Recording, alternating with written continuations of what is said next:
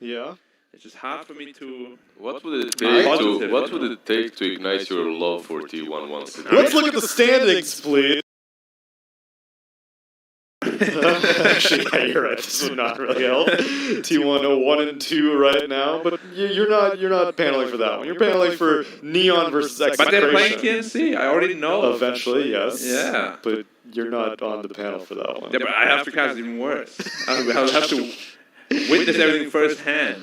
Maybe you can give them some advice. Or maybe I can witness a win. Yeah, maybe. Maybe you'll witness a win from Neon also, as Neon have only played 2 series so far. After their Singapore major run set the world ablaze, they are just 1-1 right now, looking for more victories. I would say courtesy really to their interesting draft style. Play style, yeah. And play style, yeah. I feel like the players are very skilled, so we just draft some more stable, normal kind of lineups. I think it would be more than enough to, beat. Is that what you want from Neon? I mean, is that what you wanted? Internationally, no, but I think in the SEA scene, stability usually wins over craziness. I think. Yeah, I completely agree with this because if you look at Season 1 and the SEA teams in general, they just like to brawl it out. And I don't want to offend anyone, but it's like rolling in the mud. And if you do manage to get the person to roll in the mud with you, and you've been rolling for years, you're wrestling, you're gonna own their asses. But if you play the stable, normal kind of game that everyone is playing and used to, then you might struggle a little bit because that's not your thing. However, it's the opposite in SEA because everyone's been in the mud. Exactly, everyone is there. Everyone is having these rambulans 1 week after another. So if you have stability, if you play normal Dota, you actually have an advantage. How much of Neon's victory do you think came from, or victories, plural, in the Singapore Major? Was any of it a honeymoon period from all their random stand-ins and stuff like that? Or you saw them Season 1, you saw Neon's performance, you saw how they'd be giving top-tier teams a run for their money? Because I look at the roster and I'm like... You can't, man. You can't blame it on the honeymoon when it's a major and you just got not 1 but 2 new players and 1 player switched positions. Scam was out of his mind, now known as CTM, playing that position 1. He did really, really well, obviously.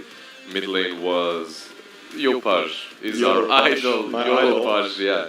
We were very excited to watch his Wind Ranger co-ops and whatnot. He really made it. He really put a mark on the whole tournament. Yeah, but I think there's still somewhat of a problem now that's kind of not really haunting them, but they need to figure out because Scam is not Natsumi, and Scam played all these special heroes very differently than Natsumi did. And as we have seen last year, they kind of try to force the same heroes on him, but he's not as comfortable on them. So he's not performing to his best. I really think they need to make better use of him because he's a fantastic player. It just feels like he's sort of out of his element. Yeah, he's a solid carry. He's a solid, fantastic, stable carry. But he's not a crazy carry. But he's not a crazy carry. He needs traditional heroes. Exactly. Give him the traditional ones. Don't give him Lashraks, Nature's Prophets, these heroes that fight constantly. No, give him a normal hard... Trolls, Jugs. He's like Aqua and these kind of heroes. Exactly. Yeah. Just give him something that scales well and he will carry the game for you. Definitely. It's what worked in Season 1. And as for Execration, they are as random as I expected in Season 1. They'll beat top-tier teams. They'll lose to bottom-feeder teams. It's all over the place for them. They seem a little better now than in Season 1, though. Like, overall more explosive. Yeah. Like, their highs are higher, but the lows are still as low, unfortunately. Sure. But at least they have more potential to really explode and beat some of those top teams. We talked to BDZ a little bit, and I believe he said that they have a new coach now. A coach that went on a vacation and somehow managed to find himself coaching them. From the vacation. From the vacation, yeah. Right. I mean, it's the same for all of us, right? Like, we go on a vacation, we're still going to be checking all the Dota as well. It's true, actually, yeah. It's like at night, you go to Twitter, Reddit, you're like, oh wow, this team beat that team. Crazy, insane. I mean, Execration's recent trajectory has been good. They 2-0'd Fnatic, they 2-0'd Smart Omega, and their losses were in week 1 and 2. And so, based off of trends, you'd think that this is going to be a very competitive series. It's just that, again, I haven't seen enough of Neon. I enjoyed their performance in Singapore, but I'm with you. They keep trying to mold Natsumi into something that he's not. It's like they saw their success in Singapore and they're like, oh, this is how we win. But that's how they win whenever CTM is playing the one position. Yeah, like if they wanted to play like that, they should have kept Dev. Yeah. But if you don't want to play like that, which you said you don't, because you said you don't want to switch any players, then you gotta adjust to what you were doing previously and found success with it. Yeah, they actually, before the major, they had an agreement that no matter what happens on the major, they're going to stick together. So Good on them to honor that, by the way. Because I know a lot of teams and players that did not honor that. yeah, it Like, happened. Wow, we're top 6 of the major? Yeah, we said something, but that was in the past. Oh, I'm sorry, do you have it in paper? Because I don't remember saying that. Yeah, head to head, when you look at these two teams' comparisons, they're very similar. Maybe GPM from Creeps Execration doesn't farm as much as Neon, but everything else is pretty much close. And what you were talking about, some teams, man, they don't even take you to the major. They kick you out after they qualified, and they get someone else, which is rough. How much must they not like you to be willing to take the point hit? Because you take a penalty for not showing up to the major with the roster that you had to carry you through the season. How much is it? 20%, right? Yeah, it's 20%. It's It's a lot of substantial. points. Yeah. So if you... second place is 400 points, right? Mm-hmm. So you lose 80 points, Yeah. which could lead to your ultimate non-invitation to TI. Can make or break. There's just not a lot of time, right? We don't really have a lot of time to maneuver, to switch players in and out of teams, and because of that, we have situations like that. And also because it's only 2 seasons, right? Yeah. Like, I think the next season there's a plan to have like 3 Yeah, seasons. It's the ideal structure for the DPC when it was first announced was a 3-season structure. Yeah, because 2 seasons is just too little. Yeah. Like, there's just so little time. There's going to be massive downtime from after this and then the major to TI, where, yeah, like, what are you going to do? We just had problems, right? The whole world had problems, so it was a little bit difficult. Still to have them, execute. unfortunately. Yeah, Like, still getting there, better. getting a little bit better step by step. Here and there, yeah. Yeah. We can compare the carries of both of them as we were talking about Natsumi and how they're trying to rework him. Yep, talking about better and better. I think Palos has been steadily improving. Yeah. He came from Vice, right? Yeah. From season 1. And he carries. Yeah, he looked decent there already, but he's getting better and better here. And he's also like in his hard carry element, right? Like, I feel Natsumi and him are actually very similar in their playstyle, but Palos is definitely getting utilized much better. Yeah.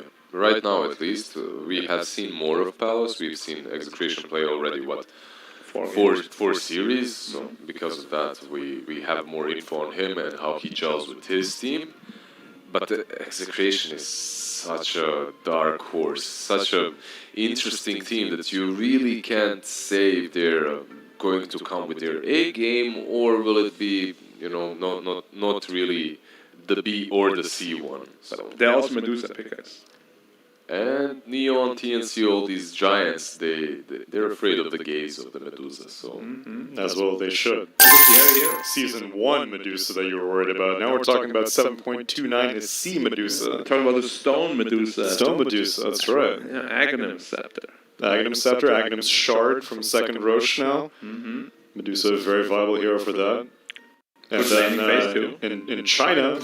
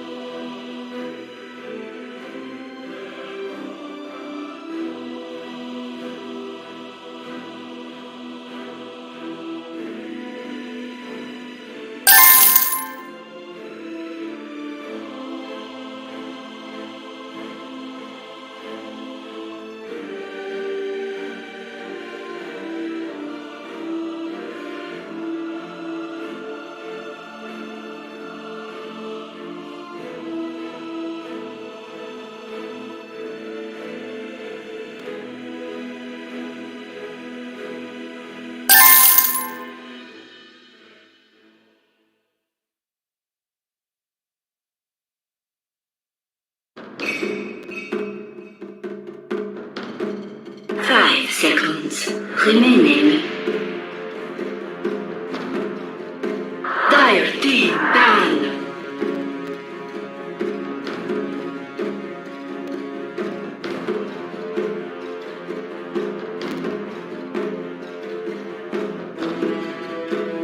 Radiant team down. Dire team down.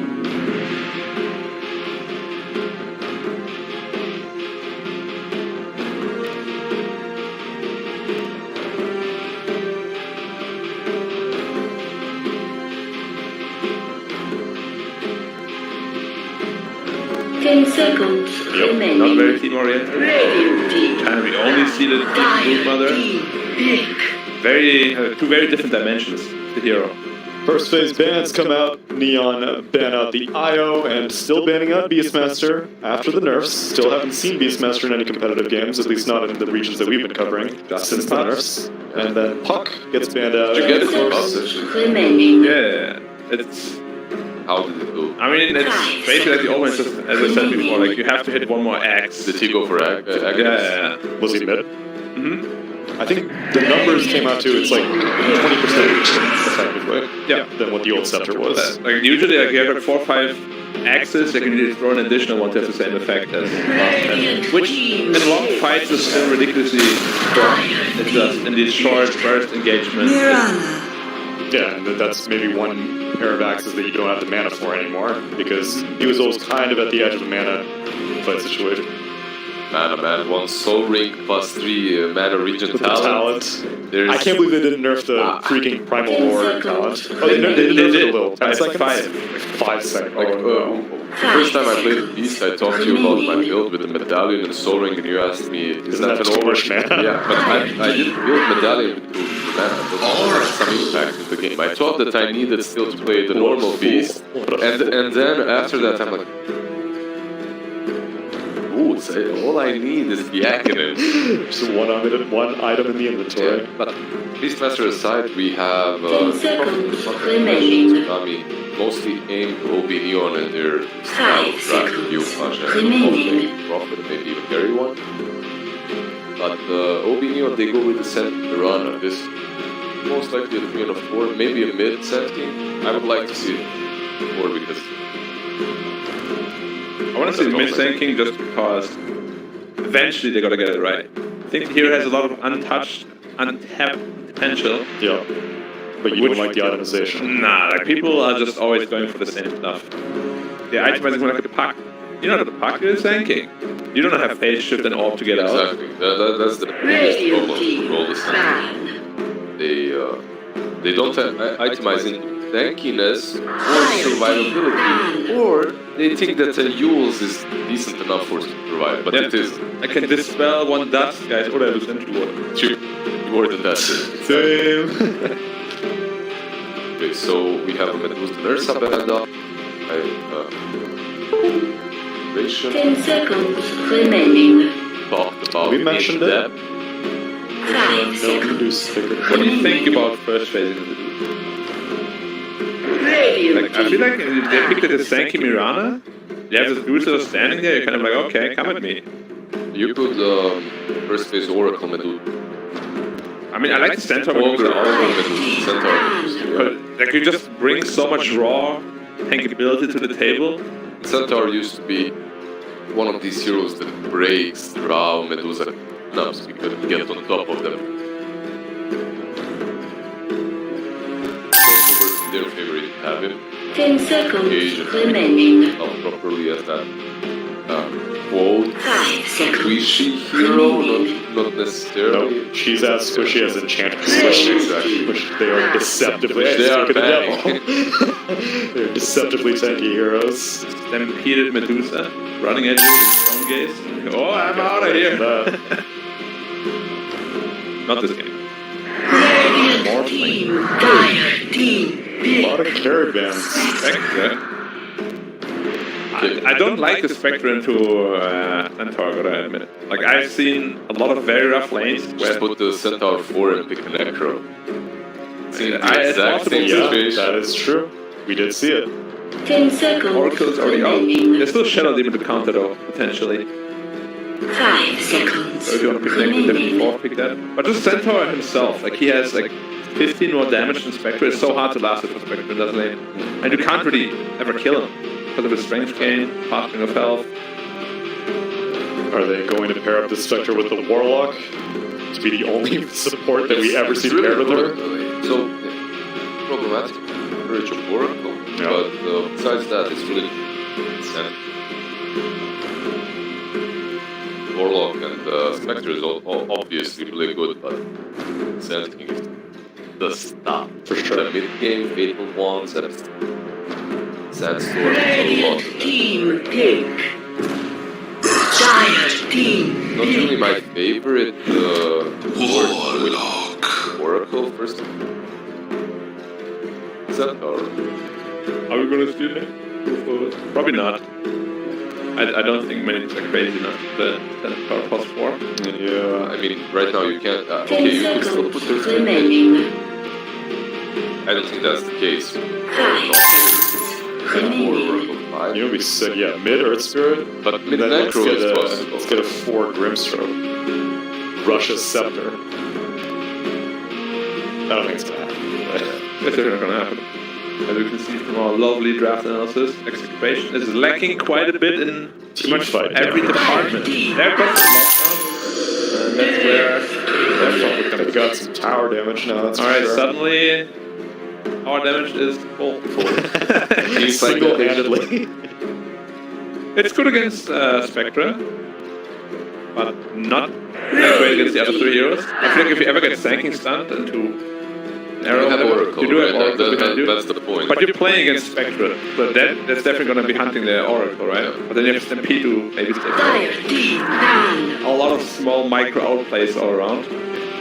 Overall execution with this net profit pick, they made me believe in this.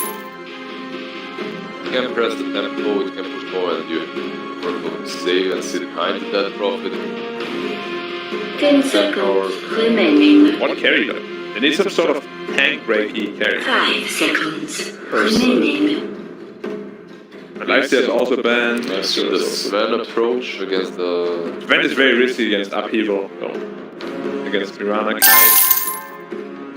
How about some good old Judge Phantom Assassin. Radiant team Spectre is risky. banned. Fan of Knives, baby. Get that break. That can work. Dire team pick. Dude, there's so many carries banned out, my god. There's a short list available. Drow Ranger is still in the pool. Not against Spectre. Not against Not against Spectre, Spectre. Anti-Mage, Palos played once. Good versus Sand King, but It could work. Remaining. Race King. But DP, 5 seconds either remaining. you want to have a front line or someone like a Slark that can kind of break the front line when you're making chaos. breaking it doesn't sound that great. Well, it's Anti-Mage sounds great.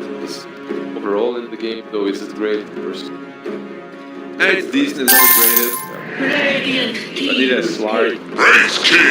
Great King. I'm a little bit worried for this Great King stuff.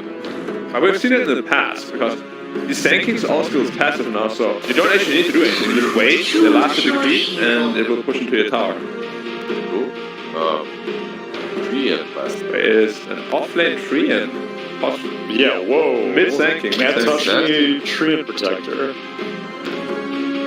Hell. See.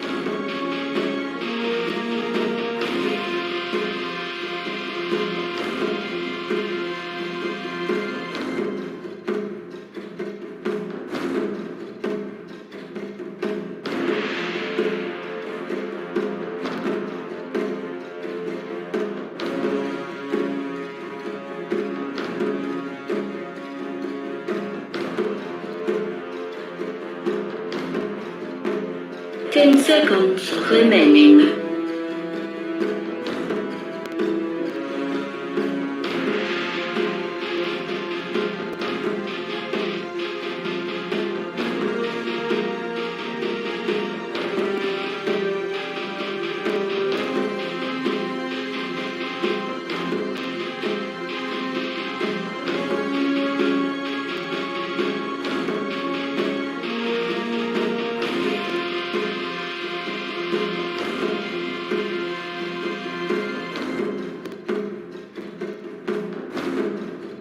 Yeah, I do not see it at the moment. Nothing too good coming out from this off-lane treant. I like what Execration's got. I really like their draft. And this is a mid-sanking. Mid-sanking, in my book, he's not winning games. He's winning lanes, but after that, you're just Epicenter and the Burrow Strike. I'm going to go with Execration. Pretty sure they're going to take this one.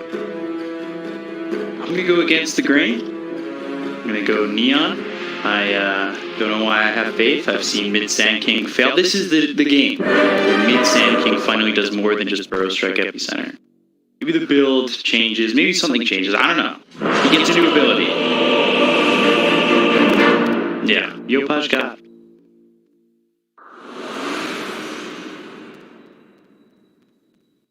Yeah, we'll have to see how he performs. One Neon Execration. Prepare for battle.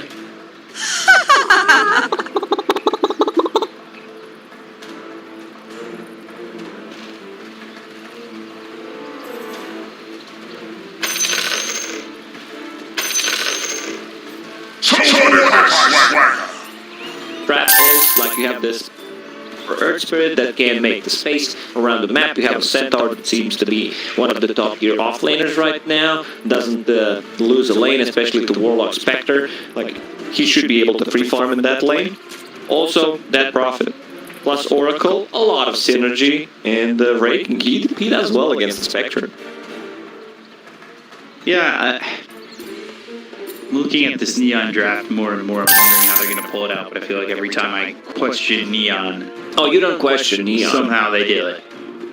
I'm also wondering what the item build on the Treant is going to be and like what he brings as a hero compared to some other offlaners. And I can't find it. Like I'm looking. What's the item build going to be? Like Meteor Hammer is still okay. Blink Dagger at one point possibly. Like you can get a Solar Crest. Just utility. But you can get a better offlaner for that if you're just looking for it. He's not the lane dominator, especially against Oracle, where like it gets purged off. So many things, like Living Armor is also dispellable. I want to see the top lane. I want to see how the top lane is going to go. But then again, this is Spectre. We've seen what Spectre can do in the games. One of the best late game carries for sure. Right. I guess my question is, are we sure that this CTN Treant is going to take farm priority over play hard? Looking at the item build from Mirana, this is the standard position for Mirana build. Yeah. 4 branches, Blightstone, a lot of harassment, a lot of stats. Yeah. No, because you don't need Quelling Blade. I guess that's why you're getting a bit confused. Like you don't see the Quelling Blade on Treant. He's not an off lane. You don't need a Quelling Blade. You have 92 base damage. Highest base damage in the game. Still ahead of the Shadow Shaman. One day, Shadow Shaman will get that buff. Yeah, 100. We need someone with 100. Just get 100 attack damage really easy for the Shadow Shaman to pull that off. They go after Palos, who takes a decent chunk of damage in Nature's Grasp and the right clicks. Like Palos would have been dead on the top lane. Arrow actually missed. Almost impossible to miss this arrow, but he found a way. Unfortunately, camera was not showing it. Vepas was, I did not want to embarrass him here. It's all good, I'll just watch the bottom lane. Yeah, because he had nowhere to run. There was like only one place where he could go. A lot of harassment. We'll see. You know, Twin Protector, 90 damage if the arrow connects. But Raking is one of the best heroes that if the lane doesn't go well for him, he dies once. He's like, see ya guys, I'm off the jungle. Going back into the jungle, call me in about 15 minutes, I'll be there. And then he joins back in. Yeah, you guys just do your own stuff. I'll be getting some jungle creeps. Hey, BDZ and... Oh, well. Oh, BDZ might... No, good. It's all good. Survive. He's fine. Marla doesn't deal that much damage. He has an extra ring. Centaur going straight into Vanguard. Nothing wrong there. Perfectly balanced. Item at the moment, especially on a Centaur, does not receive damage. Like, you're trying to gank this guy, you need to bring 3 heroes for sure. Yopaj in the mid lane doing, well, as expected. He put a point in a caustic, and he understands I'm playing into range hero this time around, so no point in getting the burrow strike. It's also dead profit, so probably not going to get a kill. So instead, he's just going to farm up, has that sandstorm, has a bottle as well. We'll need to bring a sentry ward for both of them. Someone needs to buy it for them if they're not going to invest gold. Even though it's not that much gold right now, it's 50 gold, but still, you would want to invest in something else. There is one sentry, he places it down. Now he'll have the vision in that sandstorm. I'm very interested to see if Yopaj changes the build. But right now, boots, wand, blink, boots to travel. The typical 4,000 gold in mobility. Let's see where it goes from there. I've watched this story before. I've seen it so many times, that's why I'm not convinced. Like, It's on rerun. every single time there is a mid sanking, I'm like, yeah, this is a lost game, but maybe this time around they prove me that I'm wrong. What I'm hoping for. Just one time. Or maybe just open up enough space here for Natsumi where you can't just be the burrow strike epicenter. Although it feels really bad when your mid is just those two things. Arrow finally hits on the Palos, but it's outside the Nature's Grasp. He's trying to survive here. Starstorm Fusions and leap forward, and they're right on top. First blood. He'll get the kill there on Palos. They might even get him, yeah. For RR. One more hit. Under the tower, and One more. There's the arrow. Sal, 6 hit. I don't think it's worth it. I really don't think it's worth it to survive there. Now sitting with no regen after this Tango runs out. A pallet brought a healing Sal before he TP'd, so he's going to be full HP. Okay. If he TP'd before, it would not be worth it, but now it's okay-ish. But as of this moment, a 1k lead here for Neon, which is typical of what we're seeing from these Sand King drafts. They get ahead about 4,000 or 5,000. Sand King's got his blink, his boots of travel, and then they fight somewhere along the map, and that fight doesn't go well, and Sand King basically doesn't make much progress after that. It's like both of us are on the same page about the mid sanking, what he does. You may in be the game. president of the club. I'm the vice president right now. I can't. I'm trying. And then, Well, at least this time around, you know, there is this super late game carry called Spectre. Your offlane also doesn't scale. Like, Return Protector doesn't scale with items. He's still not gonna be able to, you know, have Mask Madness AC just right-click people down. It's not happening. Echo Saber. Yeah, exactly. although I would have loved to see some weird build here on Tree. Phase boots, it's already weird. You know, has that extra movement speed. It keeps harassing this raid king. Who's struggling? He's 19 CS. Tree at 23 and 11. Easy denies when you right-click so hard. CS is just simple for him. You know, Palace, he hasn't backed off. We said Raid Kings can do that. Make it easy. Skeletons, back off. Farm as much as he can, maybe stay out of the lane. Although I wonder if they're worried what a free farm treant's gonna be like. I think you're more worried about Spectre. That profit on a mid lane is doing okay. I want to see what the build is going to be. Yowie going for Yule Scepter. I also wouldn't mind seeing a hood, because most of their damage is magical. So could potentially be a really good pickup. Spectral Dagger. Fatal Bonds, they've got the Hoof Stomp to stun up Natsumi. They're trying to get the kill. The triple leap, play hard, missing the arrow, but they'll get the kill regardless. It was a good arrow. You know, even though it missed, people are probably laughing at it. It was a zoning arrow that, like, he shoots it more to the north. So he needs to go back, and then Spectre can potentially get a kill on him. Because if he uses it straight away, he can just run top and potentially get out of the... So yeah, well, zoning is usually known as... They brought him right back in the hands of Neon, so it worked out. Look at this damage on a Palace. He's just running under the tower. Thank you, my beauties. He's going Meteor Hammer now. I expect he'll get that Meteor Hammer, that tower won't live long afterwards. That's the thing we used to see with Treants too, is like, if you commit to taking a tower, you have to kill it. Otherwise, you have to do it again. Exactly, but this is an off-lane Treant, so maybe... Down, like... Go with this hero. He's keeping bottom, has Overgrowth ready. It's a good counter to Centaur. The Centaur stampede, they can't run away. He's deep in bottom, they need to get something out of this. They have 4 heroes here. Arrow. He rolls in. Actually, the Earth Spirit, so easy. He'll fall. Use the Exorcism. They try to chase CTM. He's got the heal from the Warlock. They're fighting a Yowie into the Exorcism because they've already got the Blade now. I think he did it on purpose.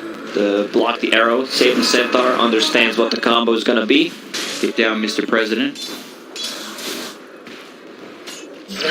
Blink Dagger done on Sand King, 8 minutes in. Has Region Rune, Blink Dagger, Epicenter also available. I can make this even more of a dangerous combo. Burrow Strike Arrow, just the lockdown starts to become a nuisance. Uses the smoke on himself, wants to get a big target, so this one's not gonna scout him out. Yeah, this Centaur's pretty dead if they get a jump. Pause. You don't know that. What, quick pause? Yeah. Don't. You know?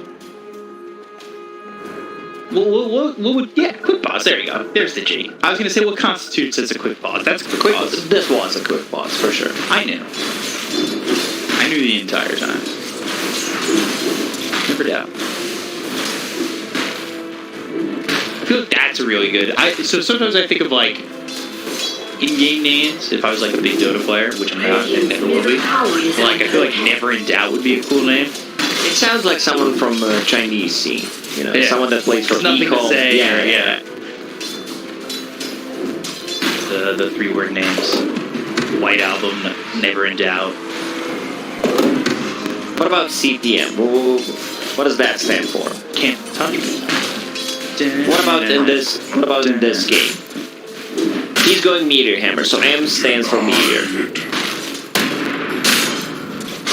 Control the meteors? Can't time Meteor. He misses the meteor. Combo comes in, that's locking up the Oracle as well as the Centaur. They're going to kill Nico as well as RR. Boulder Smash from BDZ, keeping them at bay. So to go back to the name, we're gonna stay with Can't Time Meteor if he misuses it. Is that okay? Yes. But if he hits it, he's controlling the meteor. Regeneration! CTM. Still works. Sounds good. Alright. They found a way. We got there. So 2 kills, still 0 on board for Execration. They still need to find an opening. I think they're just gonna play this for a bit of a late game. That's why Raid King decided to go from Yowie Midas. No, alright, blink away from Yovash. Arrow just does that. It's one of those fake hype abilities. Whenever you see an arrow, it can be super hype. Be careful, Brutal Strike comes in again, and there comes the chaotic offering from John Well. They get the 30 Yowie, they'll go over at BDZ, he's trying to roll out and they can't get in front of him. Roll up the Death Prophet. John Well getting to level 6, so has that golem and uses it immediately. Brutal Strike out of the back, they do catch themselves in Earth Spirit. He's unable to roll away. Play hard. Now make it 7-0. RR stuck in the trees. Burrow Strike again, make it 8-0. Very aggressive moves here from Neon, but Execration kind of handed it to them. They're like, we have this Exorcism, which is level 1. Let's try to make stuff happen. Playing into Rock, Warlock was level 6. Playing into Overgrowth, which was not even used in that fight. So, like, Senking and Mirana, they're just gonna play together, set things up for arrows.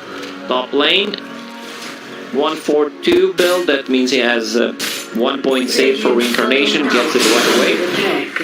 Burrow Strike comes in, and here come the TPs.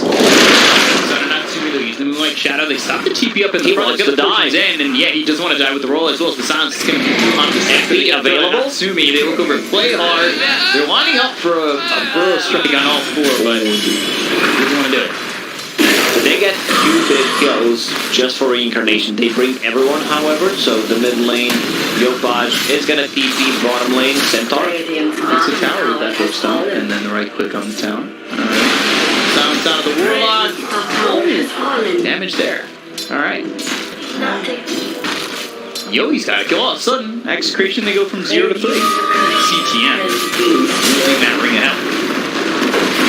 Oh, this is a Dobby center. Nico. It's in the I mean, he doesn't have boots, so eventually he's just gonna drop, but it's gonna take a bit more time than if they try to gank a normal hero. Does not have boots, but has that hood, has a Vanguard. Pretty standard build coming up from this Centaur this time around. Boots, and then into Blend Dagger to be able to initiate. Dead Prophet, Yoi, he did not want to get a hood. Instead, went for Yule's Scepter, so that means that his second item needs to be a BKB. There's pretty much everything is magical damage. There's going to be another form of dispelling the Overgrowth, dispelling the Fatal Bonds. You didn't check the Warlock's build. 2 points in Shadow Word, 3 points in Fatal Bonds, because you have a Sanking, you have a Spectre. I like that way more. He's hoping he gets that Philosopher's Stone. Shard is really good, because you get the extra slow, or you get the extra move than allies. Lane, Stim. They've got everybody here to try and make this happen. And the silence, that's through the CTM. He doesn't have the mana right now for the Overgrowth, so we'll get the kill on Amaro. They'll end up trading Yopaj. They will go for BDC to get themselves at least 2. There's the Chaotic Offering. Play hard with an arrow that almost hits on a Yoi. Doesn't save Natsumi. He's dead as well. Going up to the tower. Silence on the Mirana. Spirit's like been doing a lot of damage here. Play hard. Yoi doesn't want to dive too deep. Take out both the 1 and 2 on Neon. Nicely done by Execration. Like, they once again have the Exorcism. They group around while Raking. He's fine. He has that Hand of Midas. We'll have Radiance in the next, my guess is like 3 minutes, 3.5 minutes, if he doesn't die. Farming really well. Top of the net worth. Do you like this build going to Midas? And then he went back phase and looking for the epicenter. Strike on a Yoi Nature's Grasp, and that's a Nature's Grasp that, again, is semi-zoning. Go back towards your base, you get slowed up and take the damage as well. Nico with the hook stomp, maybe he's keeping himself alive. The patch up over and over. And now the Starstorm. Nico's still not taking any damage, though. 3 position, 3-man Overgrowth, not bad. World Strike again. That hits on the Earth Spirit. Wraithfire Blast is avoided. Everyone has Fatal Bond. They need to be careful. Like, they would love to reinitiate possibly with a Sanking, but unfortunately his Blink Dagger is on cooldown. You need to be super careful about the Fatal Bonds. Now it's maxed out. Yeah, he's also going Veil just to amplify that damage. Oh, he's doing something a little bit different. Whether it be a 5-position troll, playing a little bit more different on the item builds here, going for a Veil on the Warlock. I'd love to see 5-position. He played it last season. I don't think it's happening this time, because mana cost on the Axis got increased. Nico sieging the tower, pretending to be AFK with the Retaliate. Silence roll coming through. CTM, he doesn't have the Overgrowth, but he does have the Meteor Hammer. If they have an opportunity to land it, Yopaj looking for an opportunity to maybe blink Burrow Strike. He doesn't have Epicenter either to work. Blink Burrow comes through. Exorcism used by Yoi as well as the Stampede. They're going to try and turn this on a Neon. The arrow doesn't land on a Yoi. They've got the hit stop. Yopaj from the wall. Meteor Hammer comes in for 2. A hit to BDZ as well as Yoi, but just does not do enough damage, and Play Hard just getting away. Wise things here for Neon. Neon at least is that Natsumi didn't join that fight. Yeah, he's gonna get the tower. Didn't get the last hit, but it's still good. He also has level 2 ulti right now. Oracle, it's very hard for Oracle to play Dota against Spectre because you know you're gonna get jumped. Like he's gonna press that button, jump on you, and either kill you or force you to use ulti on yourself possibly. He's going for a blank dagger. He's doing a decent amount of damage to Nico. Haste. But nothing really to write home about. Who almost has his blink dagger, so Nico will definitely be big initiator. They can use that with the roll. I was talking about RR. He's also going for the blank dagger. Might be a bit tricky with everything they have, especially Spectre. Maybe like a Glimmer Cape, where you're forcing him to buy a dust. And a lot of magic damage from OB Neon. I don't think you're gonna be able to just blink out because Spectre will jump you. Once you get haunted, that might be it. Comparing the 2 CTM to Nico. 3 kills, 4 CTM. 0 deaths, 8 assists. A little lacking on the last hit, but he's got a lot of denies, and his net worth is just about even with Nico overall. Radiance will be done in 600, and this is where Execration will want to take a fight. They have Reincarnation level 2. Yopa is fake bumping it. Hope Stomp misses, Rogue Strike, and rolls the arrow. But he's quite tanky.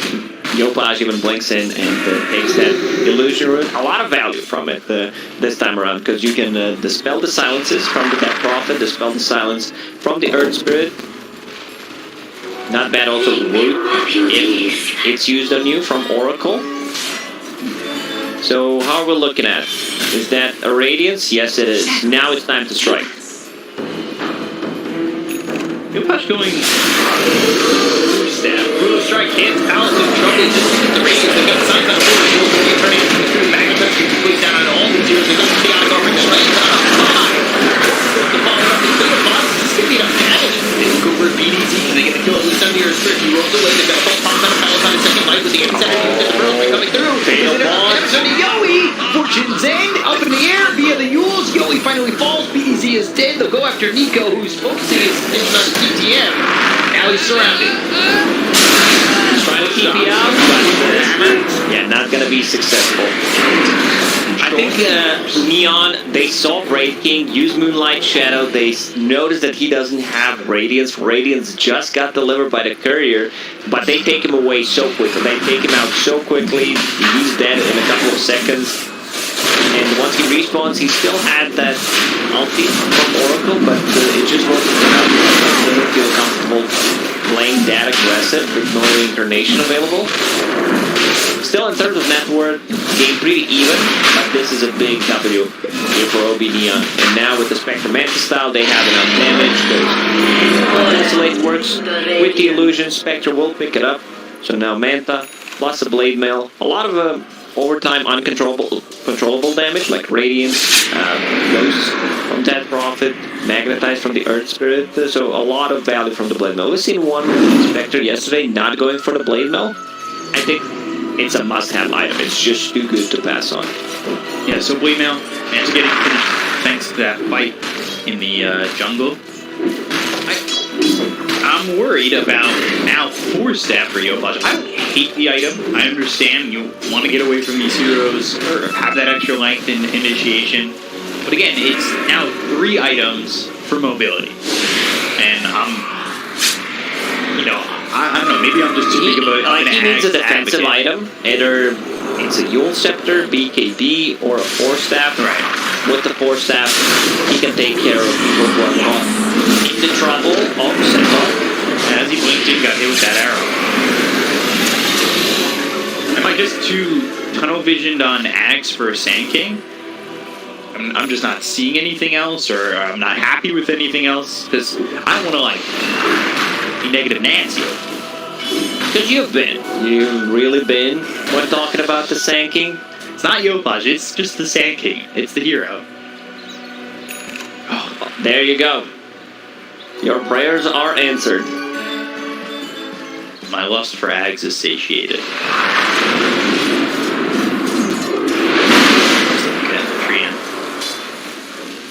Wondering, does it just feel like a 4x4 with Glimmer Cape, Hood? I think I've seen this once or twice where someone went both Hood and the Glimmer Cape. Can you even wear both at the same time? Trinity is a big guy. Glimmer's a cape. Hood, it also has kind of like that. Have you ever tried as a kid, wearing 5 layers all of your clothing? Yeah, just try to fit all in, and then suddenly you're overheating. And all of a sudden, Mom's working on dinner. Oh, I need help! I can't take off any of the shirts! Because you had shirts on. I think pretty much everyone did that. You had a good one. And you always finish it off with like the raincoat, because that always has like the cape. Yeah, but your dad's raincoat, because you can't fit your own, considering how much clothes you have on yourself at the time. Glad I'm not the where did the Moonlight Shadow used here by OB Neon. Placing some deep vision where they can. They got a scan out on a Palos. So be a big target to get. Got the reincarnation. Well, they might find him. He's trying to TP out, and he's gone. They missed. Nicely done. He actually has a very nice read. What was going on? DP's to the tier 2 tower, continues to farm. They're using scans. They know something's cooking. They were just not aware where they are, but yeah. That was super close. Yeah. Because they just scanned in the triangle to see what was going on. Palos, he's back in the triangle. He would love to have that level 3 reincarnation before the next fight after finishing SNY. Reads the map really well. Natsumi, Spectral Dagger. Blink hits off, roll, magnetize all yours. Blade now, but they go to the Stampede, they'll find themselves Yopod. Natsumi's in all alone now. Perfect spell casting once again coming on from Execration. Like they're not overlapping any of the stuns, any of the silences. Arrow will not hit anything. Blade hard, really charges, but still gonna connect.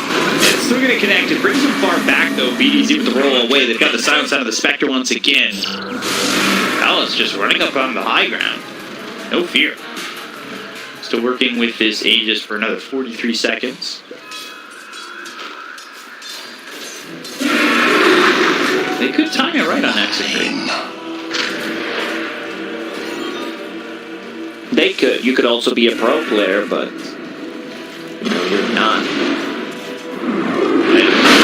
Well, you never know. Like, if you keep watching the top tier Dota, then suddenly, you get yourself a good gaming chair, something very comfortable, Boost my account or something. Nah. You have to grind it yourself. Myself. Epicenter. Top Palos and here to help. Fusion Zen, they'll use the haunt the arrow nowhere close. They'll go after the Oracle. He'll false promise. He's now gone. Overgrowth is over the growth, but they're in Meteor. Four-man Meteor. And they got a chaotic offering with it. John's caught by Yogi. He's on the run. He's trying to get out of this one, but the Spirit Vessel's on him. It might take him out as he runs away. And Natsumi, he ends up dead. This goes really poorly for Neon now, even though everything kind of came down on Execration all at once. Play hard, he's got 2 heroes down the side of Neon. CTN trying to run. Then you see out, Yopaj here, Pro Strike hits on a Palos. Beetlemons once again, Blink Hook. They just don't have enough damage at the moment. Yopaj pulls up, roll in, and he'll be dead in just a matter of time. He almost got a kill. Like, if he potentially hits Earthsprit, maybe a Sandstorm, they need to have a lot of dust, because there is Piranha ulti, a Sandstorm, a Glimmer Cape, a lot of stuff that they need to reveal. So it was we're going to see that again. I believe it actually connected in all 4 with the meter. This is why I don't like the Blank Dagger on Oracle, because you're still going to be, targeted by Spectre. Spectre has pretty much one job after using the Haunt, and then he forces him to use the ulti on himself, something that he does not want to do, but will do it if in danger. The chaotic offering was over to the side. Like if it was, I feel like if it was placed down right in the middle of where that meteor hammer hit, they'd probably turn that a little bit more. Potentially, yeah. But it was off and like only hit Yoey.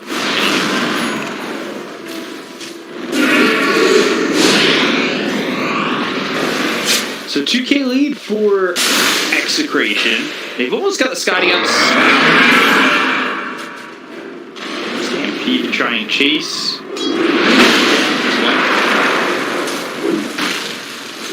Seems like they could take care of Natsumi pretty easily though, especially without that Aegis. Unfortunately for you, there will be no Aghanim Scepter at least yet on Sanking. Just a bit of status resistance. Coming out from Sanj, going into Kaya. Spicy! I can see from up here. Vika shaking your head, quite disappointed. Just heartbroken. I wouldn't mind seeing Centaur upgrading the hood into pipe after finishing the Ags. I love the Ags idea, where you just reduce the damage by 40%. That's quite a lot, and also 1 extra second duration. He's getting an axe. He's happy about that. Breaker, Titan Sliver. 2 good items in the neutral drop for the Dire. Also have the headband. On Oracle on top of the Blink Dagger. Once again, like your Blink Dagger is going to get cancelled by the Haunt, so not too much value coming out from that item. They have the Spirit Vessel, which is great against those heals that they got. The Warlock picked up the Shard. Night Shadow, Blink first that night from 3 ways 7-2, and now they're getting more on 3. Nobody there, but look, great play hard is. It's already dead with a BKB pop by Yoey. Continue to move forward with the Exorcism. They slow up Palos. The Golem's gone. Let's see if they go for anything more. Just 1 kill. Exorcism still up and running. It's a level 3 Exorcism, so potentially they could deal some damage and even take the mid-tier 2 tower. There's a Living Armor coming up from the Treant Protector. Dropping this is low, dude. And it's Scratch right on top of him. Fuchin's in. And a little bit of a heal. Alex is okay. Trick out of Yoey doesn't have that BKB to work with. Same keeping the gun, so it's the overgrowth. Can they get the first life out of the hand with Alex? They can't be here. Ever down. Hands on it. Nico. He's so tanky. He's not dying. Yeah. That is the precise word. Yeah. Yoey now, epicenter right on top of him. Nico, Yoey, they'll both fall on Execration. It took a lot to get a kill on the Centaur. They needed to fall back, but the chase potential from OB Neon is really strong with the leaps, with the Burrow Strike. Like, he can close the gap very easily with the Force Staff, plus the Blink Dagger, potentially TP with the Boots of Travel. Second Roshan is up, so that means G's Aegis plus a Shard is available. Surprised they didn't go inside the pit. Like that Prophet, she does not want to buy back without the Exorcism. 40 seconds. They still have some time, you know. They can take this to tier 2 tower. Can't scout things out in the Roche pit with the courier anymore, so someone needs to be there. But a lot of time wasted. Yeah. And if they can get their hands on the Aegis as well as Cheese and Shard, that would feel really good. But Natsumi's over here in the jungle. He's farming over the Ancients. Feels like missed opportunity for sure. Could have given the Sand King the best shard in the game. Oh yeah. Just random mega centers. The Ring Fire Blast. And now they can go inside the pit. Marana, she bought everything. Like, she spent all her gold. Solar Crest done. Spirit Vessel done. So no buyback. Like, Marana's a big part of their combo when they initiate with either Overgrowth or a Burrow Strike into Arrow. I want to see who's going to pick up that Shard if they get it on side of Execration. I would not mind seeing either a Centaur. That Prophet Shard is also very good, where you have a Fear for 2 seconds if there is Spirit Siphon for 4. Chaotic Offering's up, so they can make a move on this. That's right. Coming in, and they're going to go with this Chaotic Offering. They use the Stampede. It is really clear on the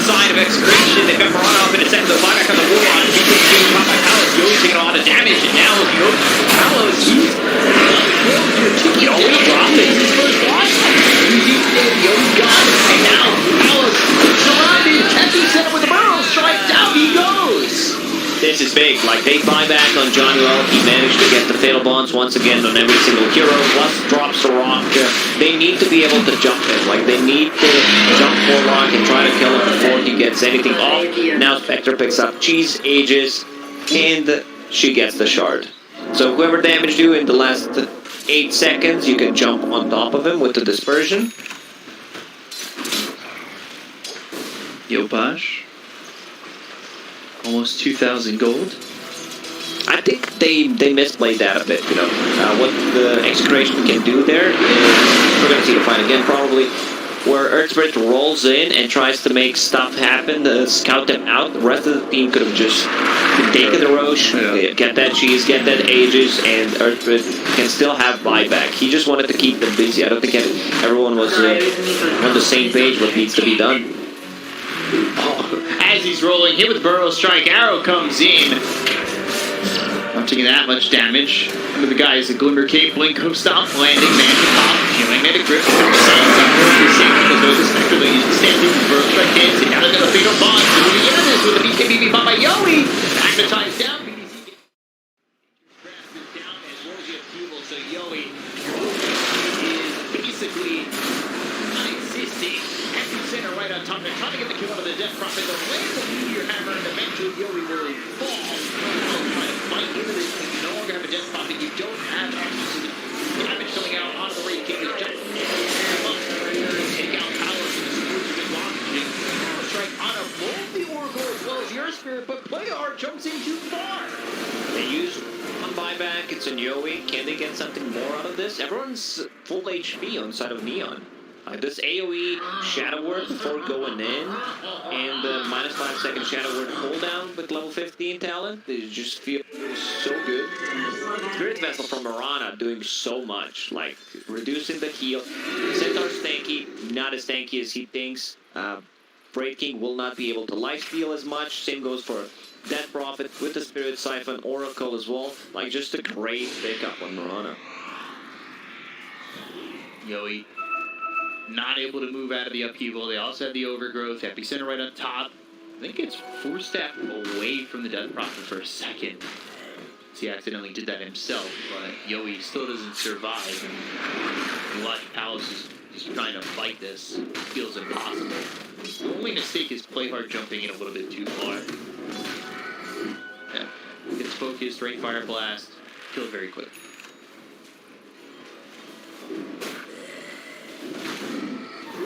So if this game lasts for another few minutes mid lane, Arrow misses, but he still might be in trouble. Yeah, Spirit Vessel on him, he's able to roll away. Of course, to use that Magnetize though. 700 gold away from that Aghanim Scepter on Sanking. You know, Yopaj, he had amazing time this game. You know, landed multiple man burrow strikes. Mirana played well with him. Follow it up with an arrow. Just their team fight is super strong with the Fatal Bonds, Overgrowth. They have their BKBs, but those are 6 second BKBs right now. Over on the Palos, a few goal as Rosen intrudes grasp. Jumping now to the Oracle. Now, this is a big kill. They need to take it down. Warlock to get the kill on the jump over the end of losing RR. Now the motion goes the epicenter right on top of Yellow. BKB. Silent Overgrowth coming through. Mules up into the air. Meteor Hammer trying to jump down to hit multiple heroes. It's going to land on a BDC. They're going to kill him here. He's going to be dead for 78 seconds with no buyback. Yowie now no BKB. Just going ham. And yeah, with the right clicks coming out from Natsumi, there's no chance he survives. It's too much. Like, they can't focus down this Spectre. She has Aegis still up and running for another 50 seconds. They didn't lose any barracks right now, so that's a good thing. But very big lead right now. I like how they use the Centaur ulti, and Breaking understands I can go over the cliff, find that Warlock, which used the buyback in the previous fight, so can't come into this one. Oracle does not get the ulti off.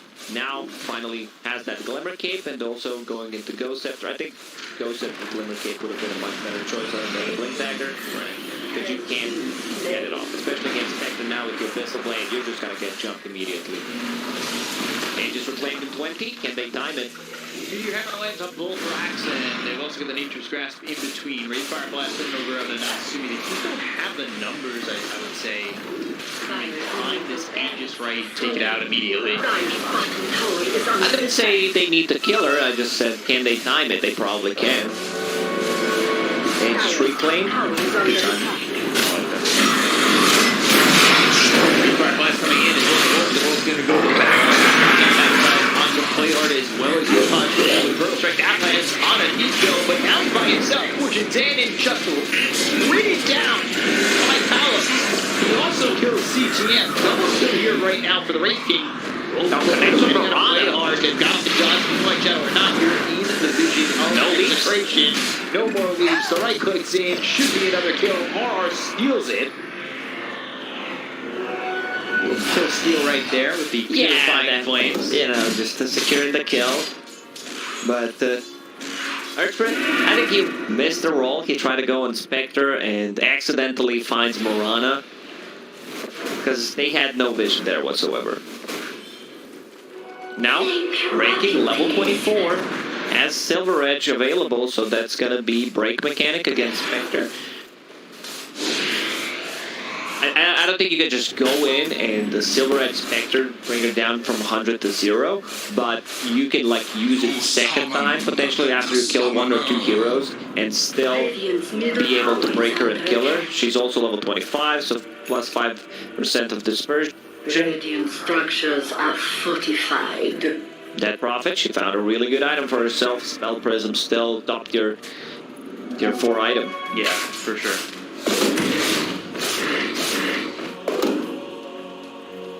25 to 20, big lead here for Neon.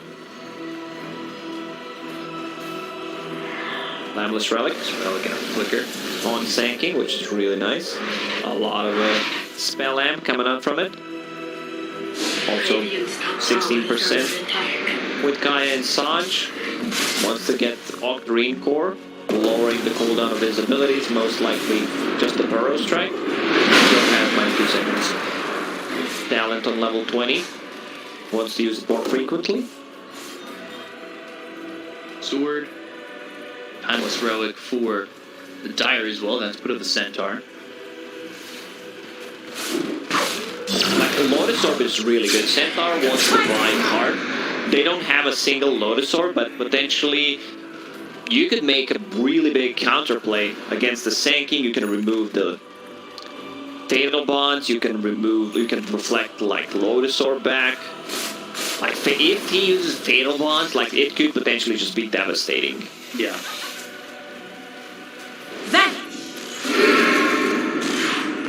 Looking at Neon and 10K, really been, their spell usage has been really good. Giant over the hunt. Down by himself, he uses the burrow strike. He might die with it. He's going to full step himself away from the fight. He's going to be popular by both the Wraith King as well as the Death. I think he's going to Nico. They look over to play hard and take the first life out of the hands of the Wraith King Palos. Poor options. Now he used the burrow strike. False Prophet is going to be there on the Palos. Yomino gets hit with the arrow. Meteor Hammer down. They get the kill to Death Prophet. They look over at Natsumi. The burrow strike getting out of the Yorko as well as the Wraith King. Once again, this will be Palos gone. He just bought back. He just bought back on a Centaur and died again. They killed pretty much everyone. They killed the 5 heroes. Oracle did not go down in that fight. It was a fight with Arcane Rune on that Prophet, but still not enough. Like Arcane Rune plus a Spell Prism doesn't have a buyback for 40 seconds. Roshan will respawn in 30, so they have enough to take one set of barracks and potentially go Roche or just end the game. Centaur's gone for 70.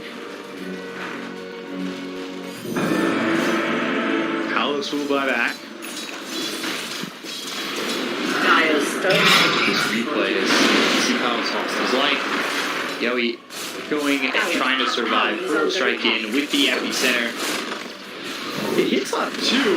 They've got the follow-up here. The Meteor Hammer, the Upheaval Soul, the arrows coming in, and then another good Burrow strike with the Ags, enough to reach both RR as well as Palos.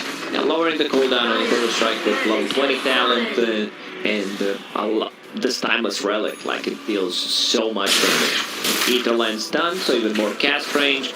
Second set of barracks gone for Execration. Yeah, and Obineon has done a good job of like putting it all together. Strike, got a Goblin coming down at the same time. They've also got the Fatal Bonds. Yeah, they lose this Roshan, and they're not there on time. Centaur is still gone for 5 seconds. Cheese ages, and was it Ags or was it Refresher? It was a Refresher, so potentially double Golem, double Fatal Bonds, upheaval. It's just gonna hurt. Yeah, they've given him the Refresher. Bounty. He's going into the MKB. He's got a Silver Edge. Oh, he's gonna find it. Well, And there's the crit Great sack. Fire Blast. They've got the stun, but Burrow Strike from quite a distance away. They've got the Moonlight Shadow as well. They're going to halt for this. They'll look over at Palace. The Spirit Vessel's on him. The rest of the team needs to start to react to this. They'll move over and use that Exorcism. Burrow Strike seeing the Starstorm down. Palace still surviving. Pushes in on him. So he's got that second life ready to go. Over at CT and the right continues. Finally bring it ready to do. The arrow will continue inside the DPC. They'll kill this Earth Spirit. They'll get themselves the counter covering down. They only killed off the Earth Spirit so far. Right clicks on the CTN. They've got the Burrow Strike on the Nico on the back line. Follows. He's gonna drop. BKB. Palace. Oh, there he goes. And it's 2 minutes on the sidelines. Arrow lands on the RR. They've got the Burrow Strike to follow up on the top. And Kiki's already been called. So this is all just ceremonial as the first game goes to Obi Neon. Obi Neon with the off-lane 3 and managing to pull a victory in game number 1. Like, their team fight is super strong. Like, keeping them in place. Also, Sprint Protector has respawn.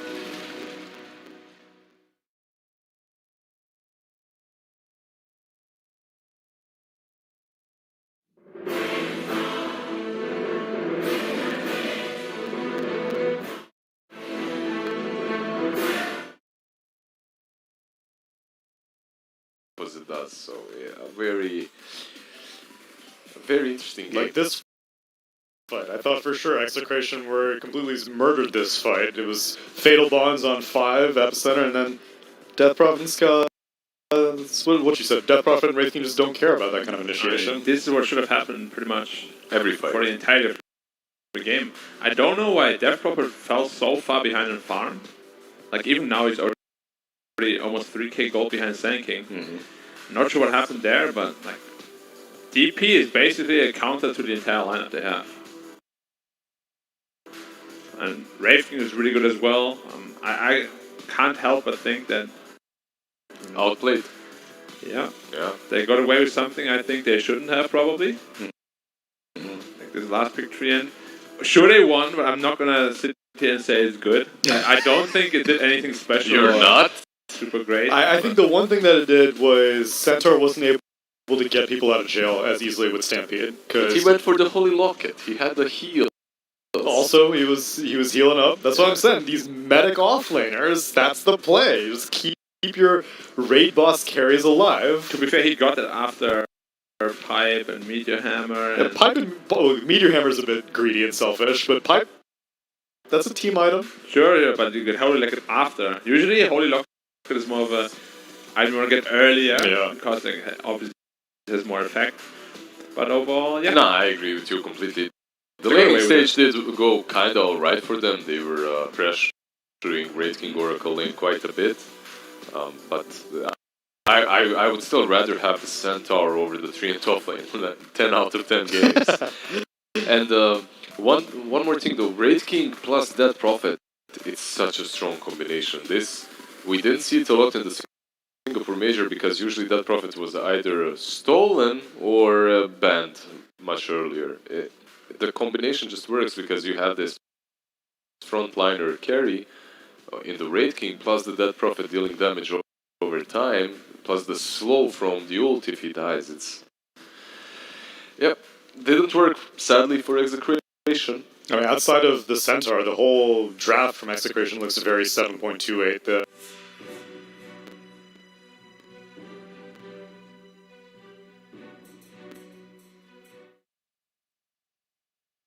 Was played almost versus Enchantress quite a lot in that meta, because Ench was a core, and all she wants to do is bully one lane out, bully the carry out, and then take the tower.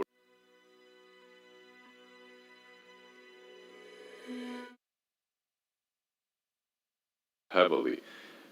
You could always let that hero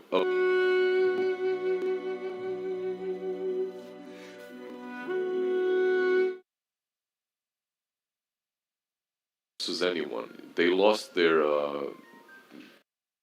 bottom lane tower fairly early versus the Centaur, even though he rotated there.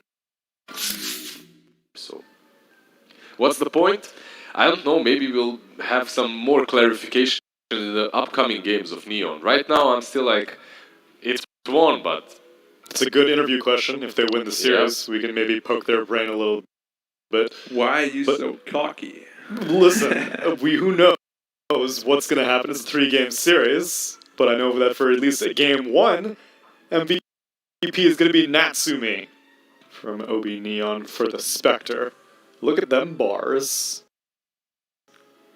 Needs to step up the kill participation, though. GPM 699, not even 700. Come on. Come bro. on. He got the Blade Mail, though. I'm happy, because in China we were seeing some Spectres who are like, Blade Mail? I don't need that. Without boots, even. Yeah. Just rushed it. Big fan of Blade on the heroes at many times. Good optimization. Kill to Oracle pretty much every fight. I mean, it's just a nightmare to play these support heroes against Spectra. Did his job very well. Yep. Fatal Bond, Spectre, Sand King, a ton of damage, even when you do have an offlane Fiend Protector.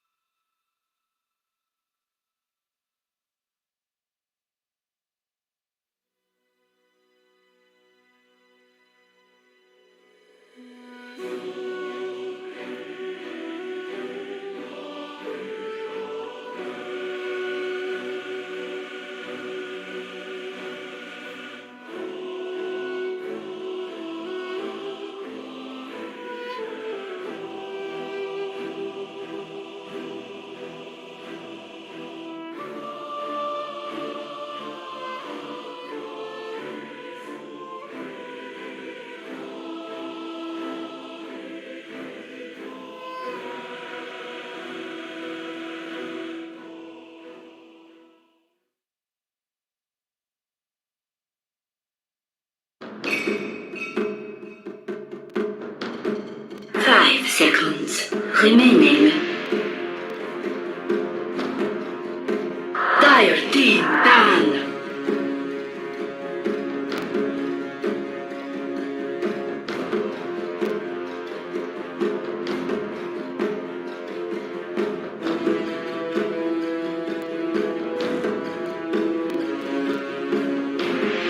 Ten seconds remaining. Team ban. Dire team ban.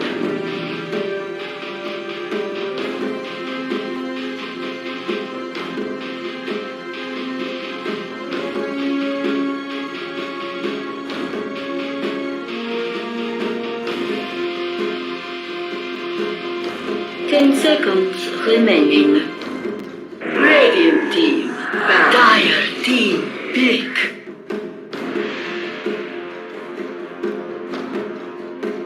Still looking like. But it'll be Neon. Maybe they've got the number, you know? Get these weird heroes. Get these. Oh, okay. Can't get Tree and Protect anymore. That has now been Respect Deny picked. Okay, Patch did not change Tree and Protector. Nope. I don't understand why he is first pick. But Maybe. nerf. 10 seconds remaining. But yeah, like with your execration, there's quite a bit of room for concern, because I do still believe it was a massive outdraft and Still didn't win. struggled to even keep it competitive. Yeah. So Because Neon is a team definitely is considered the 10 favorites seconds here. They're a little remaining. bit stronger, but it's SCA, it's Black's region, anything can happen. the real problem is that Neon is so aggressive, and some teams just can't handle it at all. Like execration just got overrun pretty much every lane. There were some responses here and there, but overall they were just too slow. Like Neon always outnumbered Dire them. team ban. Who did Neon lose to again?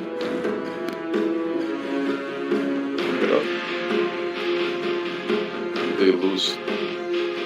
Because Neon's currently 1-1. Yeah. Is it Omega that they lost to? No, they lost to TNC. Teams. They beat, TNC, they yeah. beat Boom, Oh, they yeah. lost to TNC. Oh yeah, it was the Beastmaster. That's right. Still, Yes. they won the first game, then lost it. Well, to apparently it's still a Dire decent team match. ban. They got burned so hard. Now they're banning out Beastmaster. even after Beastmaster got nerfed, he's like, no, we're not doing the same mistake again. He didn't ban out Medusa, but they already picked Morphling on the side of Fixing. Have to. Not gonna ban out 10 AA though. seconds 'Cause, remaining. this is gonna be probably another Yopaj Sand King, and AA would fit perfectly well with the Neon draft. Sand King plus A is also real strong. Yeah. Doesn't even have to be mid Sand King to make that A work, because you can play it on offlane. Sure. Yeah. Offlane Sand King versus Go for the big wombo. Void A. Yeah. I would actually be down for that. there were more carries banned out last game as well. No, they're out. Radiant team pick. Yeah, any kind of a spirit on the mid lane with Vessel building it. Dire team pick. Or a position for Mirana, I can do the same. Or Elder Titan. Or Elder Titan, who Or doesn't Elder even need to build a vessel, because guess what, you won't have any armor. Natural Order always was and still is one of the best ways of dealing You with don't contemplate that? AC. You There met are many. Four position Morphling. remaining. Or offlane. Offlane. The offlane link. I was a big fan of DP. Pasha used to run offlane Morphling Yeah, with surprisingly the stun. frequently. Yeah, with the stuns stuns. you for like 10 seconds. It was vicious. I remember. I had the boy Ice Ice who invented that. Really. What was his item build? Do you remember? It was like Yule something. Oh, like, man. Like just took kite pretty much. You just want to stun. It was horrible. Aetherlands, Yule. Yeah, Aetherlands, that's what I remember. Yeah. Especially like carries, you just replicate them. But back then instead the The Elo illusion. replicate. Yeah. And you stun them while the replicate is just killing them. You're like, yeah. And we always play that patch. Oh yeah, the Yellow replicate, man. It took me a second to remember that. That's right. There was the split push morphling patch. I remember. Yeah, just Yeah. send the replicate on one side and replicate to it. Yeah, join in a team fight whenever you want. Stuff with stuff. At least I like spawn this an illusion on every hero. What do you mean? Oh, right. Do you like this Morphling more or the last one? Because I like this one. This one is It's more fun. I mean, It's more more skill. fun to watch. Yeah. Watching spells be duplicated, because there's also more theory crafting involved in the drafts where you're like, oh man, he could get a scepter, or who's he going to turn into, like this game, you should turn into ET. This would be a great game to maybe not get the full scepter, I but mean, we literally got more Shaker because of Radiant team. maybe we might have it here. The split push still was much easier to pull off, but you didn't have to fight. Make one guy TP back, I go to the fight. was a filthy Phantom Lancer spammer back in the day of Doppelwalk. Remember Doppelwalk, Doppelwalk? Yeah. And all the illusions would last and push a lane. Actually, do you remember the time 10 when you seconds put remaining. the Invis? Yeah, it was the So Invis. that was the one. 5 It was seconds always really obvious who the real one is. remaining. Because it just walks straight forward the entire. Yeah, but that's why you can bait it though. You No one baited that. if you Because if you- one guy's invis and the other isn't. Yeah, but you doppelwalk while you're in the mass. People would always start walking away and then activate doppelwalk. It was very obvious. But if you doppelwalk in your army, no one ever knew. I'm just gonna Learn say, something from Tsunami Black. Yes, I got juked way less from that than with the new one. New one is That's just true. a The new one is 50-50. way more complete. Yeah, The new one's actually just a 50-50. Oh, Dire he takes 100% damage. It must be him. Oh no, not him. So far from Execration, we have a pretty good Radiant right, you team. have the start. Ban. Grow a lot of possible damage, solid mid laners, solid safe lane, just round it up with, I hope, an off lane and not with 3-man overgrowth. Like, I need some draw jumper. yeah, but Dire team. a little bit. But overall, OB Neon, I like this strat. Elder Titan plus Drow on that safe lane is going to be difficult to deal with. I don't even know what to pick on off lane to deal with that. I'm not the biggest fan of Draw Elder Titan together, to be honest. Why not? One removes all the armor, and the other ignores all the armor anyway. Yeah, but I mean, just the lane. Yeah, I'm sure the lane is fine. You have it's to just like the. yeah. It's not. Remaining. Not the greatest. Like Elder Titan is not Maximizing Elder the potential. Titan. Yeah. Yeah, but you're still getting natural order for the Sand King, right? Sure, for the spell damage. Yeah, for the spell damage is still there. It's the lane itself is ridiculously strong because Drow slows you constantly. And then you have ET. That's all you need from your carry. You need someone that will either lock them down with a stun or slow them a little bit so you can just punch. And punch, man, you do very well. And it's convenient for Drell to walk away. She can just toss a few multi-shots. Remaining. She's like, oh yeah, I contributed myself. I'm gonna go back to West Air now while ET slaps you silly. Well, that goes in line with the Get on top. roll on you. Yeah, but Yeah. can be met with a very easy way of getting away from that though. Yeah, or you get a 2-man Boros Strike, or Titan Storm. 10 seconds. Or just a remaining. gust. There's just so many options for Neo. I mean, mid sanking would be. Yeah, Remaining. Void Spirit. No, I mean for execution is the off Oh, I think it, That's plus snap offline. Okay. Because of the minus armor as well, plus Ah, attack okay. team, plus right click damage. It's even it's hard even for ET. It's a really strong. Top lane you'll have Morphling Treant, which is also pretty solid and strong. So overall their lanes aren't looking that bad. Maybe Treant is the answer to set. What? Deny all the creeps he wants to right click with But he's mid. with his passive. If Sand King is on the off lane. Oh. or you try that and then stuns you. Then he stuns you And you die Yeah. instantly. There's you guys remember? You remember one? Illidan? It'd be Illidan's strength. The CIS player, yeah. Yeah, of course. So whenever he's pissed in his buffs, what he does is picks 3 and with Quelling Blade goes safely and denies everything away from the carry. It's ever happened to you? Played with him? I've seen it. Many things happen with him. Yeah. I don't want to go into detail. Many emotionally driven moments from I've Illidan. had some pretty interesting series against him as well. Illidan is definitely one of the most special players. In Now, what many happened to various him? Where ways. is he? He playing still? I don't think so. No, he's been retired for a while. Yeah. At least from competitive play. Maybe he's coaching or I think something. he started playing WoW or something. I mean, retired. I feel like half the Dota players have been. The CIS players kind of Retired. leave though. Yeah. They don't have like Chinese retirements. No, by retired I mean situation of the scene kind of just Oh yeah, forced people to. that's true. Like they just couldn't show their face anyway because there was no opportunity. Good to. point. So I don't actually know if he's still there or not. I don't think so. So I think No. Move to the inactive roster. Offlane hero that can pressure Morphling. All the offlaners are banned pretty Pick mid, much. right? Like, Choose your Or mid-earth. hero. no, mid Earth Spirit, right? Yopaj, Earth Spirit builds. Versus Yahweh. Spirit meta is back. No, it's Yopaj Yopaj on Sand King. Sand King. Probably better, right? It's offlane Mirana then.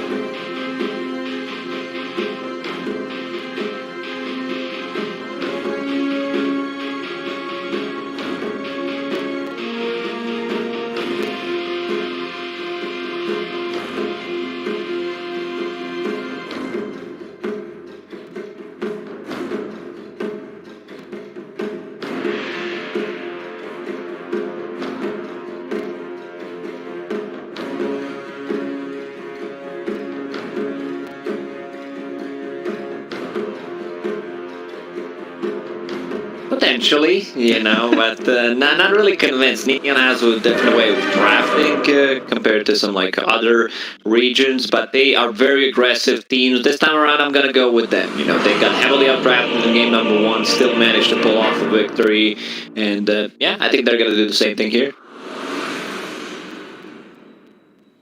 As if I go Neon, because...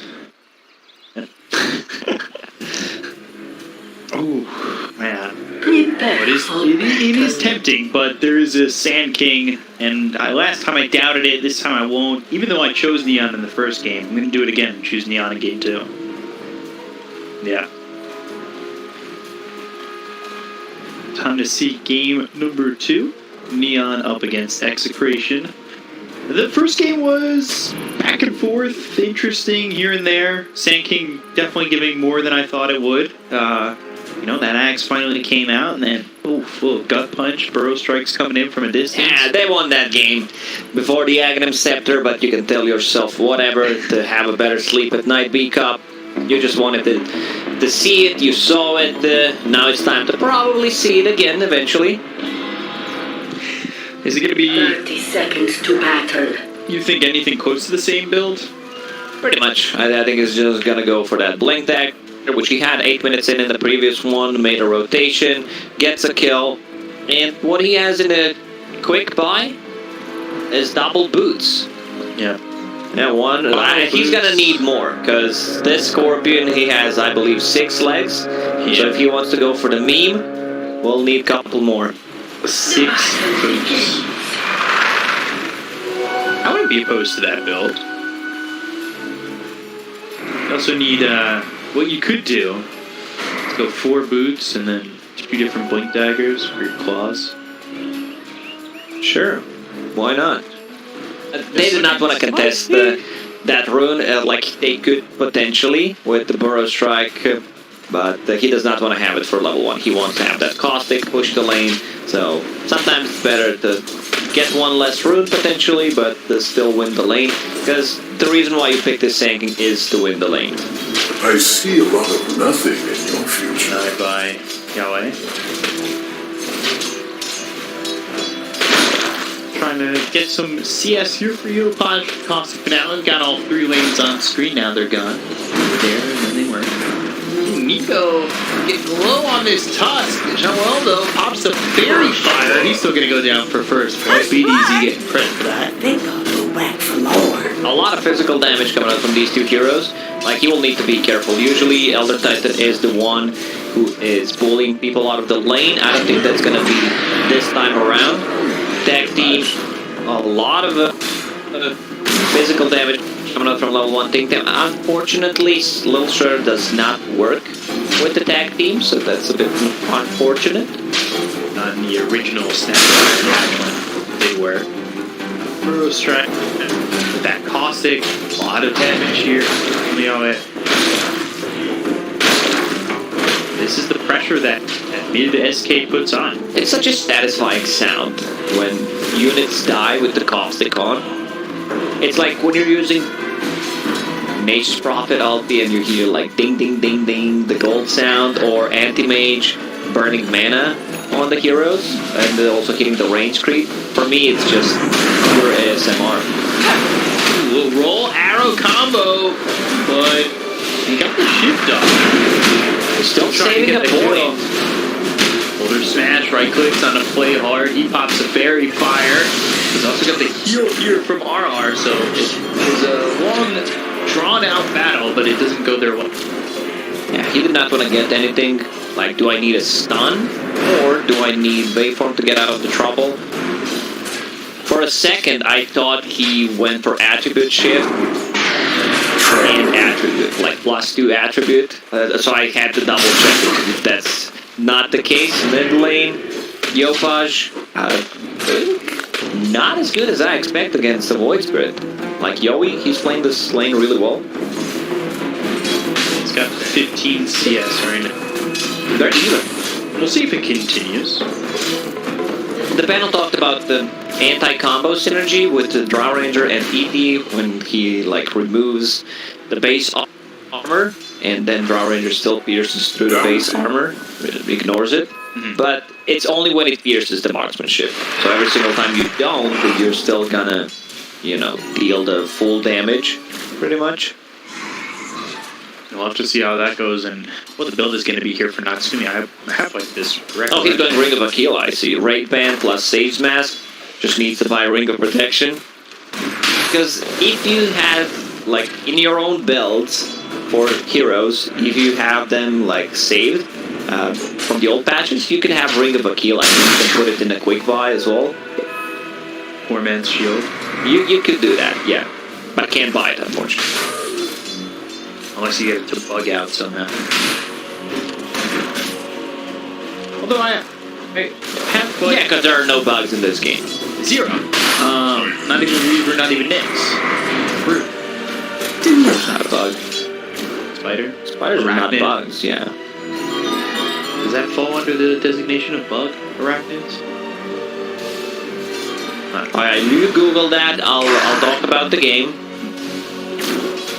So we did not watch enough of National Geographic. I did, but didn't really pay attention to all these like small details. Morphling, he's doing a very good job on the top lane. As that Morbid Mask has heals, because this is a position 5-3 and so he's maxing out the living armor. And this Morph will free farm.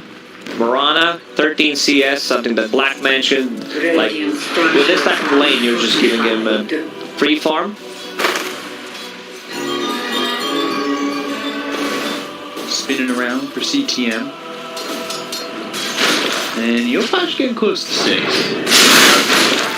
Still looking at what he wants to build. Blink Dagger, Roots of Travel, Bracer in there.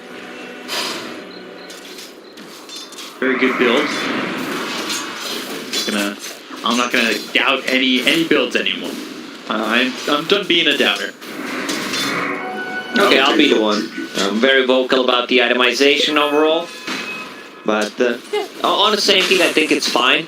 Sometimes if things are not going well, where you don't get the value out of your Boots of Travel, then it feels like 2,000 gold spent for nothing.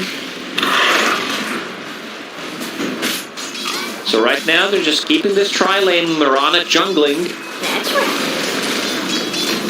The Mirana out in the jungle. This is just leaving the middle lane wide open to do whatever. Yeah, they can't touch this lane. Maybe they could have tried to put more pressure, level 1, level 2, but that's it. Like right now, Morphling does not seem killable.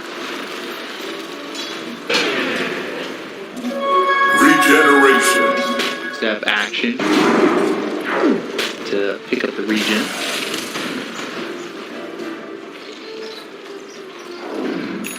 And this is similar to the start I would say Neon had in the last game. They were up like 6-7 nothing.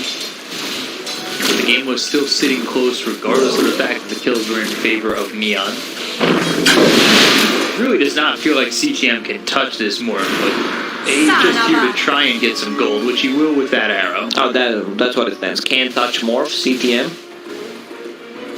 Gotcha.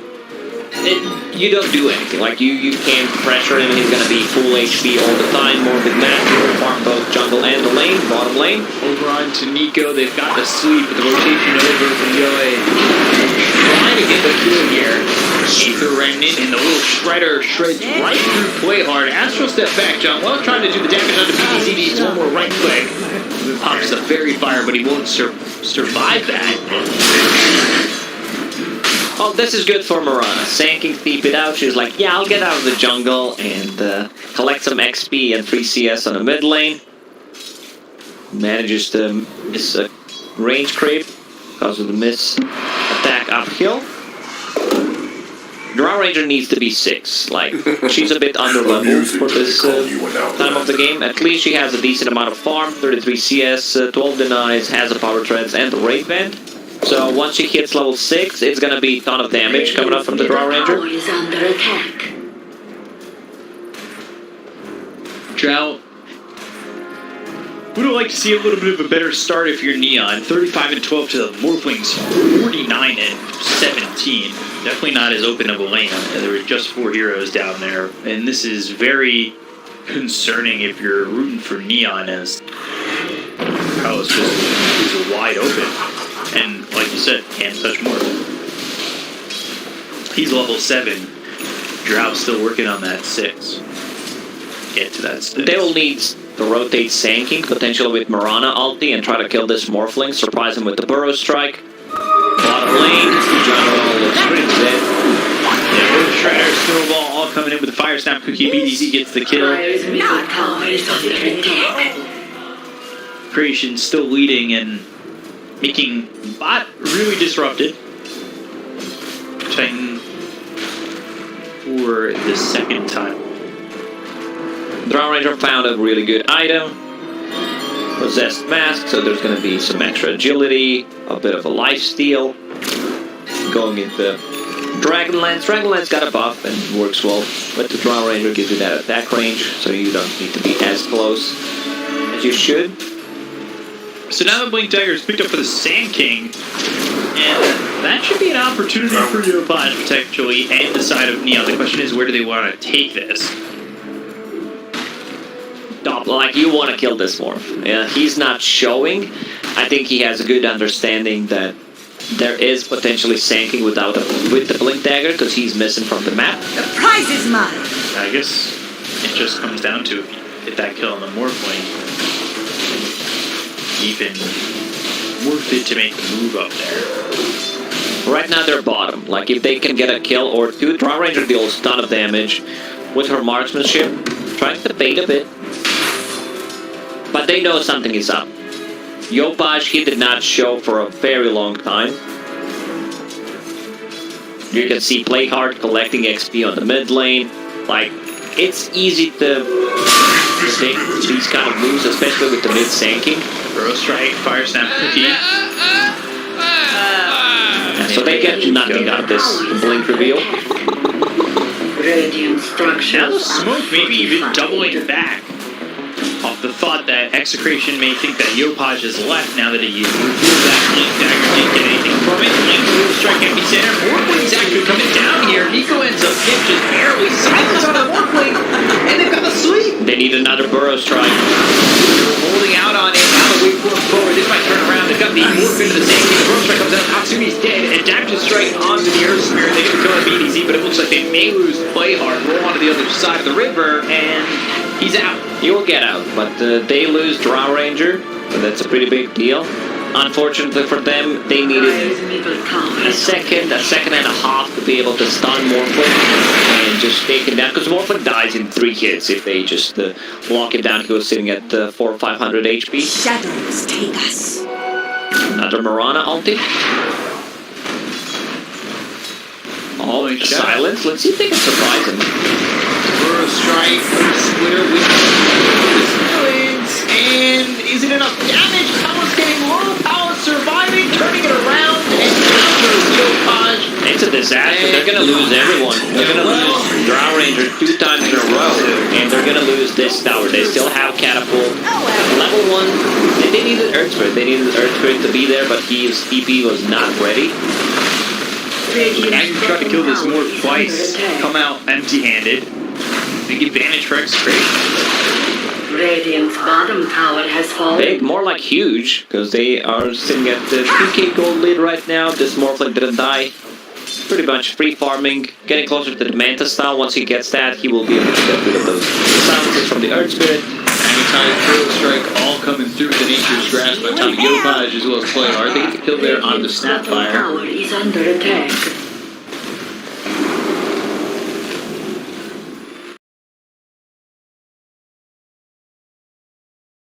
Cormorana, so she's not going to be able to move as much around the map and play with Sanking as she could as position 4 in the previous game. Right. So we're not going to see that combo that often. If they want to make a rotation, I think Sanking needs to be the one playing with Marana instead of the other way around. He needs to be where Marana is, to simplify it. I'm wondering what the Marana really adds at the moment. He gets the 15 damage talent, going for the Maelstrom, and now with the Walrus Punch, Snowball in. Dream coming over, trying to catch bottom lane. Another disastrous attempt. Dire's top tower is under Epicenter attack. used. They don't get the morph. You get the shift off once again. They need the silence, they need a Spirit Vessel as well. Earth Spirit has the urn. He's going into the Spirit Vessel, but the timings are just going to be pretty far away.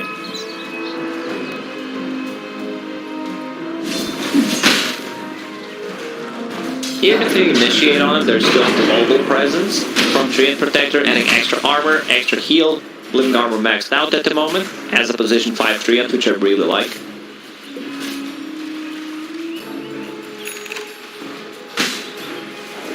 Go for the Elder Titan, play hard over mid. So he's trying to farm up getting that Spirit Vessel, which he's not too far off the Vitality booster, but he's still 1,000 gold away from finishing it.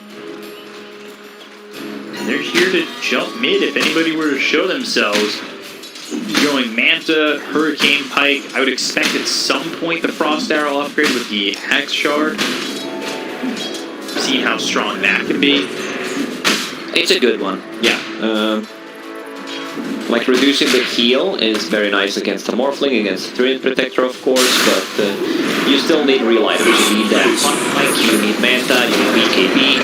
Arrow comes in, roll out, DPC hands up dead. Playhard in pretty deep, they got the Aether Remnant and the damage to get the kill on the return. Sweep lands on the Morphling, but doesn't hit Yahweh or Nico. Burrow Strike on it too, Yopaj can't get up the stairs, but he has a Blink Dagger to leap. Just a 1-for-1 trade. Like Drow Ranger, she's a hero that should not be underestimated. Her damage output is insane. With the items, problem is she's a bit under-leveled compared to Morphling in this game. He's about to hit level 12, while Drow Ranger just got level 9. Yeah, the experience difference between these two heroes right now is massive.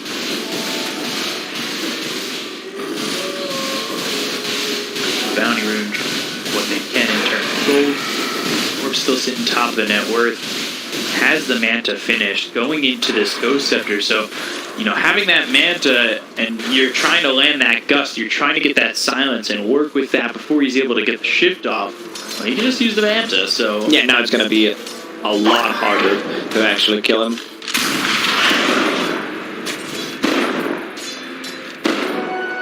My waters rise.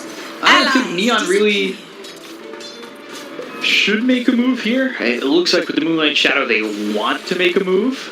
But if they lose another fight the way they have in the last few, where they go onto the Morphling and the turnaround is there, they're just putting themselves in a lot more danger. They would like to get a pick off, and Drow Ranger was showing on the mid lane, so they kind of canceled the attempt.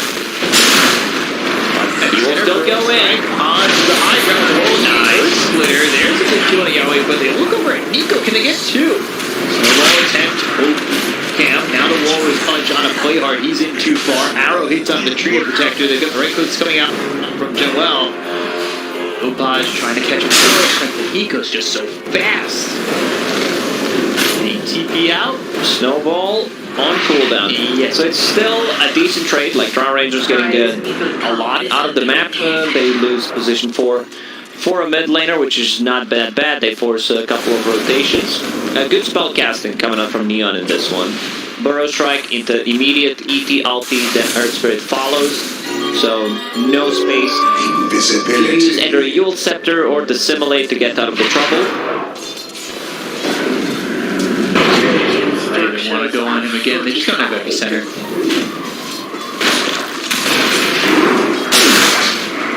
Looking for the Aether Remnant. Alright. Do you think Drow Ranger will find Robo? I feel like it always drops when you have a Drow Ranger. There's items that drop almost guaranteed when you've got a couple of these heroes. And I'm gonna jinx it here. I think Robo will drop. It will.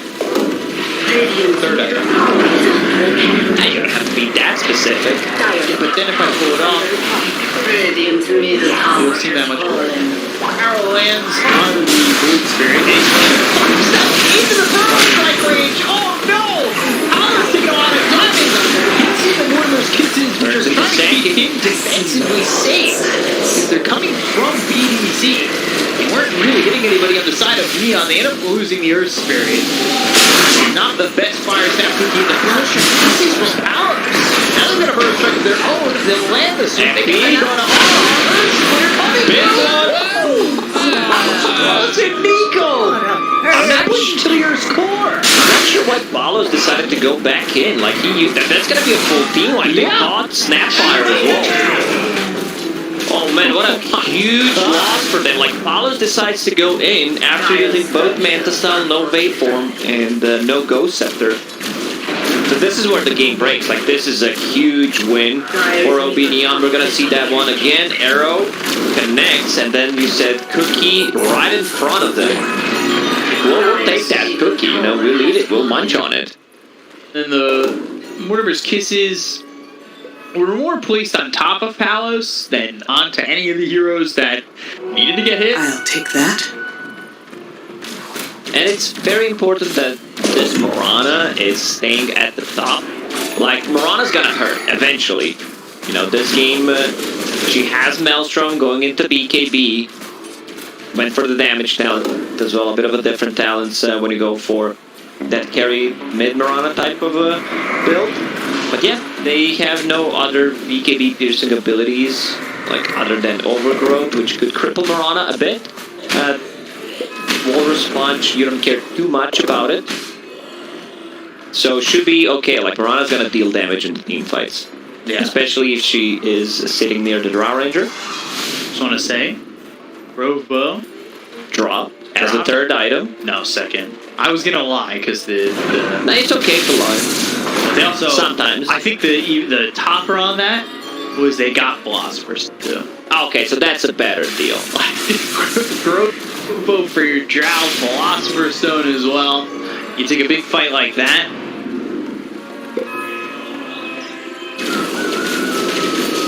Now they're in a very good spot. Earth Spirit Vessel, done. Also 4 charges on it.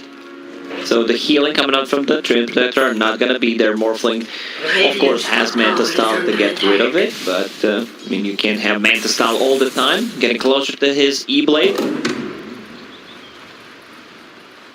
Well, for both teams.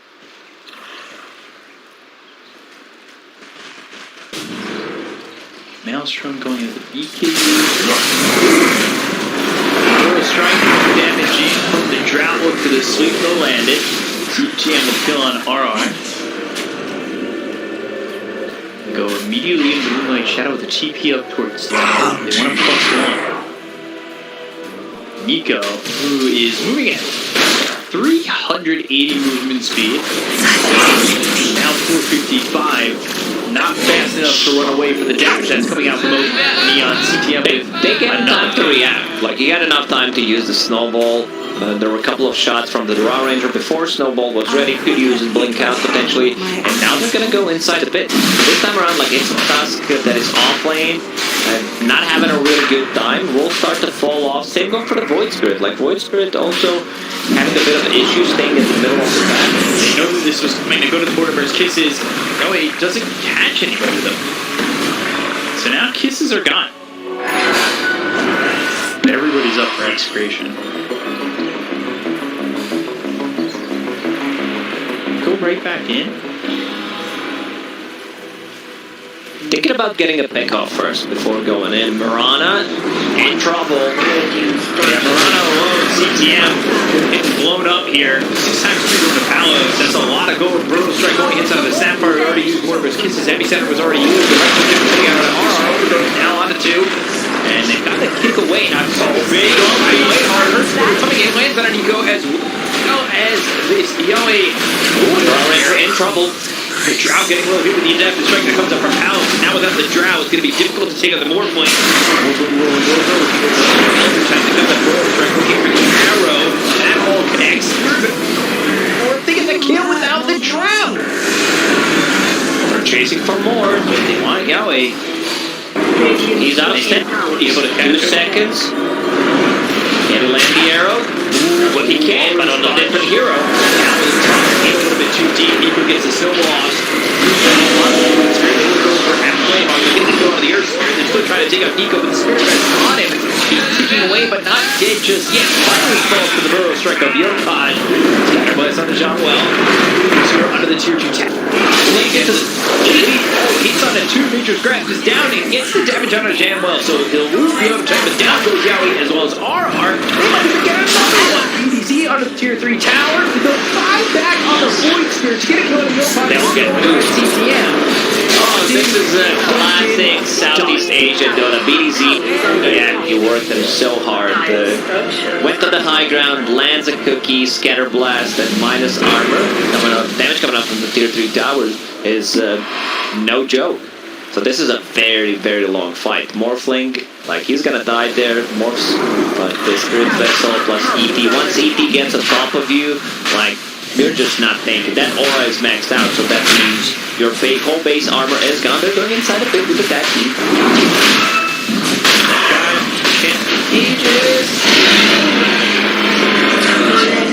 No Sand King, no way to get in unless Playhard wanted to risk it. Gold for Lightful. So, a fight like that goes back and forth, and now that they've got the Aegis, benefits execration. Draw Ranger needs to survive. They don't have any like real saving abilities for her. There's going to be a 4-staff done on EP. Has Glimmercade queued up, but he just finished the 4-staff, so that's not going to be there for a very long time. She also decided to go for the Mantis style. Has a Pike, but they have good gap closers. They have Blink Dagger on a Tusk, plus a Snowball. Void Spirit can easily jump you in the backlines, and Morphling, like, he's gonna go ham. Like, he will not care too much about it. Like, he needs to play aggressive. With this Aegis E-Blade, like, his target is pretty much Draw Ranger. Drow getting saved for a little bit of that fight by Playhard. You know, a good kick in the middle of that fight that kept him way from execution. Dire's top tower is under attack. And it's just an even game so far, but Morphling is so far ahead. He is. He's having 4,000 more net worth than Draw Ranger at this moment. Also about to finish his BKB and 400 gold. I guess the only problem really is just the rest of the cores aren't really farming that well. Yeah, look at the Void Spirit. He's the second most farm core in his team. Then you have Tusk. So if they deal with the rest, like Morphling's not a problem if he respawns and has no teammates around him, especially with the Draw Ranger. Is he being alive? Aether Remnant, quick kill on Playhard.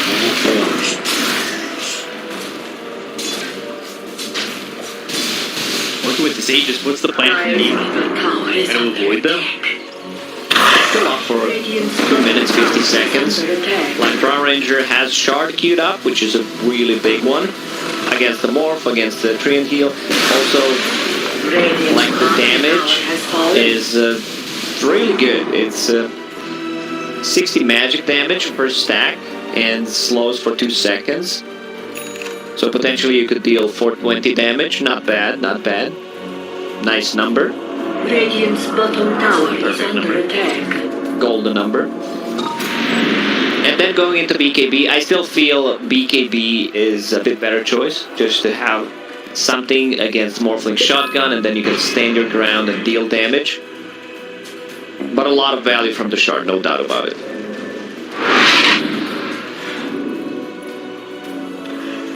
So if you hit someone 7 times, which is max, you can reduce their healing by 70%, and add Spirit Vessel on top of it. You're actually dealing damage to yourself when you're using Shift. It's not how it works. It worked like that before with Omni Knight until it got fixed. I'll take your tribute. When can we see Omni? Bounty. Gone are the days of an off-lane Omni. Doesn't put too much pressure. Maybe he finds his place in the game as a position 5 once again. Axe getting close to finished on the Forward Spirit. BKB being built here for play hard. Got a couple big items being built around the horn. And we'll see what they can get. Sanking, so Blink bots, BKB for now. Like I said, big advocate of Axe here, but he's going into the Kaya Sanj.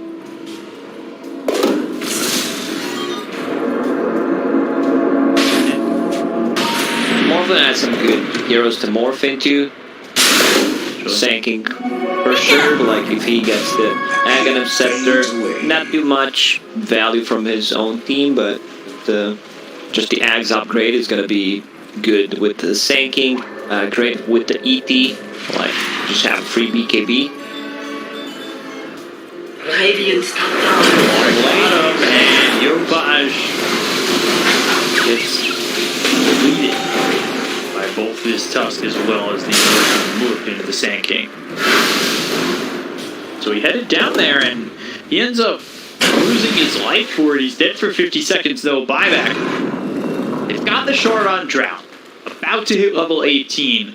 Can Natsumi put out the damage?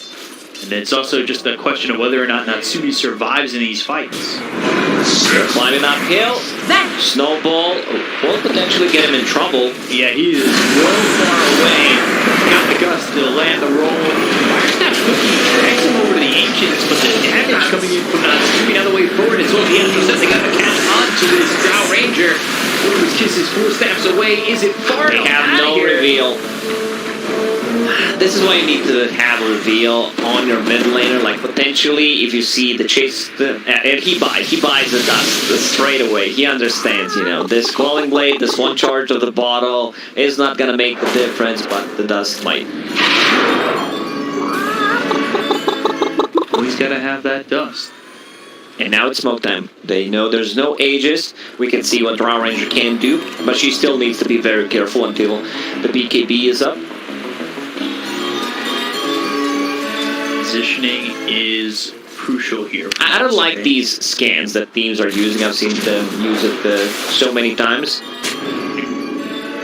You rarely use that scan when, like, just for the defense purposes. And now everyone's missing on the map. Like, where could they possibly be? Happy started. Misses. Goes into the simulate. They move over though. That catches. He comes up out and got the gun. The wait for him forward. Meanwhile,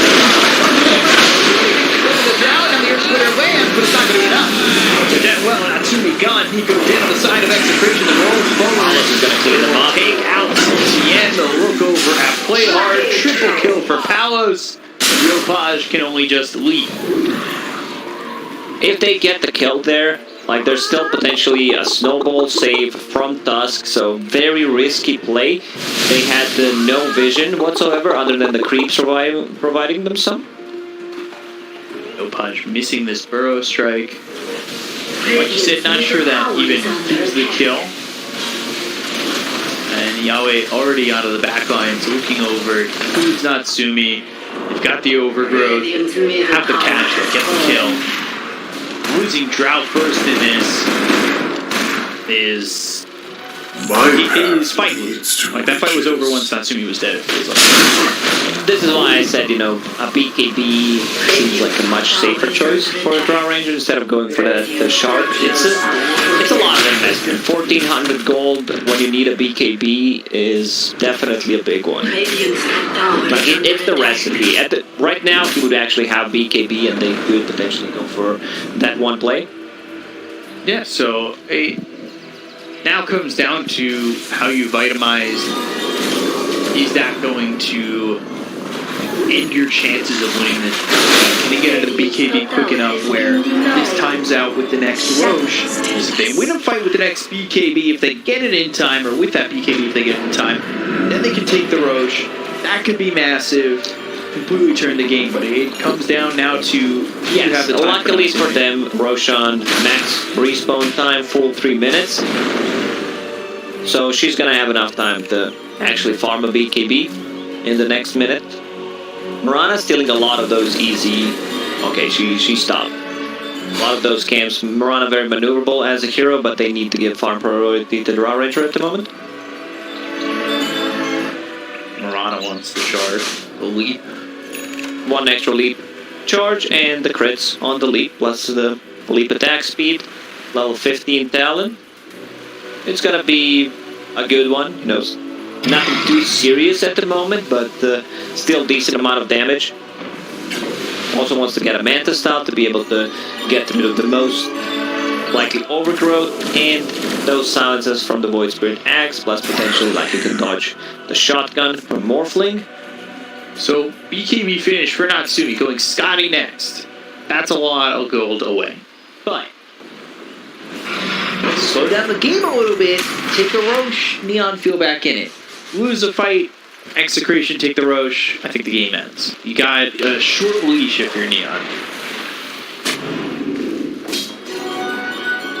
It's always like that when you have Morphling on the opposite side, where you take one bad fight, he cleans them up, and so much damage coming out from this hero if you have no buybacks, if you invested everything in the items. So Sanking, Sanj done, a bit of status resistance. Now Void Spirit, this is a big item for him. Eon Disc, they have no way of dispelling it. Strike down, attempt to get the kill over. Coming through the Earth Splitters there, but CTM's already dead. Moves up in the air, Natsumi's been caught. Powers with the right place, full step out of the low ground, but wait for him to follow. They get the counter R, but they end up losing Natsumi. They'll take down CTM. Morphing into the Sand King, and the Burst Strike on the Yopies will be the kill. Palace with the triple once again. Phil Remnant catches him well. He's on the run. He's gonna lose the gem. He will die, drop the gem. This will not feel good for Neon. And Roche is up in 24. They have ways of buffing up Morph. There is Mech, there is this Solar Crest, Living Armor. Morphling just seems unkillable. I don't think they have enough to bring him down from 100 to 0, potentially with the Burrow Strike into Arrow combo. But there is a Snowball save potential, Living Armor on top of them. This Morph's just getting out of control. Poor God. Take that over 25. 3, that'll go down. They're not even taking Roche. Middle tower is falling. Radiant middle barracks are under attack. Got themselves the other end. Radiant middle barracks have fallen. This is tough for Neon, but Execration playing superbly well. Yeah. They see this more, even without getting the shift on. It's just not enough. Like there's an overgrowth, the kisses from very far away. Pretty chaotic fight for Obi Neon. Shift that entire time.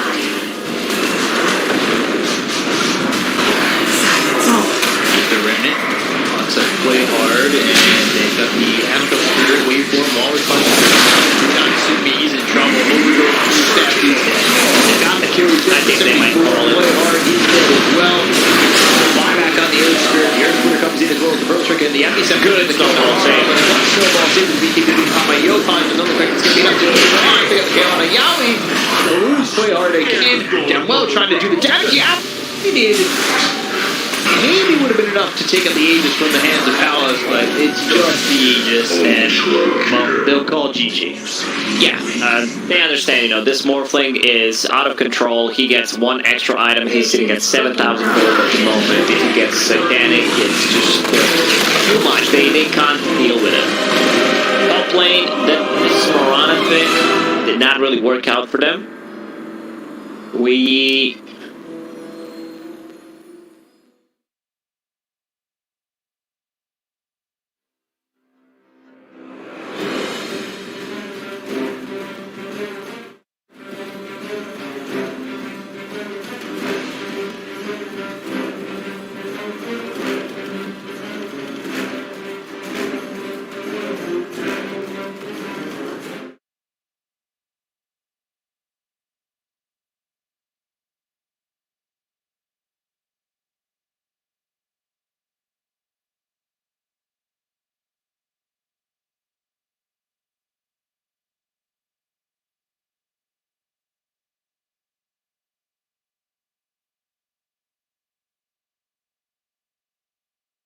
But when you get like an Elder Titan plus some Phantom Lancer, that's like really when the power of the Elder Titan shows, because you're just amplifying each other much better. Just off the Emirana, as we also said, did nothing. Yeah. It wasn't even that great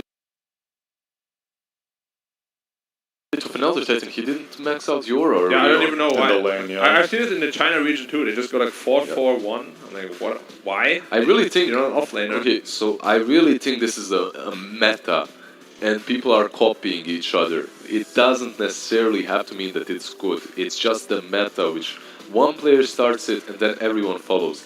There are definitely games as an Elder Titan 5 or 4 when it works, when it's good, but there are very few of those. And this was not one. But Morphling would have been dead on the bottom lane if he had another level of that aura. Yeah, the situations where I can justify it is if you're lacking setup, but you have a Sand King, a mid Sand King. Lacking setup, so you're maxing out the Spirit. No, the Stomp. The Stomp, fine. That's but fine. Oh, but 4 points in the Spirit, yeah, okay, I see. Yeah. I think you can go like 4-1-4-1 or something. I think you need 2 levels of Spirit. 2 levels of Spirit is optimal. This game he pretty much left lane level 2 already though. And he went still all into the Spirit, like 3 levels of Spirit at least. So I don't really understand the thought process there, but as you said, a lot of Dota players is like, you know, this is the standard right now. Fads. Yeah, because everybody's doing it, so there must be a reason for it. Maybe they don't quite understand the reasoning for why it was good in that game, but autopiloting in Dota is very dangerous. It also started with position 4 ETs that buy Orb of Corrosion, and then you want to have that extra oomph when it comes to damage, and you're really strong and all is beautiful, but... As you said, that's plus 4, not 5. Yeah. It's a very different role in the game. Elsewhere in the draft, Tree and Protector seems to be the hero of this series. Position 3 in Game 1, here in more of a support role in Game 2. It's super annoying hero. Dude, that living armor kept in the laning phase kept this Morphling alive in way more situations than I thought he could. I mean, you know, we're saying they're countering this whole morphling and stuff, but the living hour was how much? 10 hour or 12 even? Which is max, yeah. Which is a lot of bonus survivability. 6, 8, 10, 12 or something like that. It's the reason why he lived on the bottom lane, besides Elder Titan not having that aura. And in the top lane also, whenever he was holding onto his waveform point, he was just right-clicking, teasing OB Neon into thinking that they can get the kill, and it was like, nah, it's all good, I got plenty of armor. The new morphs much more strength level 1 than the old one, right? Yeah. Like 3 instead of 1, I think. That's what it feels like. And you could really see that at the level 1 there, when he was trading with the Tusk. But overall, execution played well again. I don't know why they couldn't replicate a similar performance in Game 1, where I believe their draft was just as good, if not even better.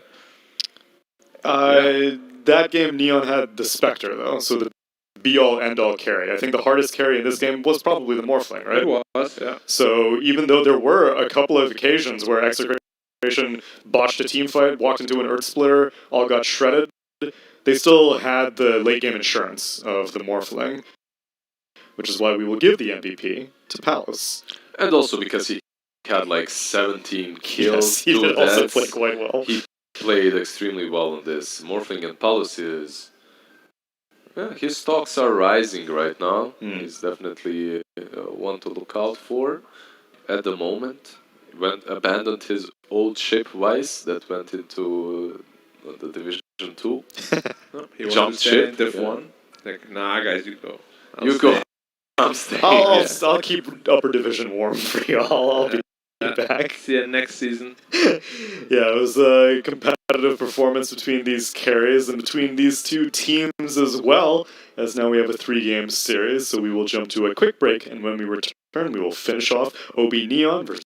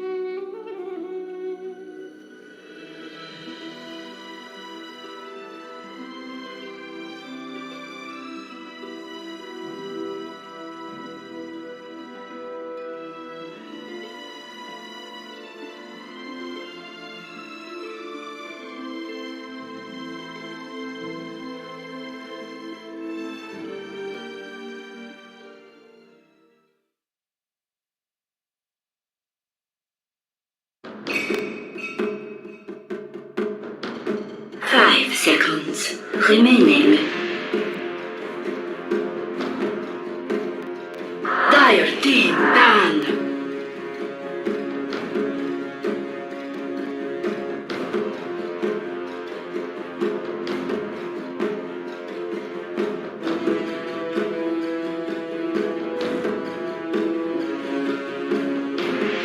Ten seconds remaining. 5 seconds remaining. Radiant team ban. Dire team ban.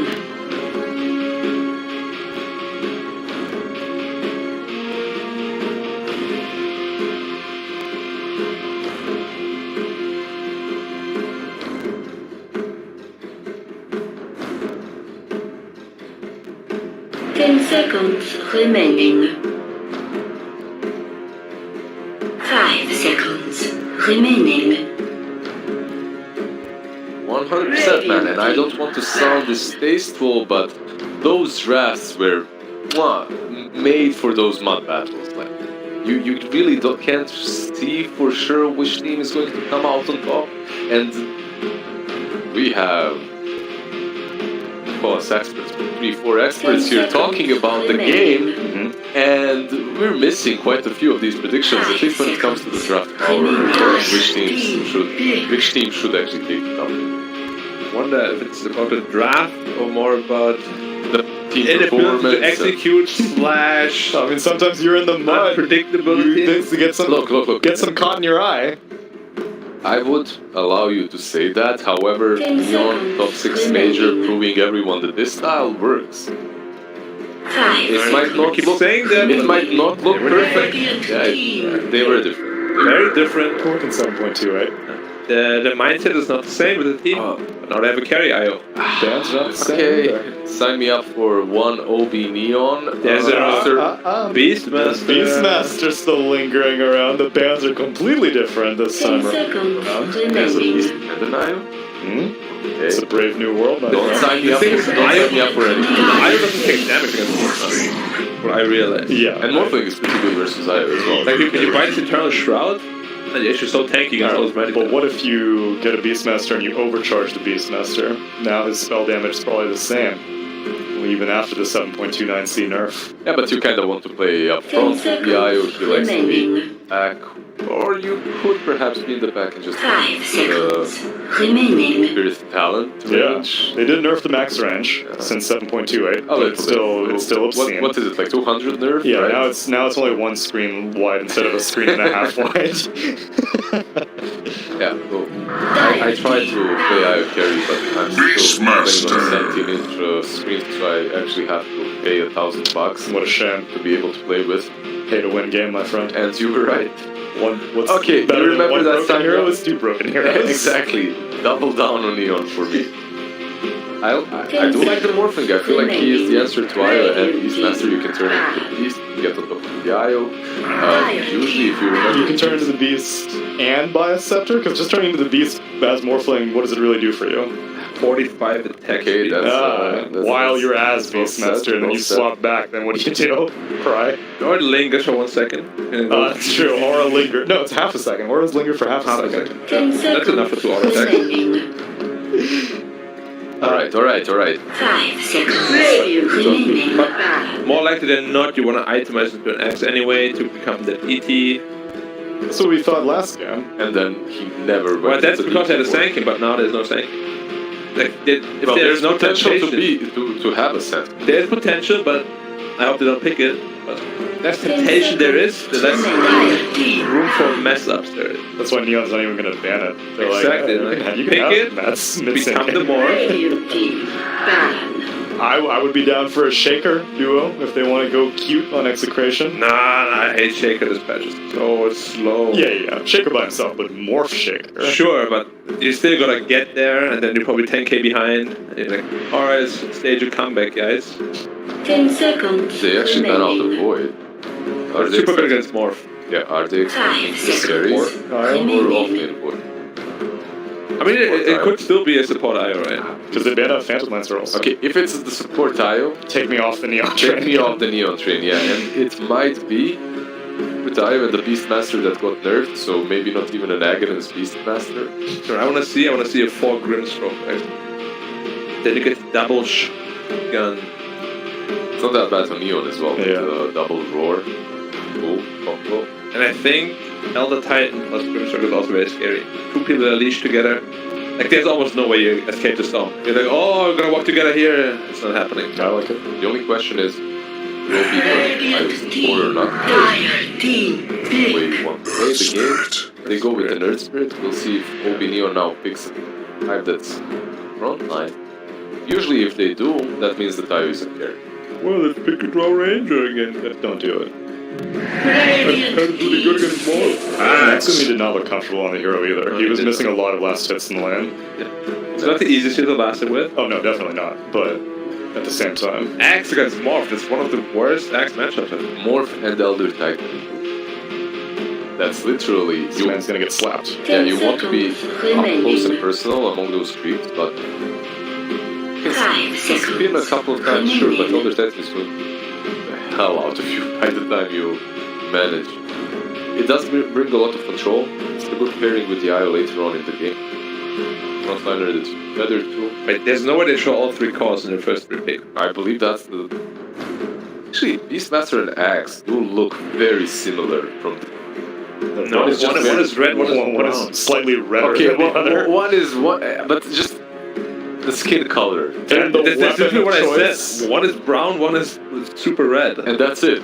Yeah, but see, that's that red line. I on mean, the top of contour, the height, the biceps, the deltoids. You know, I'm looking more at the something.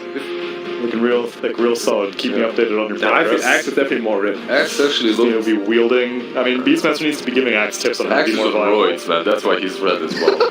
I mean, Axe also just uses his fists as weapon. That's why he's so strong. That's actually a good point. Beastmaster probably uses axes more than axe these days. I mean, he also has this nice butt kick where he just like kicks you. oh yeah, I love that animation. When did I? that's the best last hit. Imagine having to throw those axes all the time, constantly. That Dark, takes some incredible stamina and strength. Skywrath Maid. Okay, so What is Sky- this draft? Yeah, so It's Sky Axe. Sky Axe, also Sky versus the Morphling in silence. Yep. Can blow him up in Until the... Manta, then Sky's food. Until Manta, yeah. It's actually a matchup that if Sky gets a lot early on and he has a good laning stage, can be problematic for Morphling. But if you are smart enough, Dire team. Down. But his Dark Seer, once he has Aghanims, like the burst potential is just so limited after that. he only has Zerd Spirits right now. I guess you can outshell the Morphling as well, and he goes in, Morphling, Radiant team. whatnot. Down. More from the Earth Spirit. Elder Titan is also pretty good, right? The briefcase. Pick. Sure. If you're buying that Aghanim, maybe you don't buy it. You turn into Axe, you hold them with the Iron Shell. So with most teams, I would look at the axe and be like, why didn't they pick Mars? But for Can't Touch Me, I'm wondering, is there potential for the right-click axe, the shard axe, in the hands of Skem? I mean, with IO Manta? makes sense. Yeah, with Manta. Sure, why not? So They side on decided it. it, yeah. Remaining. Yeah, then when Octarine Core almost threw the game. Minor detail. I don't know why you go Octarine Core and Axe like ever. Cast range on Battle Hunger. That is. On the dunk, cast range on the Cast range on Duck, that's right. Axe's Axe is pretty good, right? Yeah, it's quite good. It's underrated in my It's damage opinion. reduction 30%, right? Mhm. And AoE Battle Hunger? Was it that? That's what it used to be. So Ice Frog nerfed Beastmaster's axes, and OB Neon, they take more axes. That. I see the synergy. What if Axe goes for Axe and then Axe goes for Axe too? Are we going to see... We're going to see a lot of axes. More axes? Let's get Troll Warlord 1 position. It's all about the axes. The palacol. It's all about the palacol. Palacol. Palacol. Yeah, that's the word. Flying palacol. Throwing palacol. Chat knows, I'm sure. Execration's convinced that this is a support IO. Banned out the Gyrocopter, banned out the Juggernaut. I mean, I feel Oracle would be... That'd be sick. I'd be a big fan. Dispel all of Darkseer's ion shells and the surges.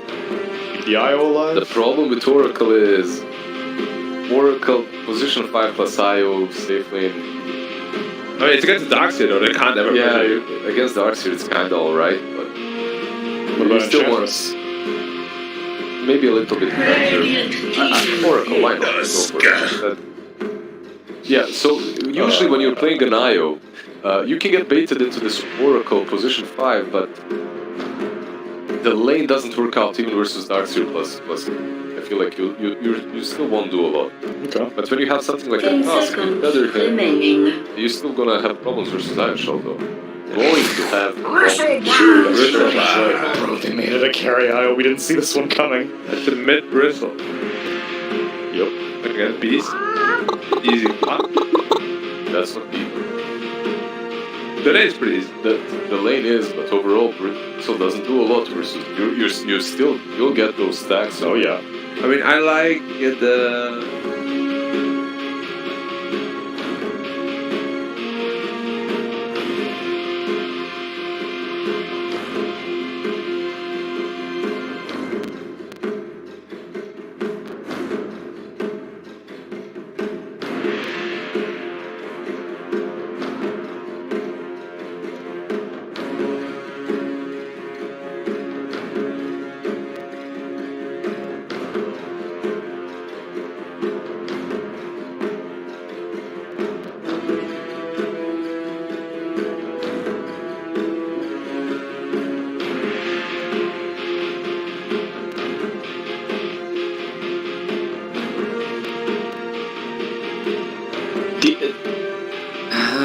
I like Io. I like Io Beastmaster. These two heroes are still super strong, you know, even after the nerfs. I'm kind of feeling this draft. B-Cup? I like the Skywrath. Yeah. That's all, you know? That's all. Declaring with utter certainty that this one is in the bag! Yeah, you know, that's my reason. I gotta lock it in. You guys give me that opportunity all that often. You know, all four of you guys are on one team. Oh. Okay, when you're gonna lock in Caster's Curse every game, like, why not?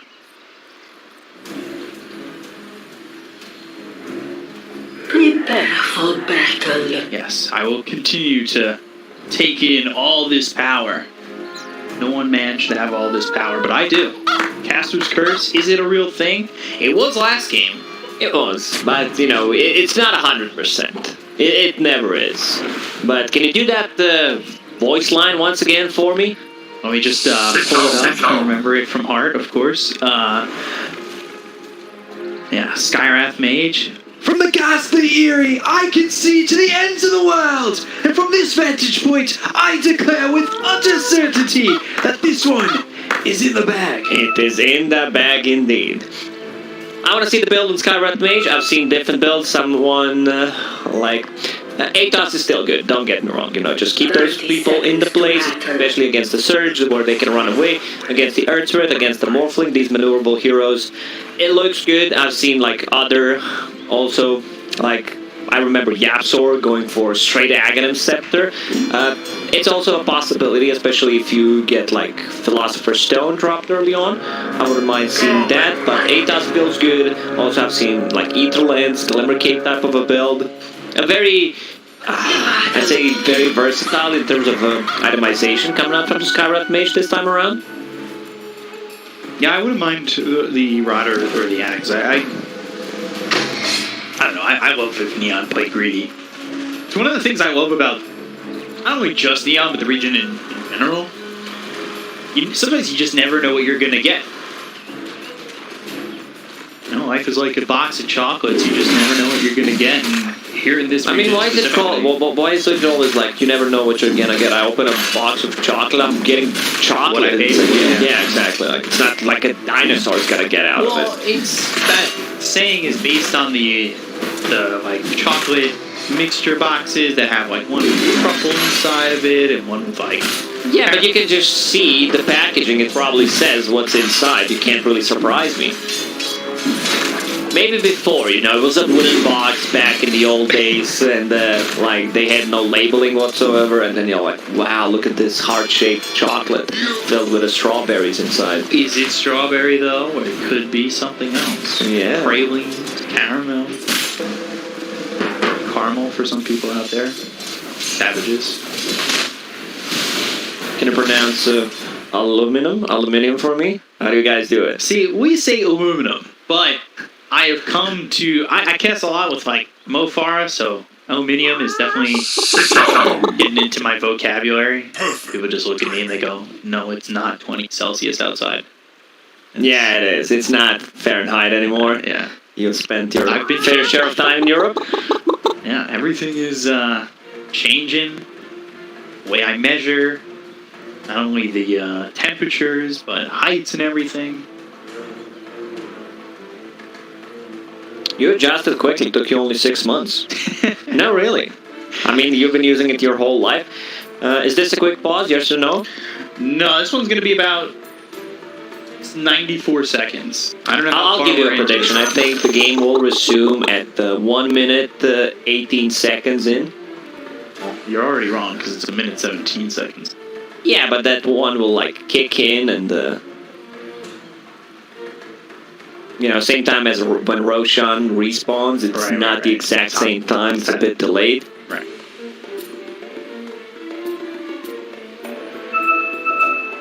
See? Quick pause. Oh, it's quick. I like when we get to how the players are reacting to a pause, because I feel like I never know what to do with myself. What would you do? I mean, you're just talking how the things are going. You have a bit more time about strategic aspect. If it was me, I'm probably just staying silent, listening to what's What being other said. people are saying, you know. Yeah. You're a follower. You said that so many times. Sometimes I'll be a leader, but it really depends. To me, on this IO. So we've seen our fair shares of carry IOs recently. Palace dying to slay on. Risk a fall from starry heights. Okay. Yeah, they had the time to discuss the strategy, how they're gonna do this, and he's sitting at the 400 HP. Waveform as well. In the deep ward in an interesting spot. Definitely helps him out. Boulder Smash BDZ in some trouble. I am bunting for The tag team helping to do a lot of damage. Salve on Nico, but BDZ, he'll die, and now it's all of a sudden a 1K lead, 2-0 for Neon. He's been dangerous, and I really like the sword down here. I can see what gave them the kill, right? Have the vision on the Palos, and yeah, this deep observer board that isn't blocking anything. It's just scouting things out. I am bunting for you. That definitely does not get thwarted. So Axe, I want to see what his item build is going to be. We panel talked about some different itemization. Most likely it's just going to be a Vanguard. This item is too good. Just gives you that tankiness, and then after, like, you still need a building dagger. There's some more hybrid type of a build, where you go for, like, Shard and Manta style, where you farm quite a lot. Yeah, I was talking the other day, I think Black had mentioned Manta has Ball, and they might get the kill. They've got Agent Seal, they have the damage, they kill the Palos, Battle Hunger, and he's spinning, he's got it! CTM, second kill on the Palos already. 1-1-1, build an Axe. I guess he once again got surprised by that. A lot of surprises, you know, in those chocolate boxes coming up from Axe. This one has right. So, yeah, I was talking about the Manta on Axe. I know Chalice used to do that a lot in the Chinese room. You know, anytime he played Axe, for last patches ago that it was a little bit popular. Well, it's certainly fun to see. I think CTM is definitely a player who would take that risk and go for the Manta. Yeah, like his style is very greedy. He's not just the offlaner. He also wants to kind of carry from the offlane. So I would not be surprised if he decides to go for it. He'll switch things around. I kind of like that a bit more than a Vanguard that I mentioned, because it makes more sense. Everything they have pretty much is magical damage. Like there isn't not this single right clicker. Vacuum back, Natsu taking a lot of damage. He might have the item show, but the tether back to Genwell. He's trying to surge under the tower. Think about it. Finally goes back. Shard's not on the money, but they've got the tag team. Spirit's hitting. Nico might have made the. Oh, he's in. He's just gonna die. Trying to TP out. Oh, if he dies, oh my, this is a disaster. Like you need to walk back. What we call the walk of shame. We need to figure out, something different, something new. I would like to call it. Walk of shame. Yeah. Walk of. I try to TP back, but instead I throw the game. Walk, I don't know. That's a long ass. Need something more simple for sure. Coming back on the avenue. ITP down. Yeah, alright, that fits. We'll think of it. This could be a community effort, chat. You can get it. Yeah. If you have an idea, feel free to drop it. Me and B-Cop, we're in the chat, we're paying attention. Or send me an email. Nico is gonna drop top. One more hit, we'll do the trick. 6-0. Fast 2K lead for Neon. This isn't the same as the last game where Quick's gonna have just open free time to do whatever he wants. And I like what BDZ did. He feeds away 2 kills at the top lane, fails to TP, and then I'm done with you guys. I'm done with the top. I'll just try to make something happen on the bottom lane. I'm being a bit sarcastic, but it's exactly what he needs to do. Top lane is not playable anymore. They can't achieve anything against Io. He has top denominator, level 6, has a creep with him, so it's gonna be very hard to just deal with him unless they decide to bring Bristle back. But I'm not sure if that's gonna be enough. Yowie right now just farming up the ancient stack.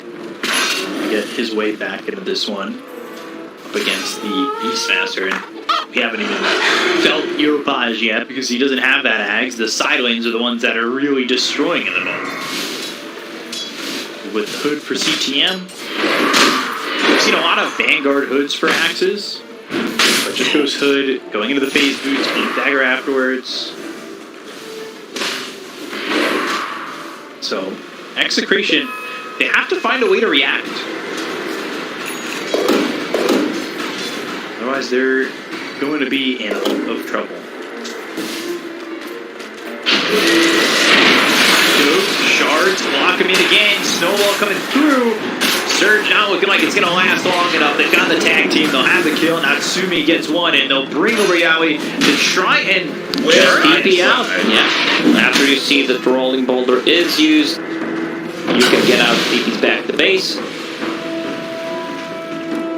So 3K, 7-0. Although I think technically not the Brazil score on. What was it? Was it 7-0, 8-2? 7-1? Yeah. Okay. Oh, they really showed him that game. Be in a hurry. The U.S. to finally be involved in the World Cup again. You guys got a good squad? That doesn't sound too convincing. Maybe. They've got to roll in on a play hard. They'll find the Skywrath. Dead with utter and now Noel. Puts right at damage coming in from BDZ with that burn is enough to get a kill now to get Yopa. So 3 kills diving the tier 1 tower for Execration. Similar to game 1, where we had the 2-0 start for Neon, and then they ended up giving up a couple. Bristleback is super tanky with that Vanguard. Most of the damage that they got is kind of magical, except the tag team, couple of right clicks here and there, but he's in a pretty good state, working towards that pick. Spirits will be more maneuverable. I want to see some stacks being made. RR doing a very good job at stacking the Ancient and the other camp at the same time. Still farming this Ancient stack. Axe can punch too, you know. Got that observer where they've also got the bounty ready to be picked up. How far away is Yopaj? Okay. So, about 2,500 gold away from picking up this ag. Working on it at a decent speed, and I guess compared to the bristle, he is behind. He is. He definitely is. The numbers don't lie, but the Beastmaster will catch up once he gets that Aghanim Scepter. This is going to be their timing. We've already seen what Beastmaster with axes can do. Got nerfed in the patch before the last one. In the last one as well, the axes don't deal any extra damage with the axe, but still very powerful. It's like a 20% nerf, right? The axe axis? Yeah. Axe axis. That's exactly how it is. Yeah. So, CTM going straight blink, and the phase boots queued up. He gets a blink at this point. Like, there's no need to get the phase boots. You just want to be able to get that initiation going on. They're a bit limited on it. Got Ancient Seal, Mystic Flare, Paolo's gone! CTM just toying with him, you know. Let's try to play a game. You steal away a couple of creeps from me, and then the squad is behind me, ready to back me up. You steal my creeps, I steal what? So that's a blink dagger done. Radiant's bottom tower is under I don't know if he wants to show it, because they already used the Skyrat Mage ulti, so he came to smoke and try to go for a play. They actually might kill his courier as well as get a kill on him. Uh-oh. If his courier is allowed to be killed, that would feel really bad. Can he at least get it delivered? Yes, he can. It's the blink reveal. He got it ready. He actually could have gotten out. Going with the magnetize, they'll get the kill to CTM. Natsu's come over to try and relocate him out, but he isn't going to survive long enough for that to happen. Can he at least pull this Tusk away? Not that he really needs it at this point. Oh, nice dodge. Avoids the roll. Oh, what a play. On the BDC. Damn well just playing the BDC. Like, this deserves a tip from his teammates or from the execration. Okay. That was a nice play. Catches him mid-air, dodges the roll, and gets a kill. So now they have a combo. Skyrat has one smoke. I assume they're going to use it, and here they go. Like, this is such a powerful combo. It's called only level 2, but still enough to bring anyone down. Yeah, only level 2, but they also do have that Veil. So Alice is in trouble. Blink Call, Mystic Flare, all strong with Perfect target. Like, they just know who to kill. It doesn't get better than this. They already managed to kill 4 times. He's 0-4-0. Just by looking at that, you know, if this is a pub game, you open up the scoreboard, you're like, he died a couple of times, I lost the track of it, and then you see 0-4-0, like, man, this is bad. You know, then you expect someone to rage buyback next time they die, because they need to set it up for a good game. This Bristleback can hold a game until Morphlin comes back online, but yeah, he needs to have some kind of farm. He needs to be able to get assistance if he gets initiated on. 4-0 in Dota. I got told to uninstall the game yesterday. What was that day? I never did that. I never uninstalled Dota. Like, even when the times were rough, you know, I knew I was gonna come back. So no point in, you know, using internet. So that someone who's watching Netflix is gonna lag because I'm downloading a game that I'm already supposed to play. Even ready to go. Roll in for Natsumi, that's gonna show up short. Now they're gonna kill the Mystic Flare once again on a BDZ. Playlord now 3-1-2. No, he's standing pretty far forward. Knockdown isn't exactly there. They do have Yopaj with the Ags finished around the same time that Natsumi finished his own Ags. Yeah, a lot of axes, a lot of everything. Also, Axe, he does not have an axe in this game. Maybe Beastmaster sold his axes. That's why he's able to throw them so quickly. Now they're going to sleep out on a play hard. Gets the kill. Skyrat. Very easy to kill. You're on top end. careful if you are play hard play. Given the good opportunities, we've seen him drop down some good damage. He is the most farm support of the moment. He does have that veil. We'll see what he goes for next. And well, now with the geomagnetic grip and the damage, Lost getting finally his first kill on the board. It was an easy one. Tusk going into Spirit Vessel, which I like. Like this time around, no Blink Dagger. They have 2 form of initiation. They have this Beastmaster. They have Axe with the Blink Dagger. So Spirit Vessel, a lot of value against these tanky cores, Bristleback, and Morphling. Going back to the axe situation. Is his name really Axe if he doesn't hold an axe? Yeah, I don't know what he is. Chat, we need a new name for this guy who was supposed to be an axe.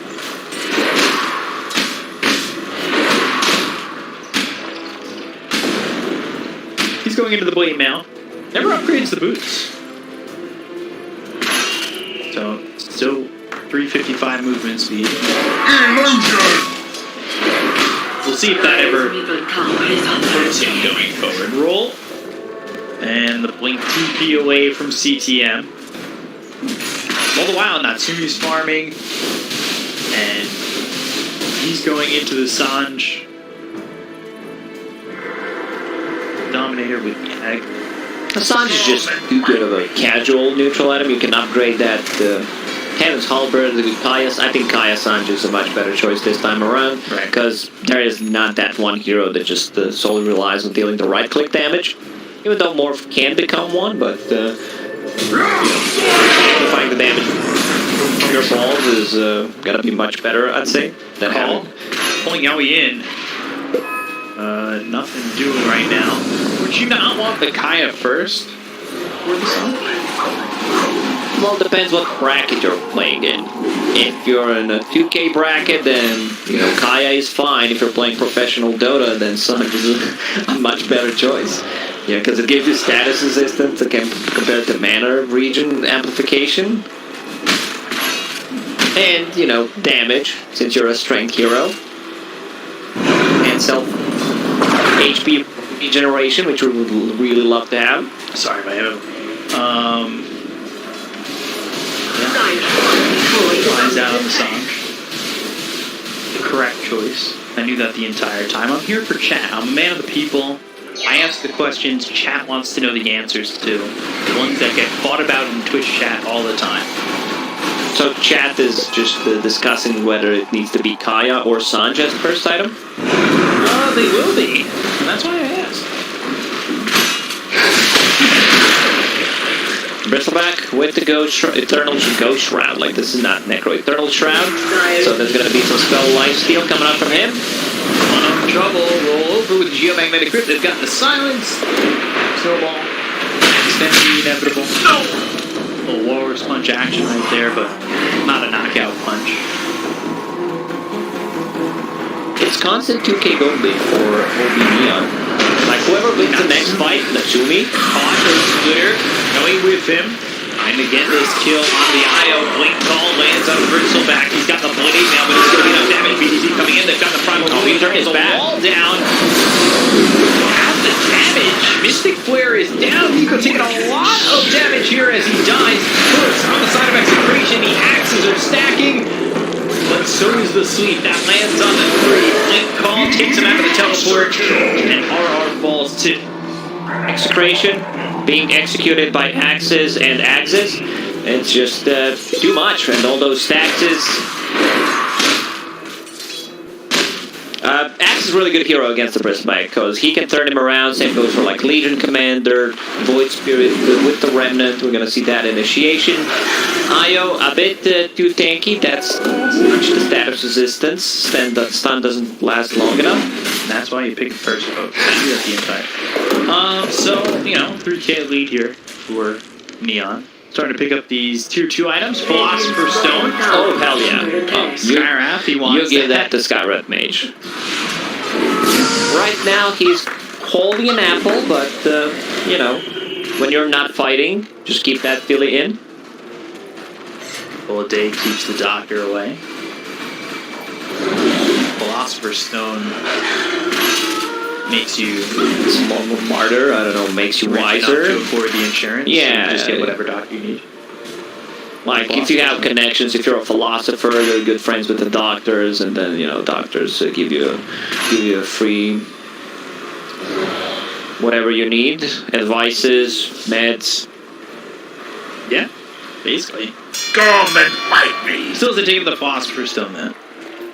See if anybody's gonna do it. It's on Tusk. Okay. Tusk could potentially keep it. There isn't much synergy because you lose a lot of value from Volrus Punch, but he can just keep it, farm the Spirit Vessel, and then give it back to Skywrath Mage. Also, Skywrath Mage this time around decided to go for Veil of Discord, which I really like. Just amplifying even more damage from the magic damage that they have. Roll from IO.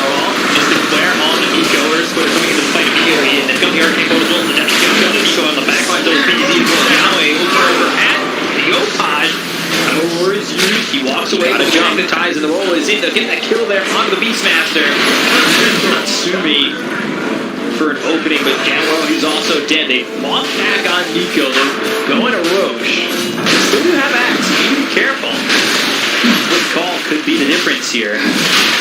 Blade Mail also available on top of Chip West, so it's ton of damage, but Paulus, he's trying to solo Roche, and he gets it. Yeah, so they get the Roche, the roll is in, it's on and on two, they've got the snowball saved, moving over at a BDC, the ball is down, they've got the soup, it's on to two, they're trying to do what they can, they've got to play hard, the BDC, but Natsumi is gone.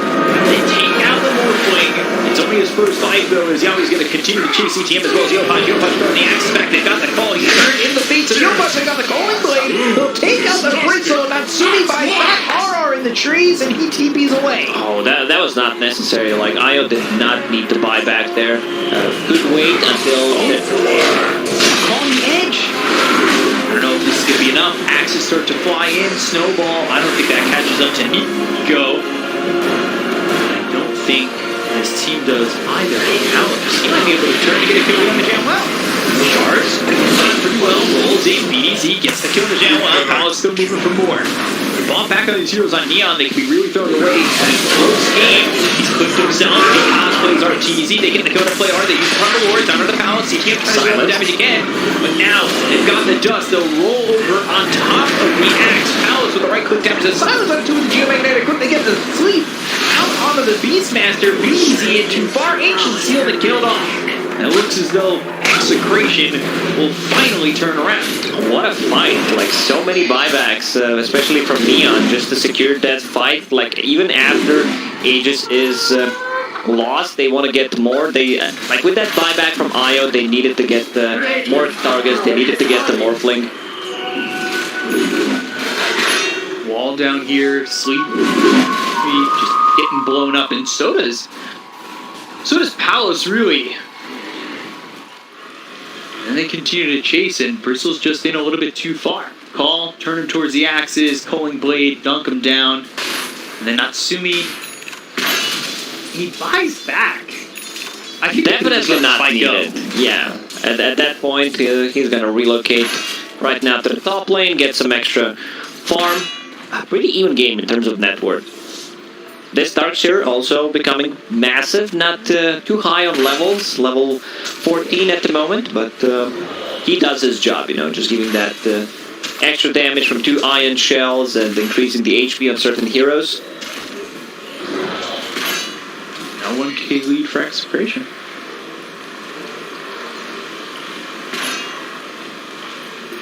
Close game. Top of the net worth is the Morphling. Palace 0-4-0 to start. Has not died since that point. 5 kills in a row, has an assist. Going into the BKB, has the Scotty ready to go. Really has turned his fortunes around. And you take a look at Natsumi, who has 10 kills. Just that one death we saw earlier. 3 assists, and he still isn't more fun than him. Remember, Morphling in this game, he had 0, 4, and 0 at the start. And now has S and Y. S and Y is a big item here, I like it. Against the Axe, you will just want to have the status resistance, so those silences, those stuns, especially the call to last a bit less, and now going into BKB. I want to see Scotty. I want to see. He has Scotty. My brain malfunctioned for a second. I want to see Satanic. They have an ability to remove the silence, which is a big deal. Like, this is a 6-second instant silence coming up from the Skyrat Mage. Satanic just removes it. So we'll see if he goes for that Satanic BKB. What the timings will be like for Neon as well. Still want the Aether Lens on Skyrat. Do they still have the delay on Tusk? Because he needs those. And there it is. And now you get rid of it. Give it to Skyrat Mage so he can farm his item. Yep, that's exactly what they do. That is some top tier pro players, though. I mean, I have a good read on it because I love using Philly. I know everything with Philly involved. Like, give me something, I'll give it to. I'll spit straight out facts. Ask me anything. How round is it?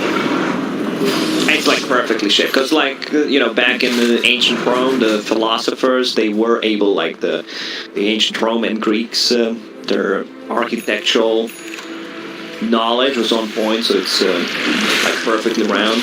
Right. And did Edward Elric you one? I don't know who that is, but it does not sound too Greek to me. Did you say Elrond? Edward? Edward? Yeah, the Eddie, he really, you know, had a lot of knowledge about astrology, the round shapes in general. Like this, he's Edward, he's Eddie, you know. So I guess Wisp has a brother Al that we'll see later. See you later, alligator. So BKB done on Wisp, 9-second BKB. They're ready for fight. They're ready to take this fight. Yeah, the scan hit. They knew they were there. Alright, well, that Ops is going to go quick. That Hawk's going to get spotted. Filled by the boulder smash. Radiant's middle tower is under attack. Third job pretty quickly though on the end. Moving forward, trying to start a fight here.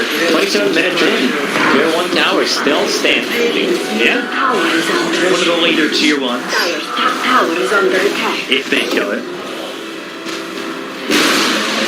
Radiant's middle tower has fallen. So now all the tier 1s are gone.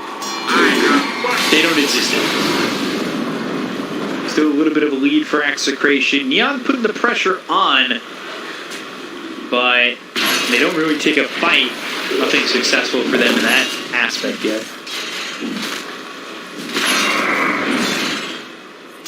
Next Roche may respawn in minute and 15. Like, if Wisp dies, he bought back in the previous fight, so did other heroes, so if there's a fast respawn time on a Roche, like, this buybacks could potentially hurt them quite more than they thought. Yeah, Wisp buyback, Natsumi's buyback is up in a minute 19, so now 23 seconds more than what could be the minimum respawn on Roche. It can get very close indeed, and Spiderway's on the low. Call Mystic Flare. Harry, what were you doing? Oh no. Like, he's tanky, but you're not tanky against the 5 heroes and the tag team. And the Spirit Vessel on top of it.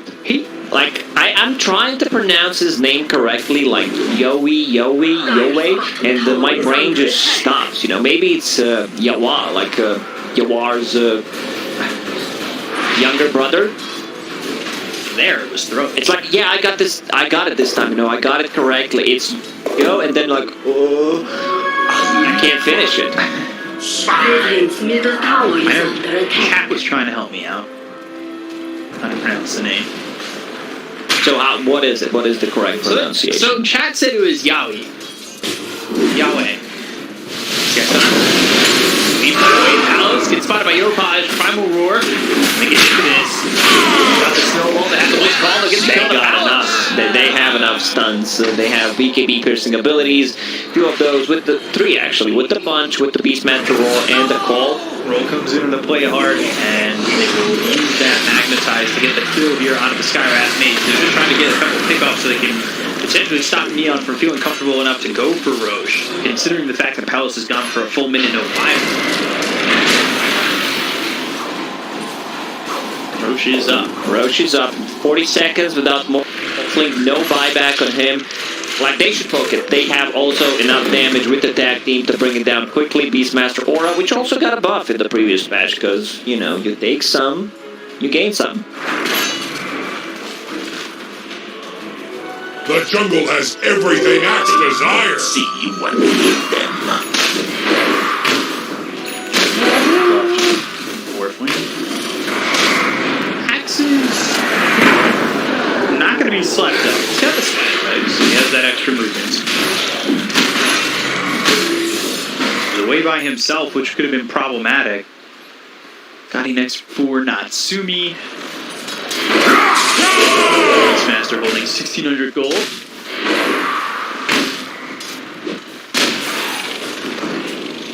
seconds. Full damage, Spirit Vessel picked up the Earth Spirit. It's kind of really quieted down. I didn't think that would be the case with Palace dying. I'm surprised it didn't go inside the pit, because this second Roche is a big game changer. Roll all the way over. They've got the side of the Jim back on the critical. With him, they slow him down. They land the roll. They've got the kill with the adaptive strike. Does have buyback. Been really trying to get this Aether Lens. Man, Skywrath Mage, you get one goo onion, and he's dead. Like, this hero has no escape mechanism whatsoever. Level 15, 3 armor. Like, iFrog, if you're listening, give him a combo. You know, his new shard gives him axe, he's in. Looking over at RR, they'll take out the Elder Titan to start. Now he's by himself. He's going to come around the horn. The massive rolls onto a couple of them. The Magnetizer with the silence, they'll relocate out. The proper one gets used when Yopaj is gone. And they'll also fall. Then, well, that's no buyback for Yopaj. They're relocating back. Trying to get over so he can tether away. Tether, but they have a good chase. So they've kept up with him. Quick on Mystic Flare, not going to be enough. And now they'll lose CTM for sure. This might be the game. Like, this is a game-winning moment here for Execration. This is going to be a full team wipe. And they can get Roche. Aegis, Cheese, Shard, all there for Execration if they want to go get it. They might go, because they fought back. This is something I talked about. This Wisp is going to be gone for a minute and 30 seconds. So they might be able to take down the tier 3 towers, maybe even go for tier 4s. Let's see what they decide to go for. Like, the safer play would be to just, you know, kill the tier 3 tower, kill the barracks, and then go back to Roche.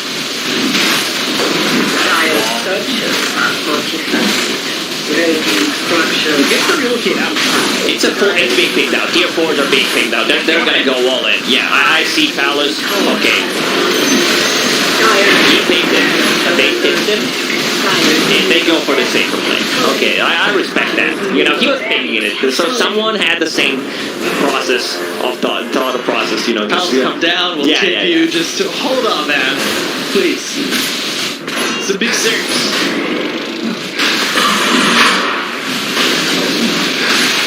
Massive series with this great. Look how happy he is. The smiles. You know, big W for them if they manage to close it out. So Roche goes down so quickly, minus armor coming up from Goop. And he also has pretty much the perfect item for it. He has Paladin Sword on him, a lot of lifesteal combined with the Morbid Mask. Yeah. He has that Paladin Sword. I don't know how you got that off. Flawless. So yeah, who's holding that shard? Who did they give it to? They gave it to Bristleback. Yeah, he's got the hairball. Something doesn't have hair. I've said it 100 times before with this Bristleback. Generation. Getting shard. short for Natsumi, so a little bit more survivable in these fights.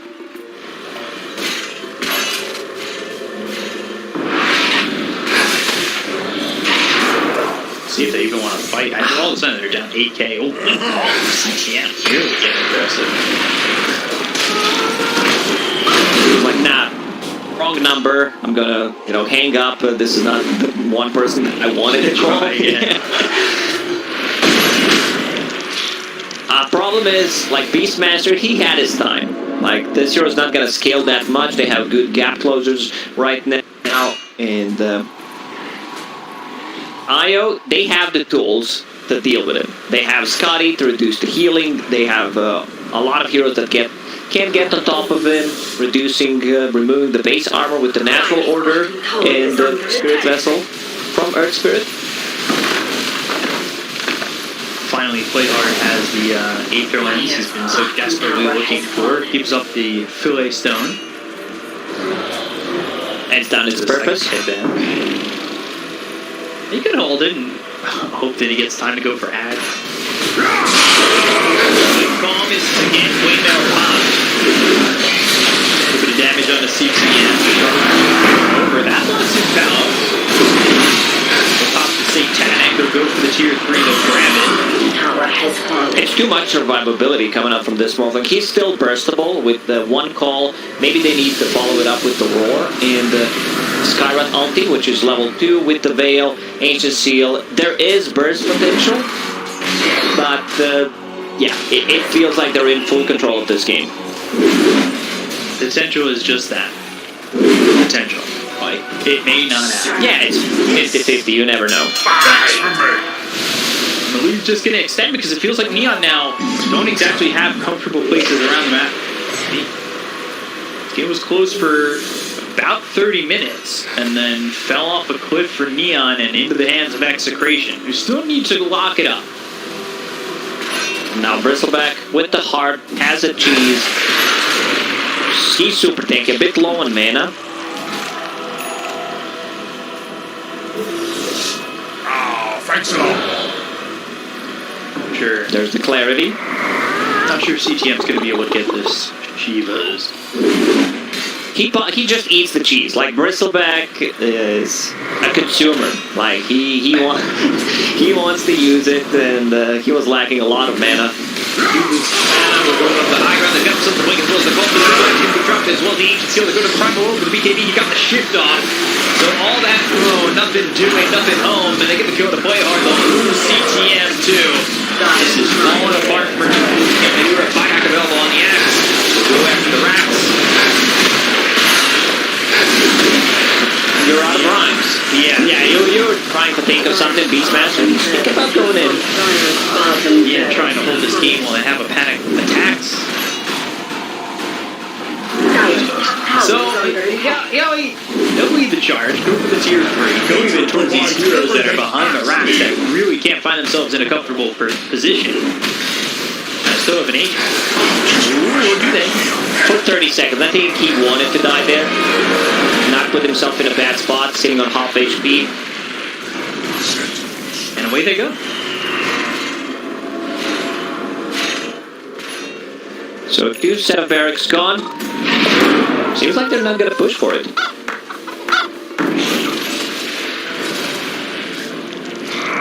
Surprised, but always the best thing about it, where you got one set of action.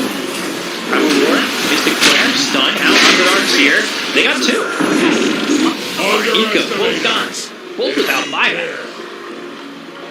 That opens up some space. He's probably not going to lead to any objectives for Neon. Yeah, it's very hard to enough fun. Exactly, it's very hard to outpush the lanes you're playing against super creeps. Super and Mega. Yeah. What about Giga creeps? Ooh. When do you get Giga creeps? I don't know. When you have kill Helm of the Overlord, those are Giga creeps. Yeah. Divine Rapier for Natsumi after a Scotty. It's a lot of good. Let's see what they can get. Like, this is a tier 2 tower, 50 seconds without a Dark Shear. He bought everything. He bought Shivas. Like, you have 3 best items against Io, against any kind of healing. Spirit Vessel, Shiva's Guard, and Spirit Vessel. Did I say Spirit Vessel? Scotty, Spirit Vessel, and Shiva's Guard. Yeah. Okay. You got it. Got it from the second try. Dive, duck, dodge, dip. Again? Shiva's, Scotty. Middle tower is under attack. Scotty. Middle tower has fallen. Look at the mid-tier 2. Okay. They're working on it. Only down 9k now. It was getting out of hand. I mean, 9k's still alive. Radiant's top tower is They're under pulling it attack. back. Now, 9k doesn't matter that much if, like, certain heroes that you need don't have a buyback. Let's say they kill Darkseer one more time, then they're closer to tier 3 towers. Darkseer's high level, without a buyback, you have more than a minute to try to do something.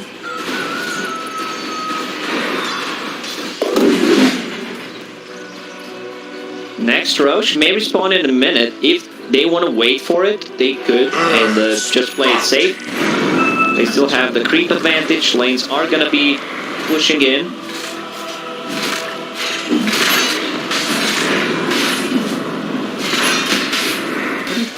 What did the Dire get? Tier 4's rank. Timeless Relic. They got Timeless Relic, they got Stormcrafter, Penta, Ninja. Creation still have 2 more to get. Oh. Illusionist King? Probably. I feel like that's always a standard drop. No, certain heroes, yeah, if you have a Phantom Lancer, if you have Spectre, most of the time. This time around, no luck for him, only holding a Ninja Gear. And a Leveler. Yeah, because there is no other hero that can, like, hold the Leveler. Perspect's bringing something. He's bringing the Paladin, so to amplify the spell Lifesteal as well, coming up from the Quills. The Neon have made their opportunity. By holding the high ground there, they were able to farm up a little bit more. They get a Hex onto the Beastmaster. He's got buyback, Blitz Call coming through. On the 2 go take out RRR as buyback goes use it immediately. They've got the Sun Side of the first back. They're going to continue to chase the BKB. Pop by pound. He's not healing at all. He's not getting away from this one. The call is up. It's not enough damage. The actions are starting to stack up, but they got the Sun Side. Not to be buyback. They got followed hard. BDC, he's dead. Pal's gone. They've got buyback, but Yopash, he's got for 99. He does not have buyback. CTM trying to run. Dire's top tower. Remember that Natsumi did buyback, and he relocates back into the base. TPing over to the tier 3 to clean up these creeps to keep the tier 3 alive in the top lane. If they get one more kill, Morpher should just buyback. He's gone. No chance he survives 2 minutes on the sidelines. Get well, Stormcrafter up in the air, but eventually Snowball onto Yahweh, and he will die. Oh, I see that. Okay, he brought him back to the base, gave him an opportunity to leave. I don't see the reason why Morph should not buy back there, and they take a Roche fight the 100 seconds without Axe. They know it's a cooldown for about 3 minutes, so they can just go inside a bit, get that Aegis on Morphling. Very interesting. I believe Shenlong got out. He almost dropped a gem. I am punching for you. Got Snowball on the Brisk. Okay, so I guess the play here is they know Axe doesn't have a buyback there, so they will wait. They will have this 40-second window where they can take a fight 4 versus 5, and like even if Morphling loses Aegis, loses Cheese, doesn't get it off or whatever, he can still buy back for a possible next fight. Neon. They did not want to do it too fast. Like, you do not want to kill this Roche too quickly. You want your Morph to be able to respawn and then get in. Any shot Neon tries to make a way over. Probably not. So Axe Blessing. Go to the Bristle. It's good. It's a really good one. Yeah. Yeah, he'll take it. No surprise. So now you have AoE Viscous Nasal Goo with no cast time, and also increases the stack limit to 8. So he's gonna be in your face while Morphling is dealing the damage. Morphling also going for Daedalus, even more damage, so it's gotta be quite hard. Like at this point, if he wants to siege, he should put the leveler in. Oh my god! but they use the Primal Roar on that. See if that ends up hurting them. They're going to go with the Snowball over with the Walrus Punch on the BDC. Who's in a little bit too far for the Adaptive Strike. They're getting good. The Jumbo will buy back immediately with BKB Papa Yowie. He's standing forward. They got the tier 3. They don't have Primal Roar available. They have for the combo 20 once seconds. again. They have this Axe Call. Skywrath the Mage can use his abilities from far away. Etherlands plus Psychic Headband. 26k lead, but you don't have that Aegis. And Time to wait for another Roche. did it pass the cheese over to Morphling? No, I think he just ate it. Perspec's hungry. He came into this series. This is the second cheese that he consumed. Gouda in your tummy.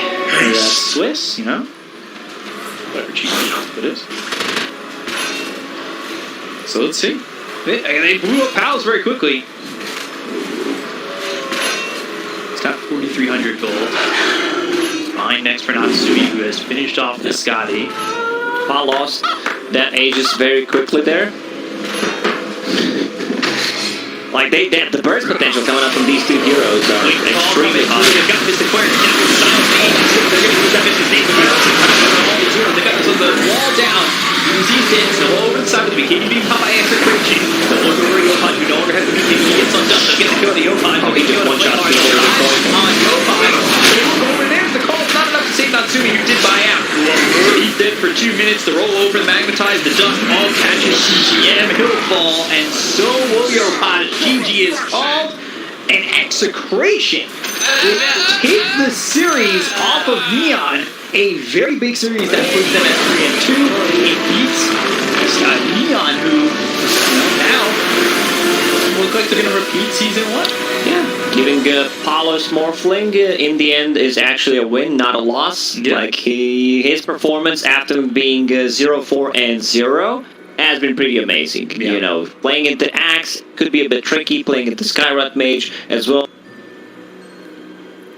There's not.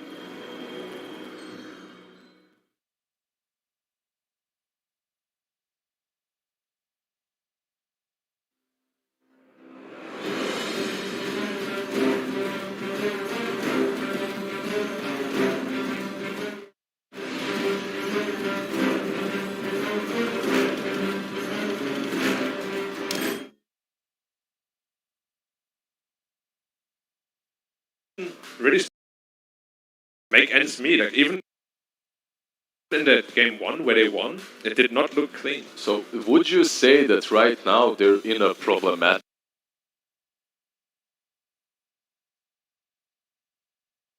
situation after It is losing? quite problematic. Is I it? mean, this for being 6th place, top 6 at Singapore, you got problems that you need to solve. The 1 and 2 series, or rather standing score, not a great place to be. Who did they lose to? The other team? TNC, we said, TNC, right? yeah. So They TNC beat Execration. But Execration is, we don't know how good they are, like overall, of course, still, until the end of the league, but it's not a team on paper you should lose to. Yeah, considering their season 1 performance. And their major performance. I'm telling you, the win streak, it's that win streak bonus.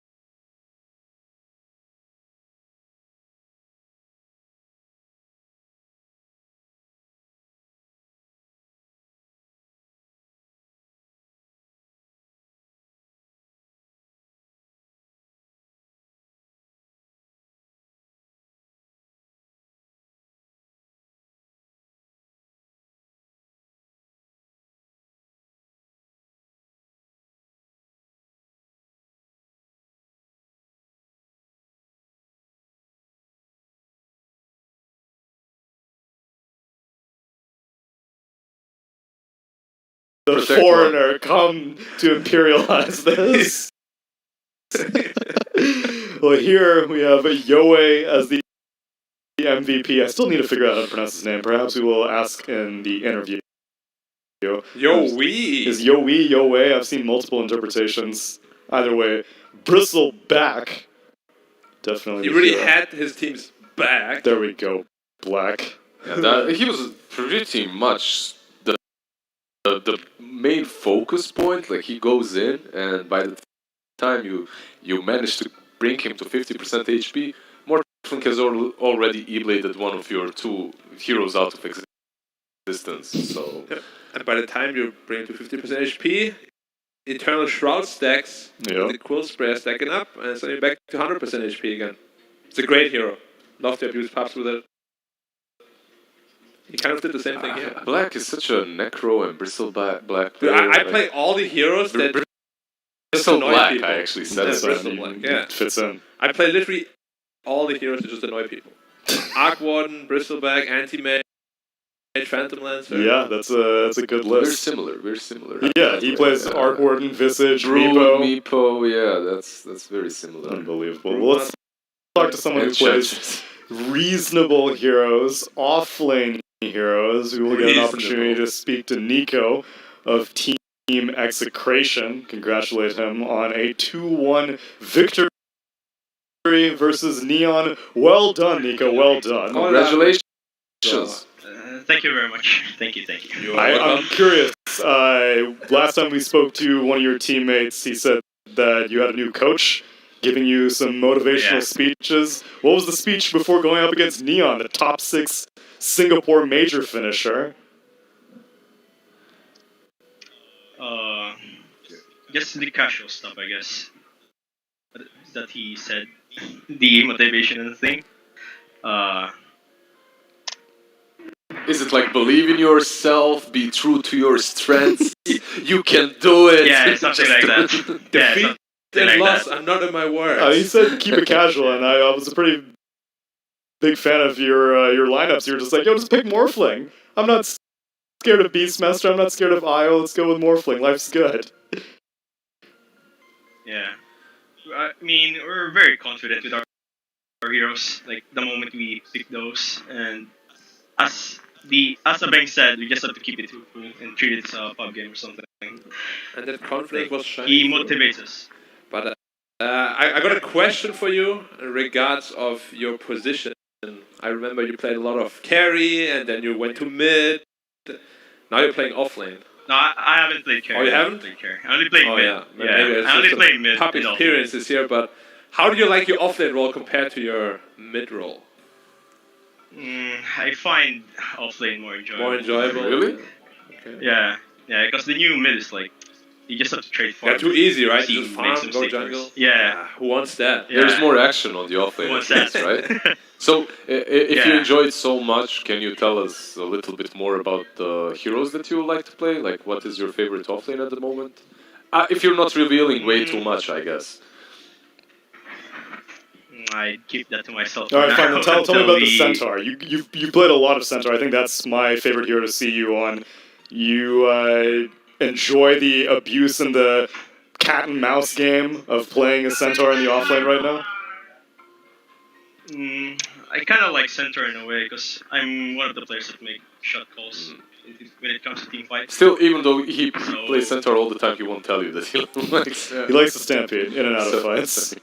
Yeah, and yeah, I think I'm just very confident using Centaur. And if you don't want to reveal about your heroes, which I completely respect and understand, can you tell me maybe what you think about Mirana and Treant on the offlane? Because we have seen that by Neon, not really popular at the moment. I wasn't expecting the Mirana offlane, but the first game that we played against the Treant, I think it was a very good pick. Because we weren't able to kill anyone. Not the cores. It's very hard for us to take down the support heroes. Their support because of the armor and the pipe, I think. Yeah, they definitely. Yeah, I think it's just very they definitely do some problems to you. Yeah, definitely. Okay. Last question I have. how much do you pay attention to other regions? Because the reason I ask is in China, we're seeing a lot of offlane broodmother start to happen with Pipe and Greaves. Do you mainly stick to the Southeast Asian meta, or have you been looking around at other regions and seeing what's popular elsewhere? I think I'm just sticking to what I'm strong at right now. Well, it's working. You have on a 3-game win streak. I'm really encouraged by your guys' performance. Oh yeah, and then last question: how do you pronounce your mid laner's name? We tend to call him Yoe. Yoe? Yoe. Yoe. But Yoe. yeah, I don't know about the Western people. Like they say Yoe. Yoe. Yeah, so that's why I'm asking, because we want to adopt the right pronunciation. Okay, Yoe. Well, give him my congratulations as he won MVP, and congratulations to all of you for winning yet another series versus OB Neon. Yeah, thank Congrats. you. Thank you very much. 3-game win streak. This is encouraging for Execration fans. So encouraging. And discouraging if for OB Neon fans, because now a 1 and 2 lineup, it's not a good place to be in right now. We may be able to take a look at the standings and see where we're at after this first VO3 of the day. Or maybe I misheard from my producer. Are we looking at standings? Yeah. We are looking at standings. Yeah, TNC still on the top, Boom Esports second, tied actually with Execration. And man, this is definitely not where we expected Execration after season 1, but they're proving us all wrong. The bottom 4 looks the most interesting to me. Fnatic, Neon, and T1. Yeah, the major attendees. Yeah. All chilling downstairs. Not looking too hot. But this next series is a chance to maybe change the pace for T1, as they will be going up against the top dogs, TNC Predator, undefeated. But we will have to jump to a quick break before we get to that series. We'll have to trade out Black for Lacoste. I know, what a shame. But stick around. I hope you all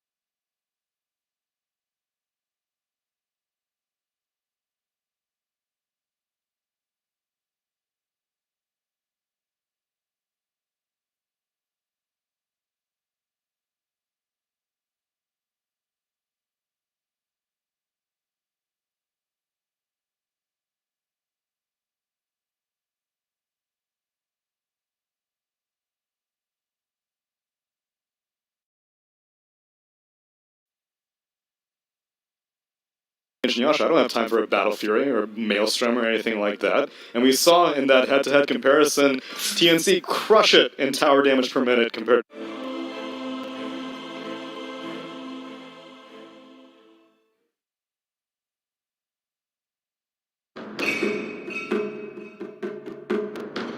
Dire team remaining.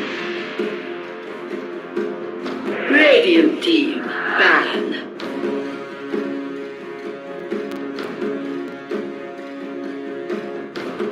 Dire team ban.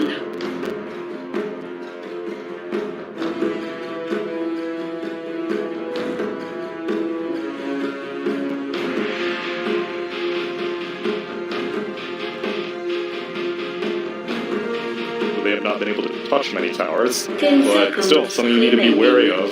Also, IO, something you need to be wary of, as well as Puck. 5 seconds. that you have to. remaining. Actually, it's very interesting that TNC are the ones that ban out Puck.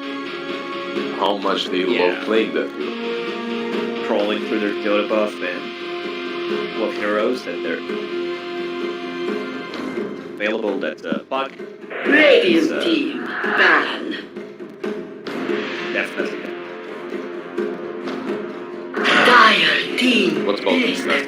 now? How do After you feel? seeing the previous series, I'm really not convinced by the Beastmaster anymore. I feel like the hero damage output is This guy, however, that D1 just picked up, I'm all in. I just love Centaur. I love Centaur openings. There aren't many heroes to counter him so far. Mars maybe they go with the Bristol, and so far team been very reluctant picking Lifestealer in the first stage versus the Centaur because you can beat by that Razor instantly after or Morphling perhaps. And then Lifestealer gets banned out like 99%. 10 seconds remaining. they see a different approach. A lot of 5 seconds remaining. Dire team Lion. that confident hero first stand triples a lot of heroes. No one, like if you ask carry player what they play against, Shadow Shaman. We should also check 10 the seconds Savage's remaining. internet connection a little bit because the camera isn't really handling it that well. 5 Have to be careful that he's playing on as minimal of a He's ping using as like possible. 90% of the Dota game. Dude, if you're 10%. playing Morphling, you can't get away with 90%. You need 100%. The 100. And that's 23 Savage's go-to hero these days. But maybe they need to change it up, because those drafts haven't been working out for them. Dire team We'll see what they work here with these 4 or 5. They go with Shadow Demon, Good laning partner with the star. This is the, get a break later on. if you find a fillet, Shadow Demon will together. Shadow Demon 10 seconds remaining. On the illusion just level 1 on 5 seconds and the poison remaining. cannot be dispelled. which is that was from the. I actually didn't know that. Yeah. When you said it, I'm like, You thought it was I thought it was something that A mistake. I definitely did not read it. Yeah, because Shadow Demon back in the day had this dance with Oracle, in which Oracle counters you early on, can get rid of the poison, but then later on you're really strong because you can't heal in the false promise because of the Shadow Demon, right? No, Shadow Demon is just objectively better. Yeah, he's just so much better, and like Lacoste says, historically really good with the HP you can set up for that nuke. The stun into double edge is just.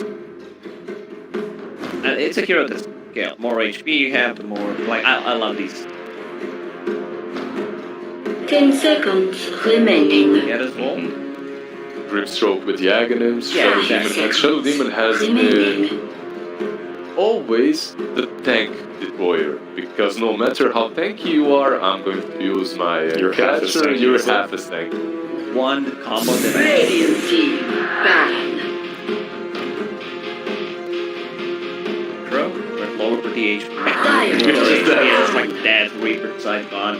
Another hero that, And they there you ban go, it, they there you go, ban it. good call. Actually, yeah, pretty solid, I guess, versus Till as well, but another combo now that we're talking about Shadow Demon, a hero that's been buffed up quite a bit. Boom, Shadow Demon. 10 seconds It's a bit of an older remaining. combo, but I thought you were going to say Luke.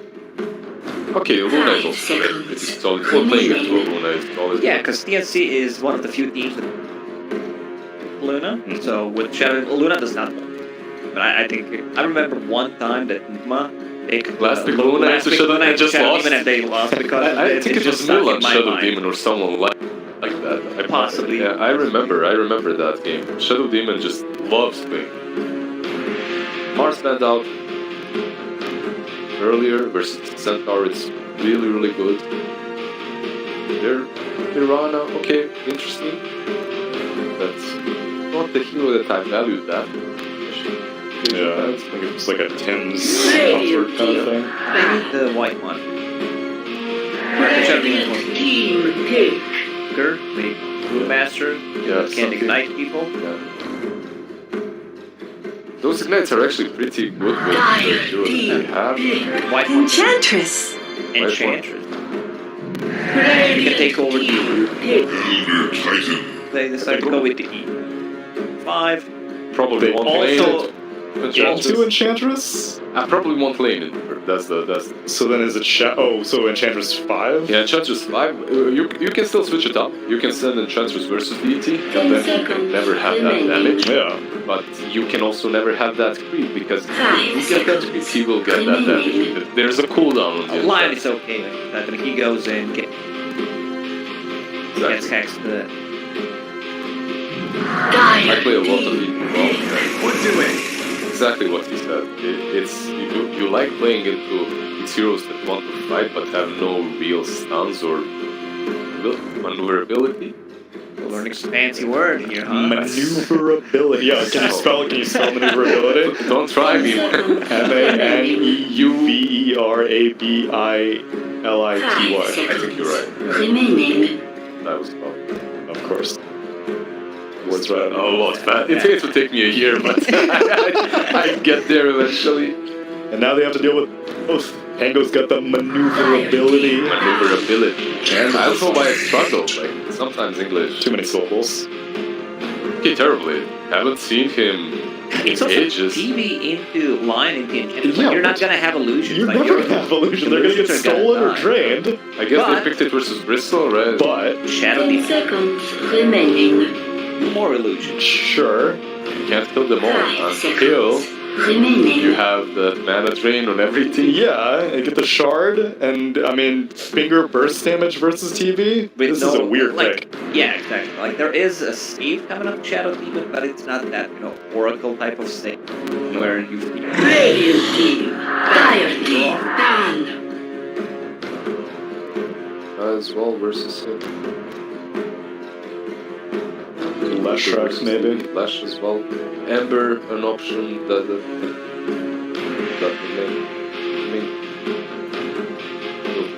which is 10 seconds very remaining. high in armor. Problem is this very high in armor, that's usually 5 heavy seconds when it's the lane. remaining. So I don't think he's off lane. Nope. It's the It's Pango, one right? position, I think. It's the Pango off lane, one or mid.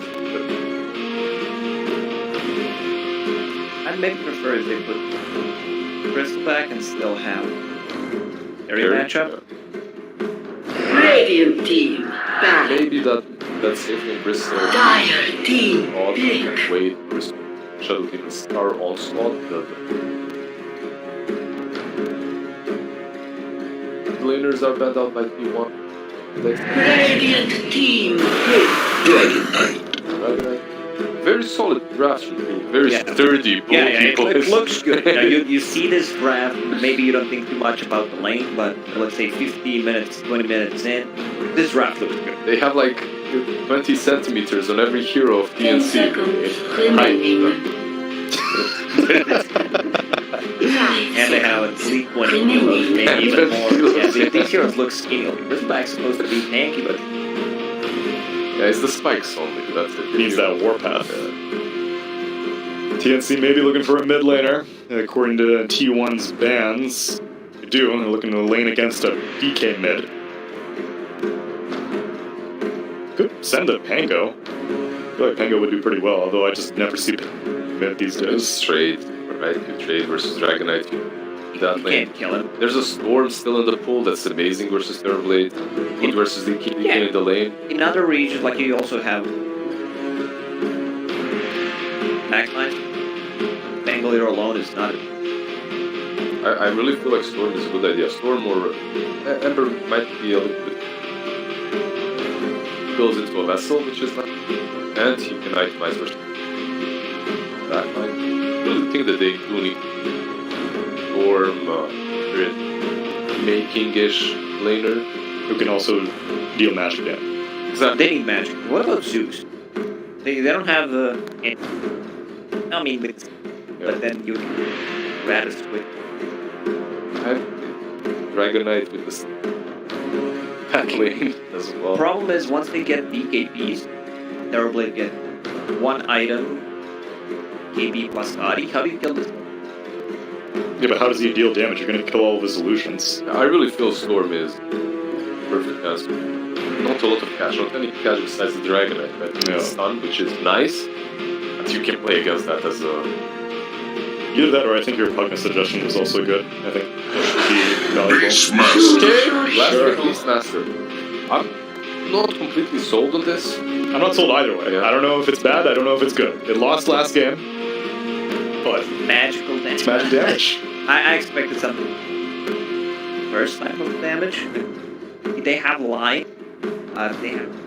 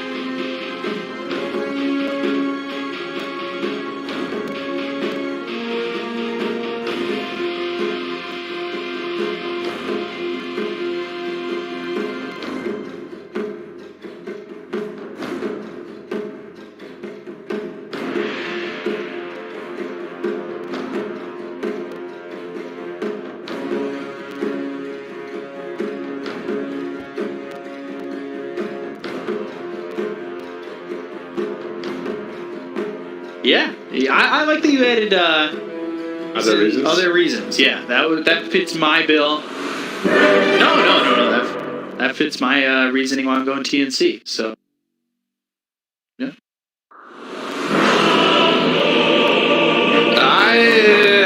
I'm being pressured here, so I'm gonna go with TNC.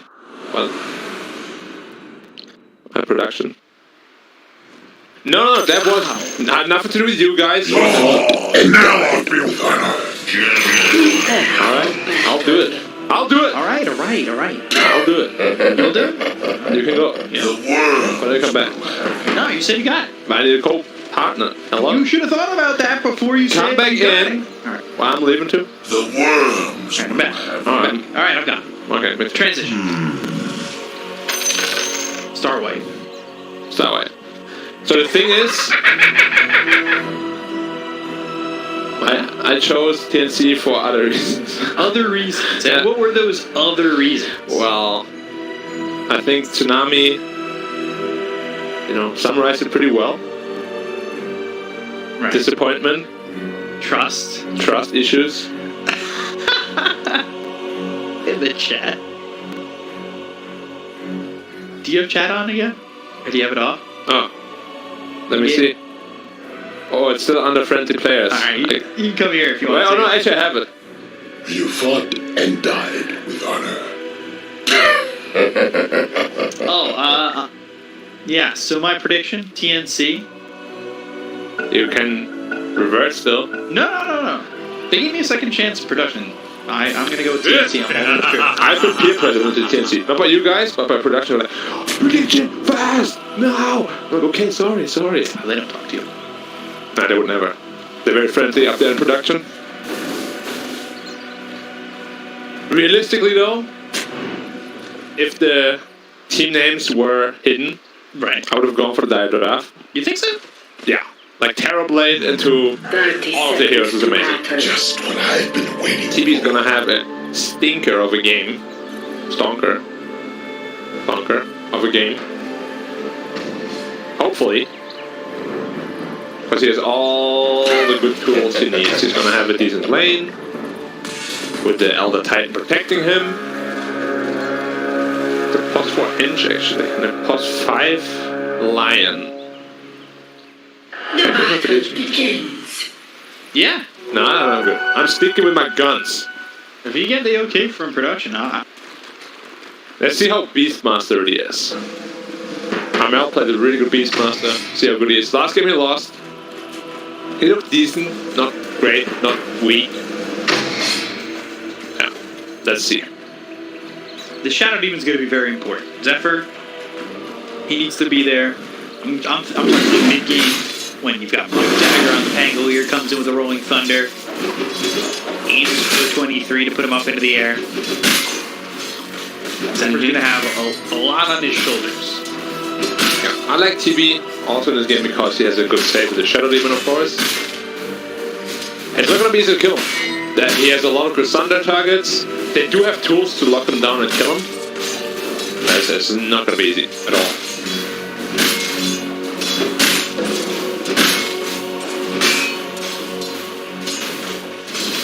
Now up again. Yep, it's about as boring as the lane possibly could be. They're both just going to be farming. No kill threat on the other whatsoever. Will have you. Quick pause coming out. 20 seconds. You think so? 19. The worms will have you. With those disconnects, maybe a bit I longer. don't know, you already said 20. That's -1 on the prediction, King. Well, you said 20, I said 19. No, I was counting down from your 20. I didn't even say 20. 5, 4, 3, 2, 1. You laughed at me. Well, being a laughing stock is something I'm very accustomed to. Not always a bad thing. Not always. Just most of the time. Buddy. How good does Bristleback become? Can Bristleback outcarry Terrorblade? And why is the answer no? I think the answer could be yes, but I don't think 1v1. Like, you gotta take in the team.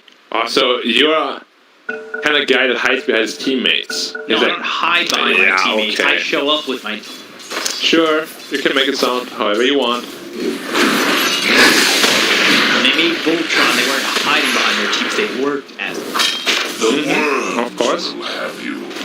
Cool sprays, Viscous Names will do start to stack. They've got the third spike from Gumi and should have First Blood. And his goo is so strong, number one. One matter of time. Well, right click. Easy. Gabby's got it. And a Soul Ring now up to good as well. Top 10 metas renewed. Has to be careful. The Elder Titan. Gone also. Disarm proc. Oh, he gets it. Considering disarm, you can't just slow him up. The infinite shots feel so heavy. Slane's putting in work. And we've seen a lot of enchantresses kind of starting to skip the impetus. Where they'll go like 1-4-4. Yeah, but I like the impetus deck. I think it's mostly +5 entries that skill that way. But I'm with you. I'm a big fan of impetus, especially having a level 4 impetus very quick. You have no cooldown. You lay in the damage. Because this draft doesn't have the most damage, especially in the early game. Very limited until Bristol gets some items. Beastmaster gets the axe, so that impetus could really be helpful.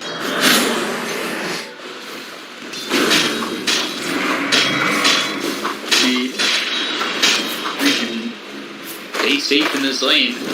Disarms are starting to become a little bit of an issue. Yeah. Especially once he's over 4, it's going to be really annoying.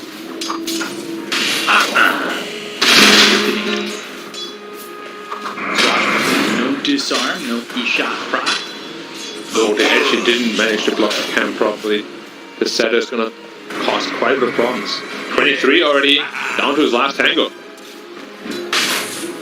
Actually, I believe buys another stack of tank. He definitely needs more regen here. Enchantress is putting out too much damage.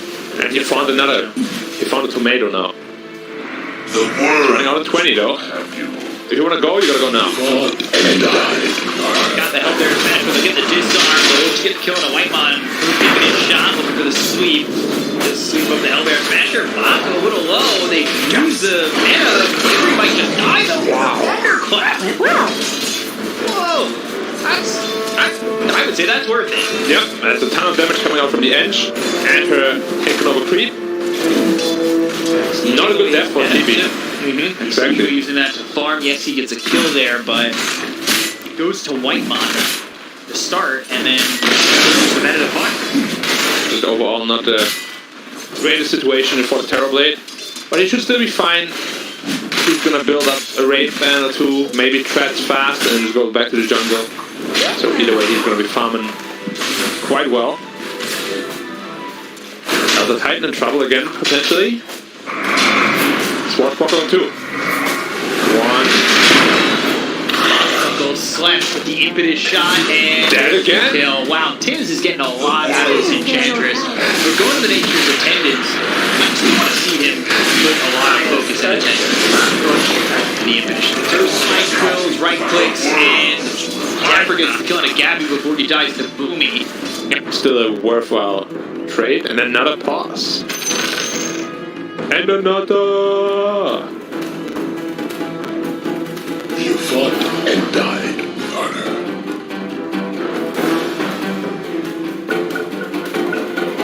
Yeah. I mean, the Edge has more net worth than the Centaur currently. And she already has a medallion. So Edge is on field position. And she has the Harpy creep. There's gonna be a lot of lightnings coming out. They should kill this. Nobody's trying to help. Okay. Hand out. Edge could potentially even rotate middle once Beast is level 6. Yeah. That's just going to be so much damage. I wouldn't be surprised if they just keep the pressure on to this TV. For sure, he's only level 4. Now the Titan trying to steal the rune and blocking the ancient at the same time. Okay. But no stacks anyway, so joke's on you. We weren't even trying to make ancient stacks. Leave the Radiant Observer probably. They did. And TV's dead again? Wow. 23 going down once again. The creep cannon from behind, stomped him, disarmed proc, and put his damage. It's too much for him to handle. Way too much. That's his second death. 3 into the enchant. Yeah. You want to enter for the massive amount of slow, the cooldown reduction. Creeps also get a lot stronger. White has to be careful here. Radiant structure A little low, but I don't think that's the worst in the world.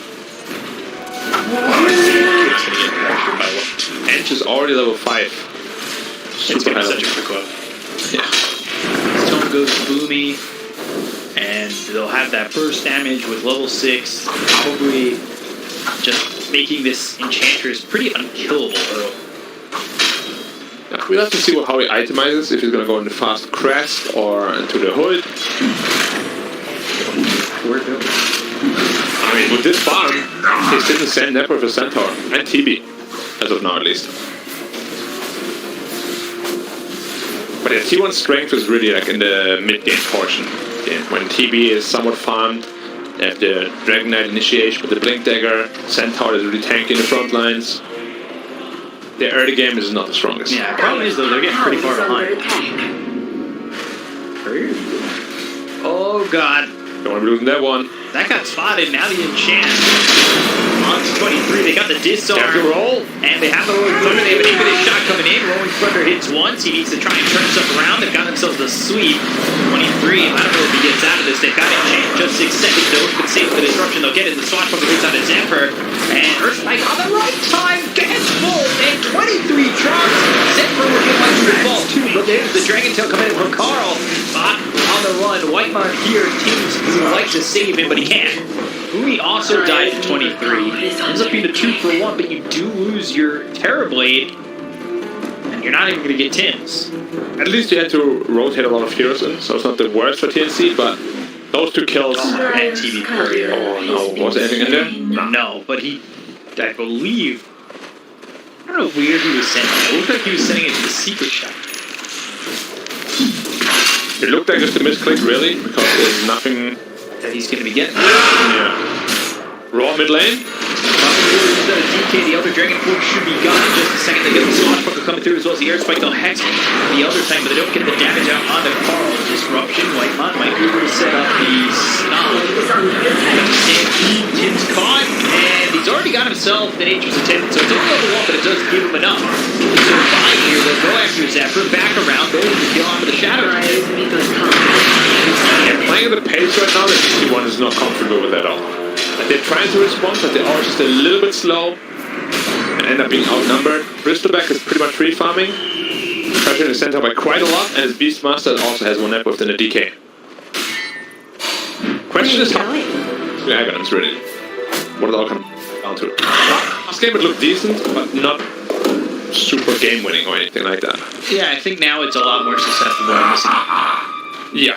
You'll get in next. So yeah, we'll have to see how strong it actually really is, because they last picked it into a Terrorblade as their magic damage solution, so they obviously have quite a lot of faith in it. He beat level 6 now, no point in Sunder though. So if he's in a bad spot, he can die easily. It's 2 levels behind the Bristle. Yeah. Doesn't land a swoop on a Tim. Medallion over on a Whitemon. Shadow was being thrown out, so they've left the Centaur by himself, which isn't much of a I mean, Tim's is just there in the jungle, basically just giving vision on 3 heroes. Yeah. All by himself. And they just can't kill him. Just give you a soul lane over the tank. So the question is, who do they kill? Bristol's a tough kill. Edge's a tough kill. They don't have the greatest moves right now. DK is going straight into a blink. Probably will have to wait for that until they can start making proper moves around the map. 3k behind already. Pre-10 minutes, not a good look. Bristle already working with 20 health regen. Balanced. Ready to kill. He's coming over. What he expects to get done. Maybe this contest on the neutral experience. Yeah. He's keeping bottom actually. They're looking for a centaur kill here. He has Stampede though, so he should not be dying here. Figures it out as I was gonna say as Armel. Nature attendants. Disruption Swashbuckler not gonna land, looking for the sleep. That won't hit.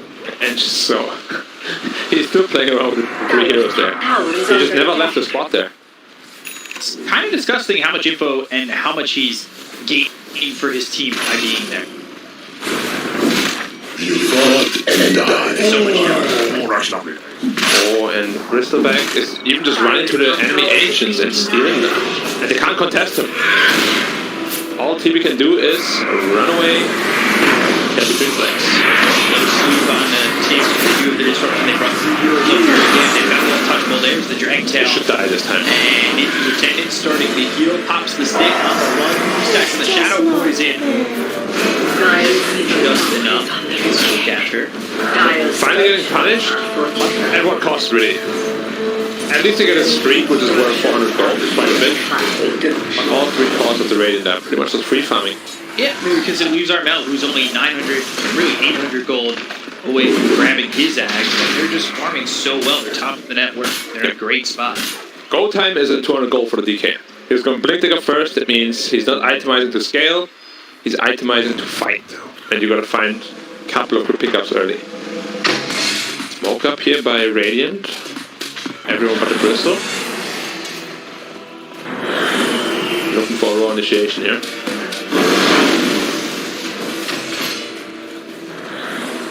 Huh? Scout some information.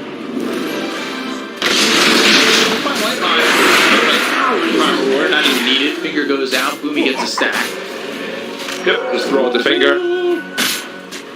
It's always a very good balance between should I keep the finger because it's already dead, or should I just build a deck? Like, when's the next opportunity I'll get?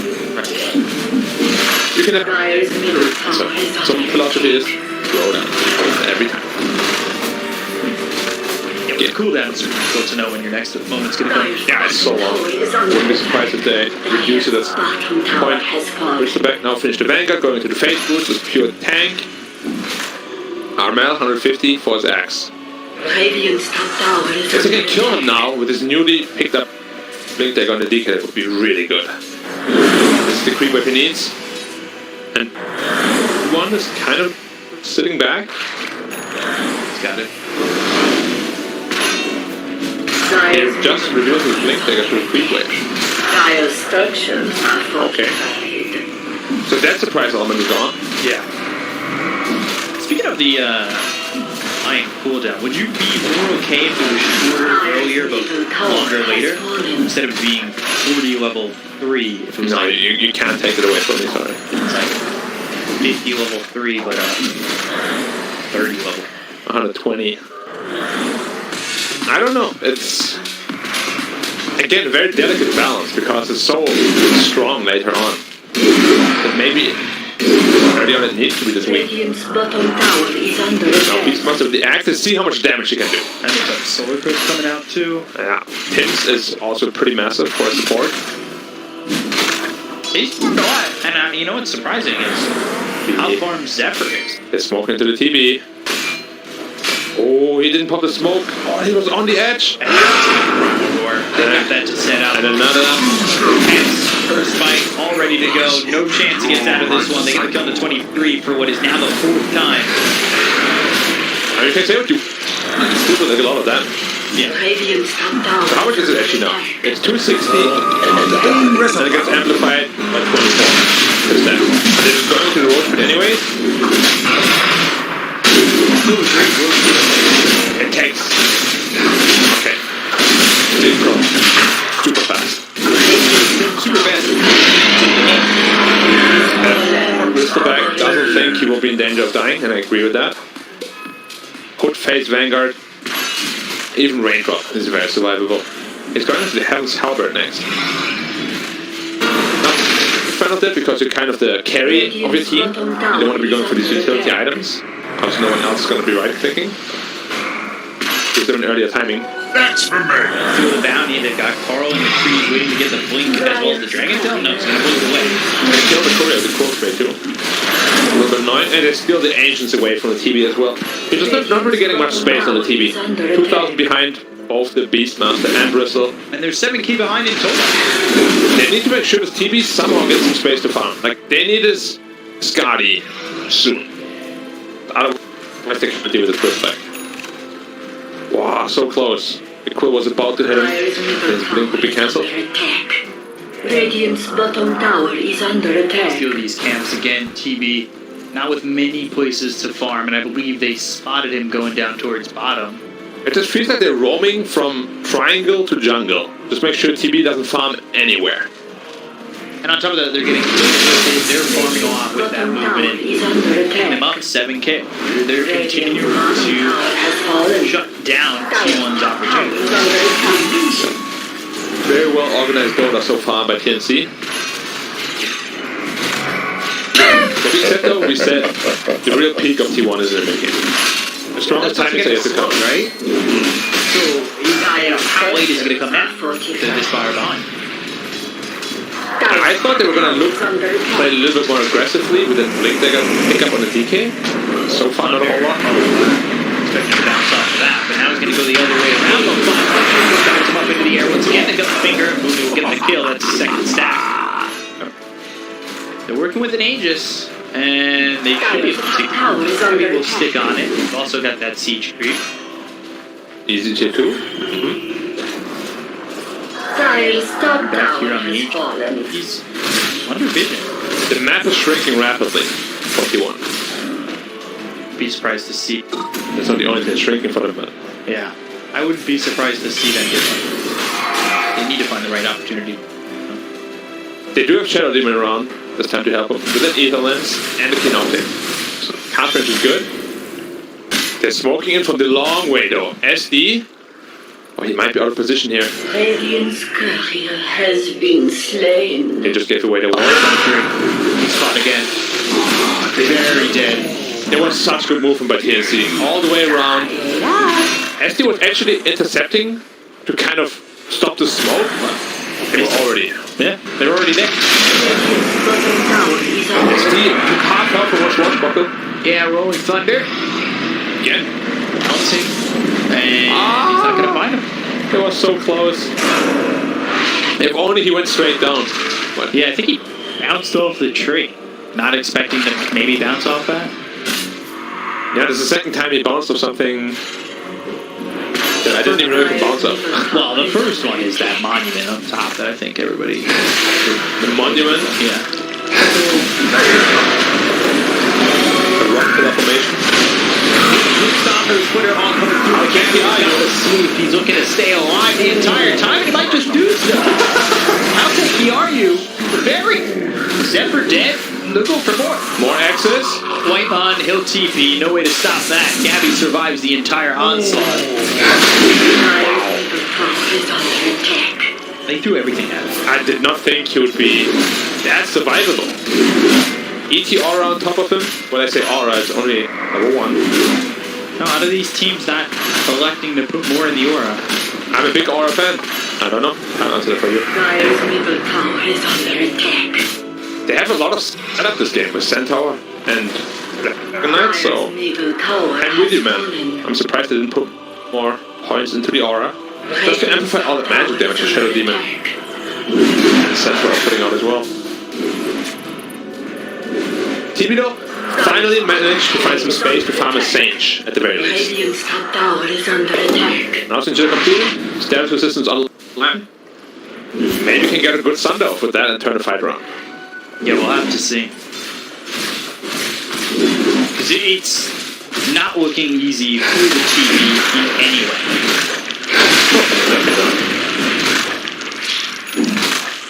But it wouldn't be fun if it was easy.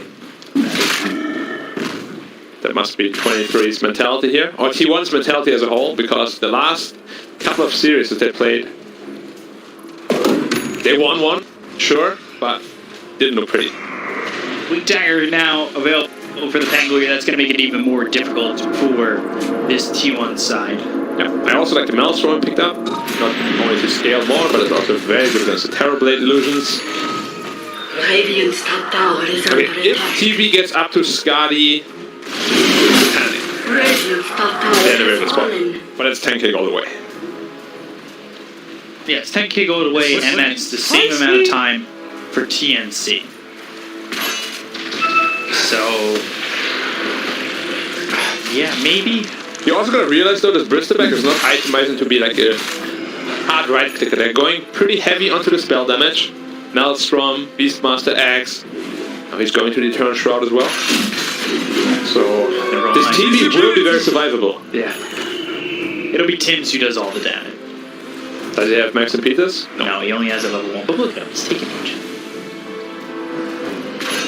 That's your carry right there. I'm telling you, B-Cop, Skadi Satanic. He has a smoke on the Terrorblade actually.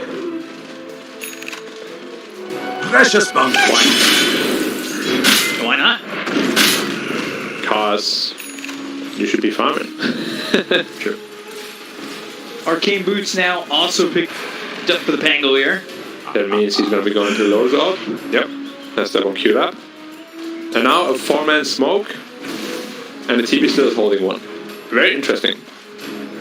If you couldn't kill the Brister before, now he's Eternal Shroud. Good luck. Yeah, I think if you see him, that's... No, you have to ignore him. They'll come all the way bottom. They might find Box. This is close enough to the tier 2 in the outpost, though, that could go severely wrong. Wow, thank God. There was not a reaction. That was purely based on instinct. next time. Wow. But either way, it was spot on. Like, he was about to stun. He actually did stun him. Like, he dodged the Dragon Tail with a blink. But there's no way there's reaction. That's like, no, I won't believe. Brian's No one faster. warrior has been slain. Well, not only in Dota, but... TP. Over. And... Pointmon. Flower Roar. They've got the Hex onto the Shadow Demon of Zephyr. Potential. Gut Punch. Finger used again by Boomy. That's his third stack. That was a level 2 finger, so way less cooldown. I'm not sure why they were sticking around for so long. Only the 2 supports. Nuclear power. Edge. Dragon Tail. How tanky are you? Double Edge. Can you right click this man? I can't. Very tanky. Run off. Enchantress. 3 core heroes can't even kill Edge. Enchantress just bringing the strongest. She's ridiculously tough. Whip Stomp, Viscous Nasal Goo. Open good, but Still on the run. Viscous Nasal Goo will push him all the way back. Swashbuckle for sure. nah, just make him, you know, a little bit scared. Make him feel the fear. 12 Khalid now. The map is shrinking. Arms around are slowly squeezing. Yes. Maybe even faster than we think yet. Because the lead is growing rapidly. And not off many kills. No, purely off map control. They're not giving T1 any space to farm at all.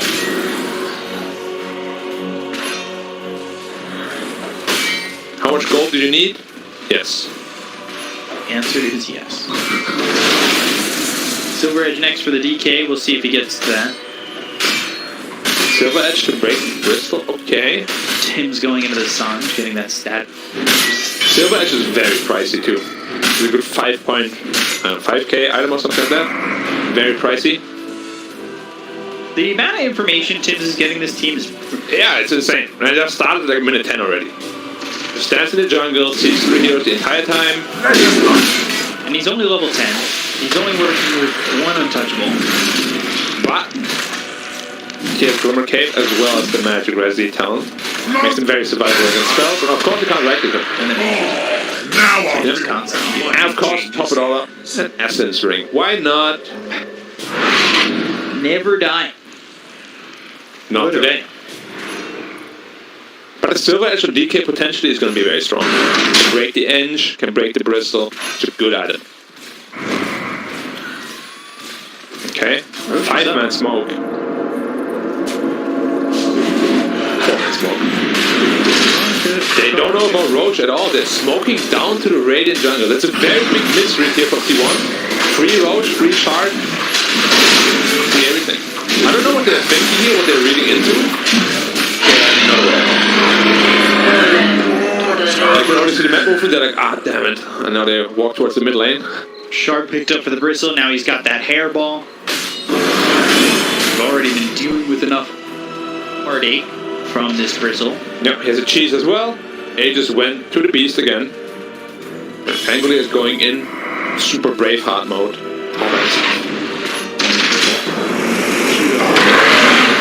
I'm gonna get him. Stampede, Rolling Thunder, just a second. The wrong direction. Good juke. Most people will go to the right. So he's like, yeah, that's the most probable decision. Nope. And Bristol is just, you ain't touching this guy. Until you get the Silver Edge. And Skadi. Which is 1,000 gold away. It's like the Glimmer of Hope. You know? Just in the cave full of spiders. I'm getting run down here, Dragon Tail, but you know you can't kill this Bristle. You can only just lock him down long enough to begin to lock him down. He's hitting one of your damaging him. Yeah, now they're just on the run.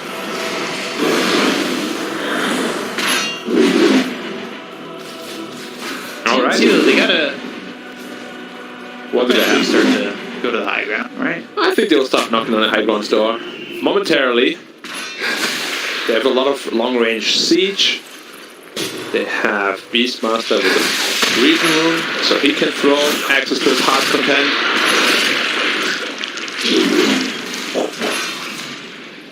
What's that sound, the axes? Yeah. Can you give me a hairball?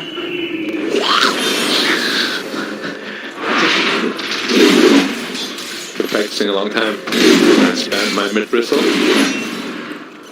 How loud do your keyboard when you play Bristle? How loud? Yeah. Very loud. See how they just be spamming the kid? He doesn't do QW, but I spammed it like 4 times even while it's in cooling. Yeah. It's not ready yet. It's not ready yet. The hero that gave me Carpal Tunnel though was Tinker. Yeah. There was a tournament I had played Tinker 3 times in a row. My hands were actually on fire. That's what people used to talk about when playing Tinker. I feel like the panel used to break it down and be like, how long can you last playing Tinker? Like, these games get late and you get tired. Yeah, and then you make mistakes. Like, you blink in accidentally. You don't blink out because, like, you're just getting tired mentally. It's a thing. Bristol, I think, is a little bit easier. You gotta make sure you use your active abilities. And now they're knocking on the high ground. What's your defense? What can you do? about going into the Rolling Thunder. That's a lot of damage on the tower. Stun on the DK, but... Gabby moving forward, they've got the Rolling Thunder down the street. That's going to get into Carl Pumps BKB. They've got a finger going after the Zephyr. They're getting to cut the Shadow Team to buy back immediately. 22 points over. The meta. Put his attention on this hit for a second. Rolling Thunder still bouncing these heroes in the air. The Swashbuckle disarming White Mamba. Look over at Cuckoo. They've got this disruption to keep him alive. They're still chasing. Meanwhile, Bach on the other side of the fight. He'll survive. Swashbuckle over again. Gets up 23. They got the double kill. They kill off Cuckoo. They'll just cut a Zephyr. So Zephyr ball back once in this fight. Gabby eats the cheese. Back to full health, full mana. And they should be able to keep it going on the high ground. If they didn't have to do that shit, they did it for automatics. X23 in trouble. First fight to follow it up. With Carl into danger. They've also moved on to Gabby, but it's just not enough damage. They're starting to take away the mana from Cuckoo. They've got Gabby moving forward. There's the Dragon Tail. Shoot crash right on top of the Centaur. Takes them all the way back into their base. And they will take this tier 3 fight. And about 52 seconds already. Metamorphosis timed out. And they have nothing left in the tank. Like, what can you do? Nothing. They actually just can't do anything. The long range barrage from the Beast Monster the entire time. Super tanky heroes in your face. Savage threat for the edge out of all heroes. Yeah, I wasn't sure about that. It's not right clicking at all. And now he's back to the one. See what he can do. Well, at least Charlotte is up at 5. But Bristol's BKB is already off cooldown. Courtesy to the quickening charm. He has so much health regen, 36 health regen, 20 armor with a solid crest. You ain't killing this guy. It's fine as an Aeon Disc. He was going Ags to start, but he goes back into the Aeon Disc, and now he's got 500 gold towards the Ags. Did it? Pulse 5's line that he was thinking about Ags should give you a good perspective on how the game is going. Yeah, he was thinking about it before, but he wants to survive. He knows he offers a lot of lockdown. It makes much more sense. Like, you're not the guy that needs to deal damage. You need to be heroes that actually have to do it. And this was the Skadi reveal, pretty much, and it didn't amount to a whole lot. Precious bounty. Minus 30 seconds on the Primal Lord cooldown. That might be... If they go high ground very soon, it's gonna be problematic. Like, he's 1k gold away from the Silver Edge. Right, so, here we go. Round 2, let's go. Airball, Blink, push stop, coming through. Decent amount of damage on the game. It's not going to be enough. They've got the Earth Splitter coming through as well as the Solar Crest. That gets reflected. Thunder bouncing around from Mach. Right clicks coming in from Enchantress that are starting to tick away at these heroes on T1. Tibbs feels confident enough to be moving near the tier 4s. Blink moves on a double edge and then that right quick. Can't get onto this Enchantress. It just doesn't get damage. Wait, tanky. Oh, spike on the field. Trying to get to the center. They've got the finger followed up, but it's not enough damage. He's standing in huge. BKB's coming around the whole thing. Over at Armel. He might die here. Has his BKB pop, but he's getting close. See, for a moment, Whiteman wants the right click. 23 to 1 gets the kill. He's gone for 73, but they lose the Shadow Demon as well as the Elder Titan skill. Focus in teams. 23, that might not be the way to go about this. They're going to hold on the Gabby. 23, he saw 23, he's in trouble. 23, he is dead. Triple kill for Gabby. He'll look for the Ultra, and he won't find it because Bach gets the kill. They're back in their base. Carl, he can only just watch as the rest of the team is dead, and TNC will ravage the base. And Carl's getting the mass tips. He got a lot of tips against Boom already. Maybe Carl, you know, on the chopping block for a lot of teams here. Smack talking. But yeah, this game is done and dusted. There's absolutely nothing they can do. They're still staying in the game. Probably talking about what went wrong. One more fight. Digesting the loss, you know. But sometimes I think they want to get to the next game. Some teams, you let it digest and then you're on to the next one. You can let it go through, don't you? Exactly. Like, if you GG out right away, it could lead to a potential kill. But there's no way to win this game at this point unless they die Fountain, which TNC, which even then. Maybe Bristol still So there's the Megas, there's the 28,000 net worth lead. Alright, so DK, last glimmer of hope, Silver Edge will be online for the next fight. They just picked up 4. Maybe a surprise kill on the Bristol, somehow. Although he just picked up the Bloodstone. Yeah. This guy is not gonna die. We'll see if he puts in the Paladin Sword as well for additional life leech. Spell lifesteal. Wait here. He does. For the Pango, we barely see this item. So expensive. Better options. It fell out of favor very quickly. Like when it was first released in the patch, a lot of people bought it, but it's kind of underwhelming for the price. Whatever. But at this point, you know. Ball. Stop. Thrown out. Roach up again. And it's a 5-man smoke. DK already popped ulti. But by the time they reach the fight, it's going to be half duration already. Yeah, and this Roach is refresher shard. More importantly, when they all run, it's super obvious that they're coming. Yeah, they're on their way. They're going after Champs once again. Can they even get this Enchantress? Damage the break. It's all there with an Nature's Attendance. He will finally die. The BKB gets popped by Armel. They actually don't have Tims for 43 seconds. They don't have assist from 23. He's onto the high ground. He's over the beast faster, but now the Primal Roll. They got to start the flank. He's rolling the rip off the finger. Drops down. He kills Cuckoo. Boomy. Blowing up the centaur. Armel is done. He's got no buyback for DK's deep. Trying to run full this push, he is putting out a lot of viscous nasal. The base dying. And the base is also dying. He has to TP back after the sweep push from the Elder Titan. And they have lost one tier 4 and they are forced to glitch. And still not GGing out. He won very... Oh, Carl. Just got 10-man tipped. Again, yeah. That's the second time.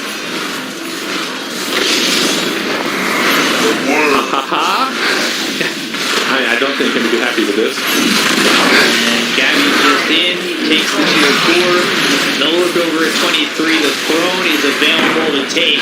Lightbot looking for the sweep on these creeps. Trying to slow that down as much as he can. He's got the Sentinel health back in a second, but they found themselves the air spike. They look over 23. Who looks like he won't be able to get any Sunder off as it's not available. And Gabby will run into the base. Might even run into the finally called GG. And TNC number 1. They got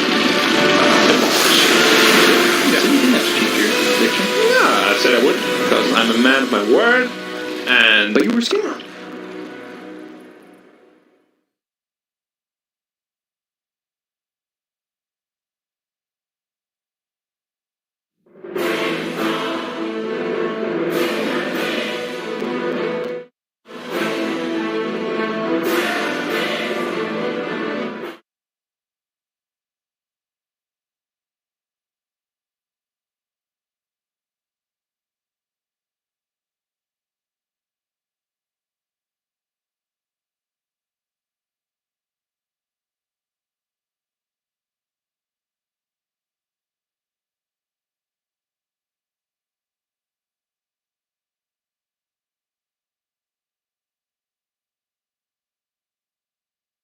Is it the exhaustion from the major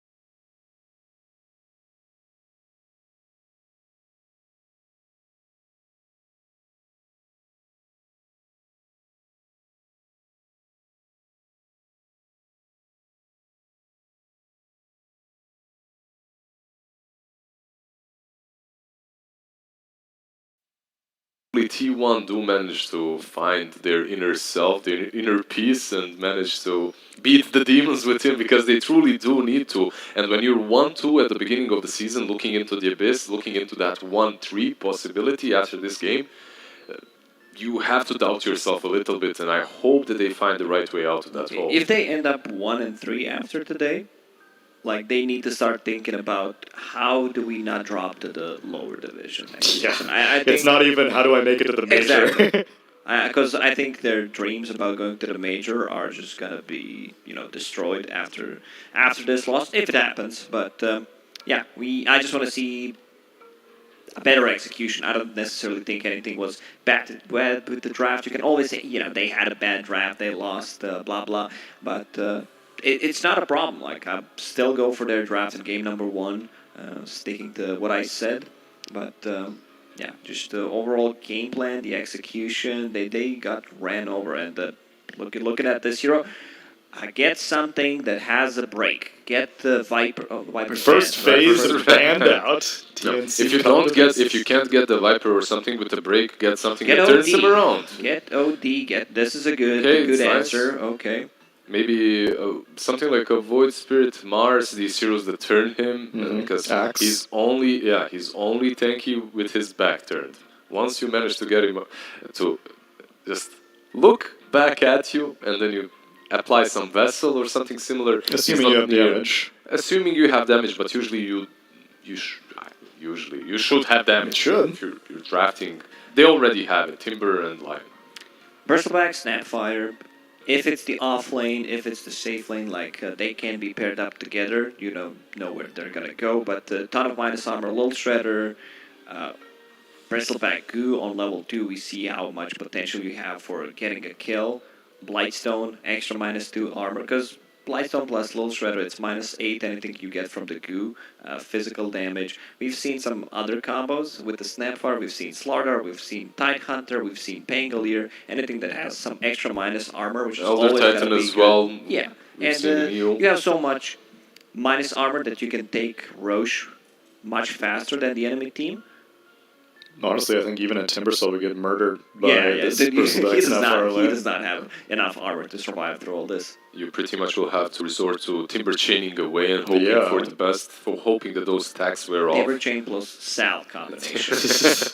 Or TP to the base, perhaps. You're going into 2 strength heroes. Ideally, you want to be able to Whirling Death them, but I don't think that's going to be a possibility for them. And we'll see. These Timber Soul lanes can be, if he gets his levels fast enough, it can be a little bit misleading. You think that you can get the kill, then suddenly Timber turns on you and you lost too many strength stacks. But misleading. I like your choice of words.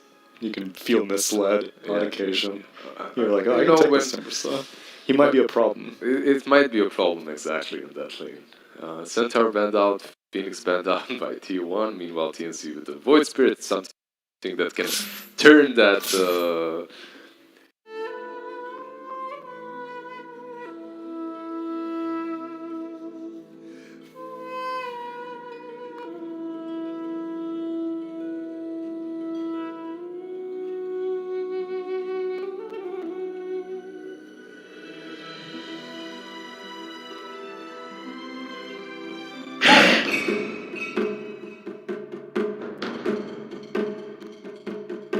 Lashrak used the whole Snow before coming into a fight, and they're like, what up, Phantom Lancer? And then you just right-click as a Lashrak. Then That you sounds activate Bloodstone for 1 HP.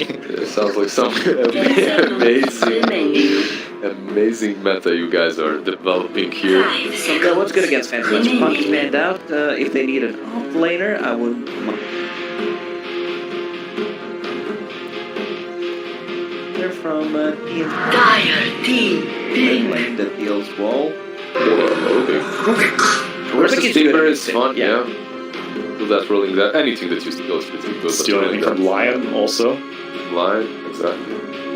Pretty solid pickup. We don't really see a lot of Rubik, and he's not the world's most respected position for at the moment, but there is a place. Five seconds remaining. Very long time. Yeah, DH Rubik, like best hero, Rubik best hero in the Assassin. doesn't feel as strong anymore. Radiant team. It's a bit like, yeah, you know, it's a Rubik. Talking about the Leshrac, you know, because he is a counter. Dire He is, team. but T1 read it really well. They went with picked the Knicks Nexus earlier, so- and this is... It's a tough matchup. Leshrac does not allow to play into this hero. You could potentially get Crowd, which is relatively countered the mana burn. You're gonna have some mana, but of course you're 10 seconds Aerospace. remaining. BKB just feels really good playing this hero. I think 5 this time seconds around, remaining. except for me, maybe you can sneak through some travel for Lesh. I just love T1's draft once again. I love the draft so much because this Knicks Assassin answers 3 heroes of Neon. You have Carapace versus Mortimer's Kiss versus Back to set things up versus Lash. It's such a good pick, but I'm still worried if they will be able to execute on the same level of DNs. When the Snapfire was 10 introduced seconds without remaining. counter, you don't even need to be with things. 5 Walk in with seconds Carapace on remaining. overtime damage, you're gonna stop that Mortimer. So annoying. Yeah, It's such an annoying hero to play against. This Knicks Assassin is such a bug. Like, that messes with It you. was such an annoying rock paper scissors because then Snapfire would always be insta-picked against Phoenix, and so there was like this Nyx, Snapfire, Phoenix trifecta that would happen in the first phase of all of them, and now it kind of died out. But Nyx Assassin, like you said, Lizard, has a place against multiple heroes against TNC. And his stocks are rising. We have seen Chinese region as well pick quite often with that Aghanims build too, which would be alright here for T1 as well, but that would be line on 5, which I don't like. This should be a 5 Nyx for Lion. And Nyx is okay as fun. The levels, this hero, pretty much that's all he needs. His abilities are, no matter which one you're talking about, the Carapace is good. And if it's a 5 Nyx, I'm 10 seconds remaining. because a lot of value and a Shrek 5 seconds remaining. You just don't need a lot of that here. No. If you can play him on a 4, but it's like clockwork. You can play him on 4, you can play him on 5. Still will get the job done. Pop band out. Plus the Lina from TN. That mid lane a little bit easier. Dick. One. We'll see. Possibly they need another offlaner out. Yeah, they ban that Legion. Dark Series Sunflower. Like, it's a lot of value would come from that hero. Overwhelming God's always going to be great. Phantom Lancer and the spell mechanic, plus a shard on Legion, and there is Ring. There's an Underlord as well that they ban out. Versus Timber, it can be a little bit problematic. Versus PL, it's great. Tidehunter, still another availability as well. Tidehunter, good hero that can cause and make Phantom Lancer's life a little bit 10 harder. seconds remaining. What am I missing, Larry? We'll inform you later on. 5 seconds remaining. Go back to the raft. What else could there potentially be? Laner, like they could also swap things around to get the Bristle as the offlane. correct to get as the offlane. Worry too much. Dire team pick.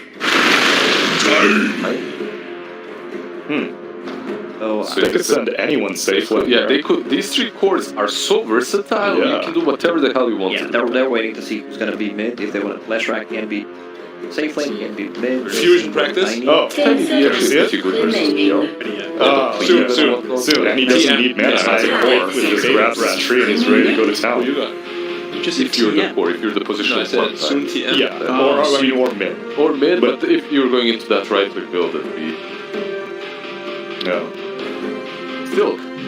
We've been talking about this meta timing, but I haven't seen it yet. Not in its full potential. Usually you play it on 1, but you still go for dagger in the old builds.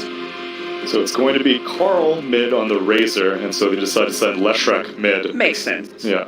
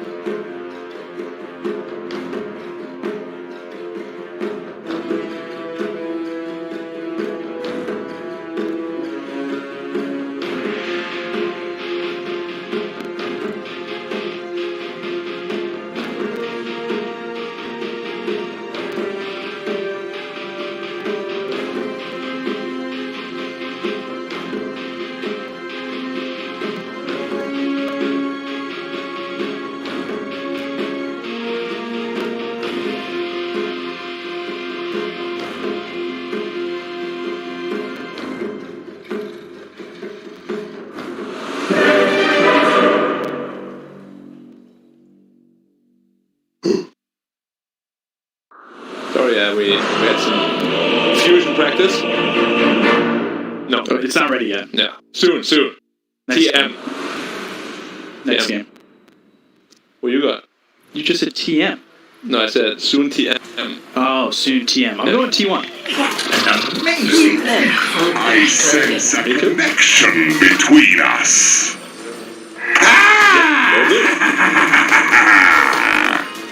But not when I'm on camera because I'm camera shy. Camera shy? Yeah, so I have to wait until the camera's gone. Okay, Alright, now I there can you talk about Dota. Why do you go for T1? You camera shy? No.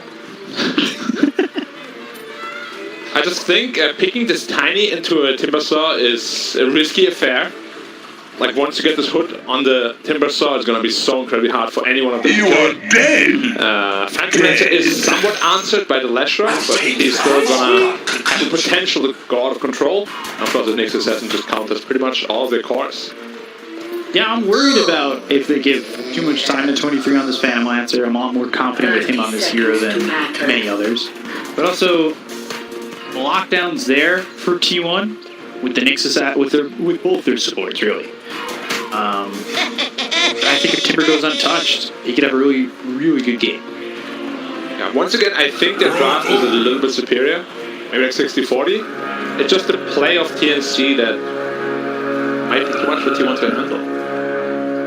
But if you have a draft like this, like, you're going to be able to execute. Right. You're a major attendee, and you were what, 4th or 3rd in the first season. Like you gotta play to a certain standard, right? So yeah, like just show me something, T1. Show me something. I've been a long-time supporter. Season 1, I voted for you every game. I've been disappointed many times, and Season 2 as well. But it's gotta stop at some point. It's gotta stop these drops. Yeah. So T1, they were 3rd in the last season. Yes. And they went 5-2. Yes. Like, they're already at 1-2. If they lose now, it's already worse than Season 1. It's already worse than Season 1, and you've got 3 teams already at 3 wins. Like, Impious. it's going to be tough for you. And those are, one of those teams is Boom that already beat you. It is. I mean, tough affair. If they lose this game, even getting to a tiebreaker is going to be crazy difficult. If at all possible. Boomy sniping the courier of Zephyr. Victory over. Alright, this lane is all about just getting Timber Talked over 3 without him dying. Once that's achieved, he's pretty much unkillable. Till Lash is level 6 and maybe rotates. I think the lane's fine. We're all right. You mean for Timber? Yeah. Oh yeah, for sure. It's a free lane for him. Tiny will never be able to threaten him. Is it free enough for Zephyr to move? For sure. Especially once level 3 hits. Okay. There's no reason for Zephyr to even stay there. Like, he won't be able to really assert much pressure. Maybe he can pull a little bit. But the pull right now is actually not blocked. Timber level 3, you leave.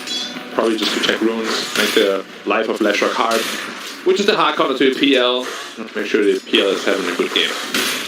Yeah, get him to a point where he can deal with the counter pick of this Leshrac. Actually, just even try. On top. That's where the Timber's 3. Going the different build that players have been trying on the Phantom Lancer, right? Which one's that? It's like the Aether Lens, Octarine Core with the Shard. I mean, it usually comes with like 4th or 5th item. It's still decent in this game as well. Just because it adds another layer of gameplay. Oops. Ooh, it's a lot of damage. I'm not Cookie, but got this like Carapace back on that. So he's got a wand on 23. He should feel relatively safe with that wand. For sure. Like, Bristol should not ever be able to kill his PL. He can get the goo stacks off if he chooses to kill it with Doppelganger. Sticker's gonna keep him very survivable. Now you've got Cuckoo at level 3, so he's got level 2 into the reactive armor. His regen feels quite nice. He moved back Zephyr. See where Zephyr goes from here. If he still wants to come back to it, maybe make a move. Even, I would say, top EG. Yep. Uplink can definitely die. 23 though, sitting a little low right now. Might need some healing salve from Whitebone, who is currently also rotating there. Fire Courier, gone. has been slain. So loses that courier, and I took a look over at 23. He was given a salve. It popped that one, and he was still down at about half health. All you want is this lane is get level 6 somewhat unscathed, and then you just go to the jungle, farm there. We'll see if he chooses to go into the hood. Ooh, and the impale for the high ground. But Nothing doing. They just want to take the runes away. Spike characters, alright, Firestone cookie. Now Zephyr's caught. He might just be first blood. We've got the Lightning Storm trying to get that last hit. Salve used, he's still dead. This is well begun. How much damage was that? Right, he did like 80 damage for it. Yeah, the little Shredder taking away that armor. Yep. That's unfortunate. Yeah, he uses the salve. He's got Tranquils now, so it's not like the worst thing in the world, but you're giving first blood away to Armel, which for Carl feels a little bit bad. Yeah, it certainly feels bad for a mid laner because he was doing quite well for himself on the Razor. Now it's going to be a little rough. Just in general, that's really good against the Razor. Oh, Dire structures are fortified. why does Slash feel good against Razor? Because you have a lot of overtime magic damage, and you don't care about the Link too much. You can run him down with Edict plus Pulse Nova, no problem. Minus 43 damage, not a lot at the moment. They picked the Razor into the Lash, correct? I believe so. Yeah, because Razor was the last pick. Yeah. Gets his bottle refilled. He's got 2-3 right now, so static link at level 3. With the proper lockdown, like, they can make plays happen for sure. I wouldn't even be surprised, again, if they go up towards top and maybe look for bot. Yeah, I'm surprised that the Nyx isn't helping up a bit more. Pulse Nova online, Stun Connect. Yeah, the Carl in a lot of trouble. Will try to TP and escapes it. Two-legged abomination. You are He would have been dead if he just chased him. dead. But Armel stopped his ultimate, thinking he would just TP out. We kind of mind gamed him there. Yeah, But he would have died for sure. Yeah, he would have died. and now he gets to use the Eye of the Storm. Yeah, he's just using it to push out lane, farm a bit more efficiently. Zephyr, trying to control the rune. In fact, both supports are there to control the rune. And he gets double damage. Razor doesn't like CD too much. Radiant's middle tower I is need to under pick it attack. up where It wasn't the best rune for Razor anyways. Stomach that loss? Well, they have to anyways. Radiant structures are fortified. Ooh, only 2,500 gold, and honestly, Carl, Dire's top on tower with the is under course. attack. I'm surprised Razor is struggling as much as he is. Shouldn't be a tough lane for him. Until 6. The first part really giving a good golden fusion to Armel. Yeah. Who will have to itemize into BKB in this game eventually. Against Nyx, there's just no other way around. PL going straight to the diffuser. Or going the hood. Yeah, I wouldn't mind if he went the other way around, hood into the diffusal, or even, I would hope, maybe a hood at some point. I mean, hood is super value. There's Snap, Rubik, Tiny, and Lash. So hood would be a pretty game-winning item potentially. Is it alright if it's on the timber? Pulse Nova. 23 on the run, Hex! That might keep 23 alive, but Armel is so fast! Why is it so fast? Well, he's moving at 390, trying to chase 23, and he's dead. Lightline drops too. The Woodblade is really giving him all the movement speed in the world. 390. 65 faster than the PL. Yeah. And now he's just gonna form the jungle. Dire's top tower is under attack. Yeah. The enemy of my enemy is my friend. In this case, killing his friends to get more money. Just like you would do in war. Where are they? Neutrals? Neutrals, yep.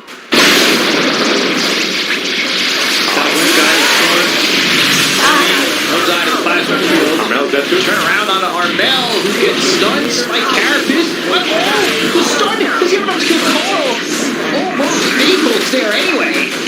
Neutral Creeps actually sabotaging the Razor so much. The Eye of the Storm hit exclusively Neutral Creeps. If that's on the latch, she died way faster, and there's no casualties, but Carl moving a little too close to the neutrals. A little bit unfortunate for him. So Cuckoo has the hood. So, yeah, Phantom Lancer will skip it. Cuckoo's picked it up. You need it in this game for sure. PL can sometimes skip it, but like, if there was a game to justify it, I feel like this is the one. Right. So much magic damage. And now, you see the saying that I just said? Definitely true there. Neutral creeps helping out quite a bit for TNC. They weren't even asked to join, they just came. Yeah, I think the Plasma ends up pulling them all. Yeah, Pulse Nova also. I think Armel killed like 2 heroes and got a bunch of the creeps too. Another pause by T1. And another! So the pause comes out, you've got Leshrac top the net worth. 23, despite the fact he died. I think he's having an okay game. For sure. And he's really the guy we're looking at to carry this game. I think the one to... He's not really the one to worry about. Rubik's pretty even overall. It's just the difference in the Rubik. I think this Leshrac might be really big now, but one easy character setup and he can die. Yeah, as we saw, but obviously the damage got mitigated by the neutrals. Otherwise he would have died immediately. And once the PL is online with the Diffusal Blade, you will also have to worry about mana problems on the Leshrac. You get mana burned, you get Diffusal Blade burned. And then, you know, what you're really hoping for if you're T1 is a quick 6 on the Nyx Assassin, so he can set that up for you. Yeah, which is why they're now giving him the mid lane. Giving him the mid, I would expect the Tome too. He's only level 4. Now with the line, only level 4, but he's getting top lane right now. We'll have to see how the XP looks like. At this point. I'm just thinking, yeah, the burst damage is nice, but the Nyx is going to set up for you quite a bit. Yeah, and he buys it. So he'll have that Tome come out, he'll hit level 6. I'm looking over at Cuckoo, who's got the hood, around 600 gold saved up. I know they nerfed the flamethrower. Yeah. It's still worth getting. It's still a pretty good action, I think. It's just, as always, less than 700 gold, unless you're really snowballing, always have to justify it. Probably this game is just going to be looking to frontline for his team more. Maybe get into the Greaves. Greaves, Pipe. Maybe he'll pick up the shard from the second Roche if it doesn't go to the PL. So they're coming over smoked. They are going to let the Nyx Assassin lead on this. They have the big red shot that blows the sun. Whitemon ready to go to another spike. In front of him, and they'll get the quick kill on the box, but Cuckoo is dead. Kisses all coming in. Goes the Avalanche Toss and the Split Earth with Pulse Nova. 3 heavy magic damage heroes. Even though you have a hood, nowhere near enough. They couldn't even activate the hood. That's how fast they died.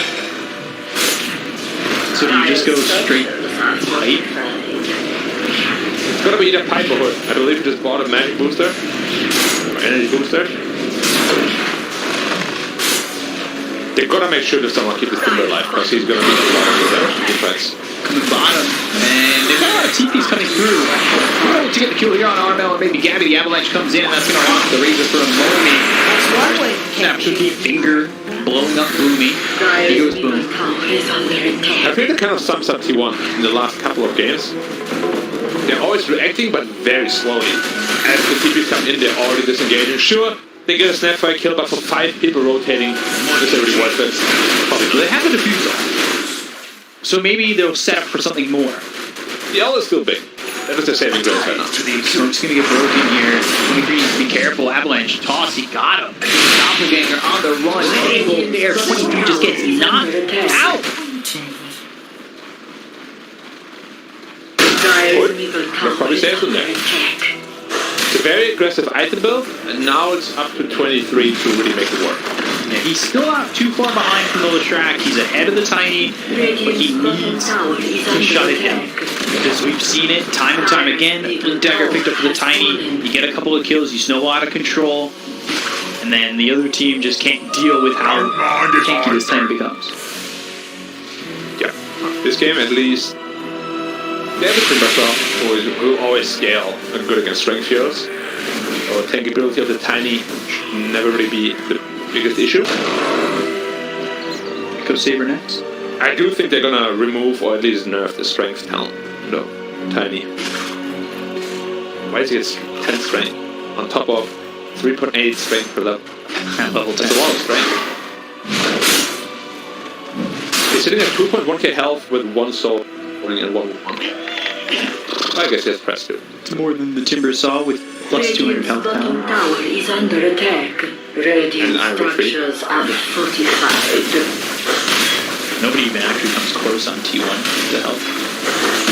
And he's a big boy, chunky boy. Look at this Tier 1. Radiant's bottom tower is under attack. Radiant's bottom tower has fallen. Making sure 23 can some more space to himself. And I believe he is now going into the hood. Yeah, he is. He just bought the cloak. Let's see if they react top because they've used the Vendetta. They want find something. This Roche will die fast if they don't Yeah, respond. they need to really get here, and the problem is they've got a sentry ward right outside the pit, so even if he steps over, he gets spotted. They're not aware at all. Yeah, Spike Carapace walks in, walks out, Spike Carapace hits onto the Restract as well as this Bristle, but they put down another sentry. Zephyr in trouble getting out of the range of it. Fires that 50 cents can't be back.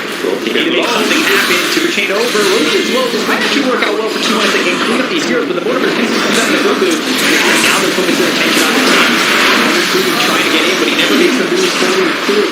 Use that finger to blow up one. They'll buy back on the Rubik. They take out Boomy. They look over at Baku's out of mana, and they'll also steal the static link. However, these heroes out of mana aren't really effective to defend against T1, and this is a Roach down to 1200 health. T1 are just leaving. They're not in a position to fight. The 2 tanky cores are too low health. Can you just give this up though? It's got no health. Could you have taken it yourself? The thing is, you already made quite a lot of impact happen because you killed a bunch of heroes. Some heroes had to buy back. So giving up the Roche wouldn't be the worst, but they're still trying to fight for it either way. Roach starting to heal up, 1700 health. Now 1500. Here they go, back into the pit. Position to be in. 700, 500. Timber chain.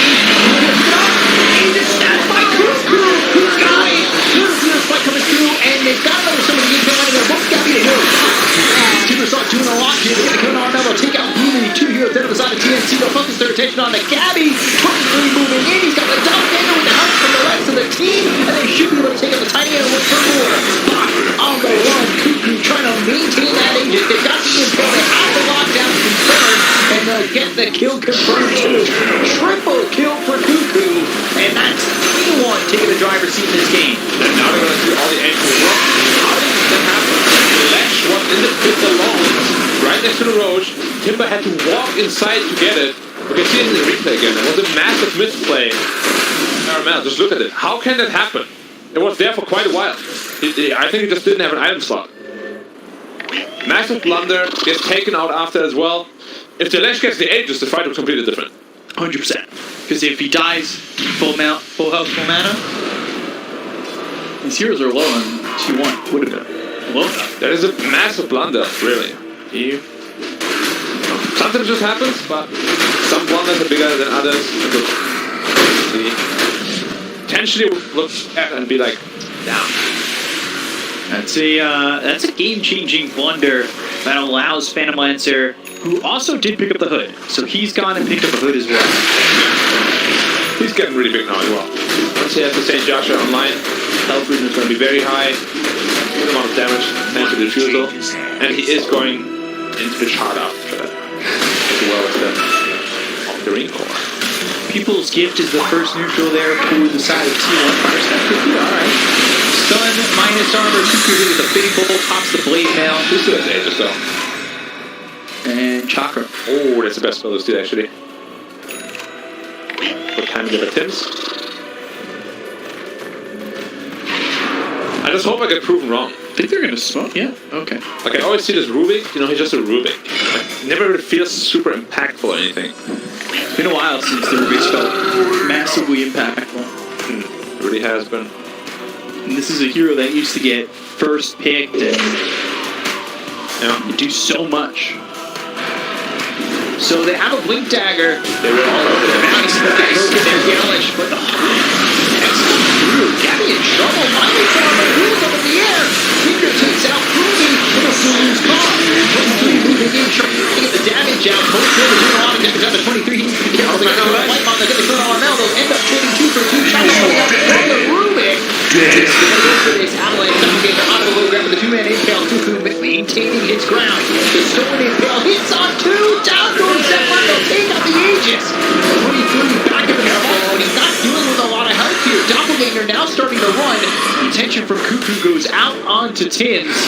Tims is out of mana. Little stab for the Chakram. There it is to get the kill. Ends up being a 3 for 3. And that's the power of the Aegis coming to play, of course. Cuckoo dying. Second time. Will not be so lucky. It's getting to the point where T1 is getting really damn tanky. Hoods on 3 heroes. And the longer this game goes, the harder it's going to get for TNC. Hoods on 3 heroes. Yeah. Wow. It was a good effort at the end by the Rubik, stealing a good impale, getting a massive impale on the 2 on the backline. Let's see in the replay again. Yeah, watch this set up. There's so much tank ability coming out. Spike, impale, telekinesis, stolen impale, boom, right back. That was super good, that stolen impale. Still ends up dying to the respawn timber. And 23 can't really do anything. Nah, he needs to St. Joshua. So the problem is, when these heroes are out of mana, right, this Bristol, it's tiny, they have so much base armor that PL is basically just tickling them. Like, he's not there to deal damage, he's just there to take away the utility. And then the big damage dealers are both the Razor as well as the Timber. Would you like to see maybe some lifesteal here for the Phantom Lancer? Potentially later. I mean, he's still working with the Possessed Mask, but yeah, I like his itemization quite a bit. He's going to get Asha for efficiency reasons, and then the Sage on top of that. The Octarine Core, Shard. To get all that health region. And then the... I'm never too sure how good it actually is. I've seen it be very useful, and I've seen it just completely fall flat. But it's still a 5+K investment. They have 4 hoods. Where's the 4th one? Nix. Oh, he actually has a hood as well. And 2 fluffy heads. Avalanche toss. Doesn't kill Zephyr. But they've got everybody coming in. Cuckoo gave it the telekinesis. He's trying to Timber Chain away. The Whirling Death is at a box. Stolen Timber Chain. Not going to catch up to Cuckoo. The Earth Spike doesn't land. Yeah. Tim's cosplaying Patch here. Thinking Timber Chain's a hook. Happened so many times to me as well. So I'm like, yeah, I got you. I ain't Patch. That would be an interesting, like, Ags. Instead of hooking him, you hook onto him. That would be sick. Yeah. Yeah. So it goes the other way. Yeah. And then if Patch hooks you and you hook him, you meet in the middle. Well, not really, because you both have to get away with that. Hex out, Chakram right at top. They're trying to catch him. The gun spike carries him. But the Avalanche toss, the Whatever Chips is all coming through. They get the call. He went immediately. They'll take out bot. He'll buy back. He got 2 to go to. Doppelganger away from 23. They're trying to get the kill on the Cuckoo in the chase. He should be dead to rights. I say that though, and he's got Timber Chain getting the high ground. And he is gone. Goodbye, Adam. Dead to rights only matters if you win. Chakram was like a millisecond on cooldown. He couldn't throw it out because he got cookied. I think it would have killed the Timber. Of course, it was like split second decision making. Yeah. It's always difficult in Dota. And it's also very hard to communicate this kind of thing. Like, no, don't cookie me, I'm gonna kill him. No. 23 almost has this shard. Ags being built for the Sapphire. Yeah, getting bigger. So the Gobble and Spit Up. This is filthy because there's a Nether Shawl and a hood. Yeah. -3 armor. He's sitting at 21 -1. That is pretty impactful. I can't believe they didn't touch his item yet. The armor is so minuscule. Yeah. On any hero, wants to carry it. Like imagine morphing with 40 armor. Oh, okay. -3 armor. That's a lot. Oh, 10%. So, shot online on PL now. That means bounty. Bounty lands. -3 seconds cooldown, talent also taken. 4 seconds cooldown. Dire's top tower is under attack. D3 moving forward. Getting the tower. Throwing the lances. Left truck now, this is his power spec. BKB picked up. He has to whip to stick on the targets. The question is just, does he have enough damage to all his hooks? More of that. Gabby finds Carl. Avalanche stones up 2. He's trying to run. Plasma Fury spike lands. They have caught Gabby, and they will give him the finger as they put him in the grave. Carl's been very tip happy in all of the games. On a motion. Yeah. Are tips equal emotion, or are they just like... It depends on the person. Some people get really mad when they get hit. Vendetta. Bach. The tough kill. No TP for up yet.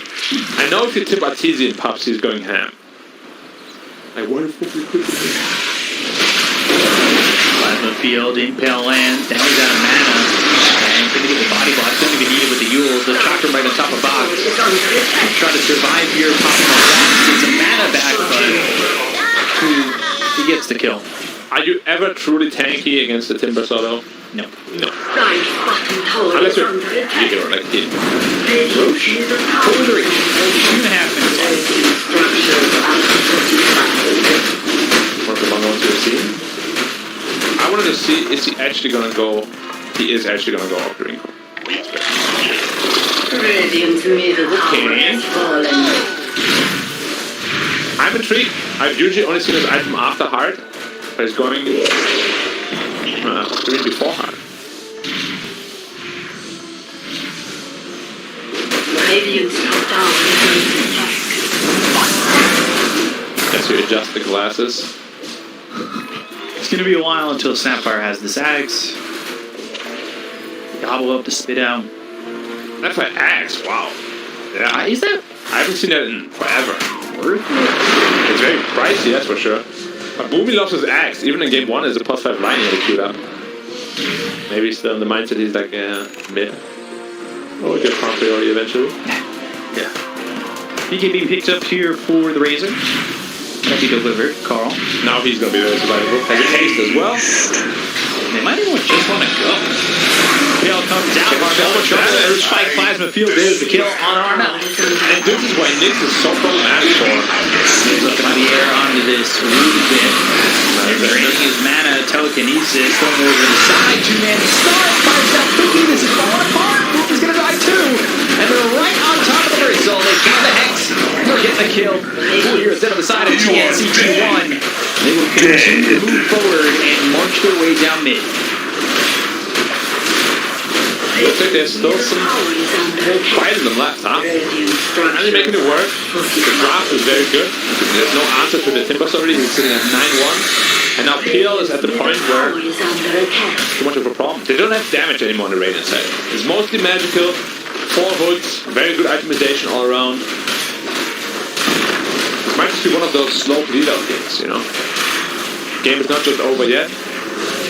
Slowly and slowly. Kisses, Avalanche, toss. Trying to make this happen. BKB pop by Gabby.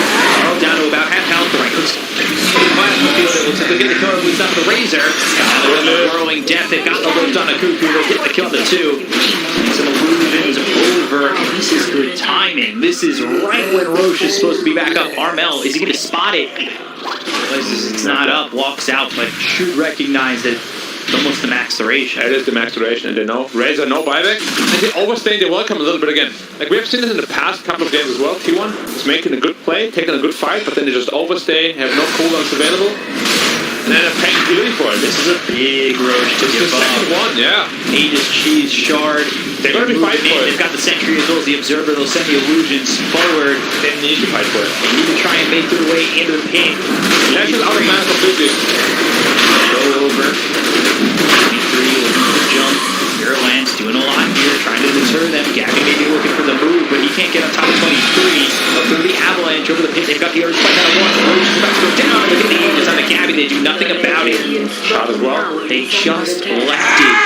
I'm very surprised they didn't try to pursue this a little bit more aggressively. Like, Lash had 100 mana, that means one Pulse kick, that's it. Not sure what they were afraid of, because Lash is like half the damage output right now. Radiant's bottom tower is under I think with a attack. little bit of a more decisive call, they could have potentially at least stalled until the other two heroes are up. Yeah. And then take it for yourself. Now they've got the shard. Yeah, a massive win for TNC. Aegis on the tiny. And And he's building into damage. Daedalus. Bristol back, BKB, completed. this is... I think the game just gets so much tougher for T1 now. Yeah, it was 8 kill lead, now it's a 3 kill lead. Like, T1 just likes to make it difficult for themselves, let's put it that way. They don't like to play safe. They knew Roshan was about to spawn, the max timer was around the corner. Radiant's middle tower is under attack. So chose very risky style. Giving it up like that just... It feels like there's so much opportunity there. Most certainly agree with that. For a team that likes playing high risk and staying too long, there at Roshan felt like there was no attempt. Yeah. I think they of the thought, the bazaar. Telekinesis, they're right on top. They've got Kevin here, Avalanche. He's did enough damage. He's got that hood. Now Split Earth and the taunt. Took it away. Whirling Death doing so much. Illusion so much. Took 4 hits to half health with one combo. Yeah, 2J back over. Chakram slows down Bach for a moment. The Spirit Light back over Gabby. That's an issue. Got the Avalanche towards the top of the trophy finger. Throw the finger. Can they get the full stuff out of his hands? Yes, they can.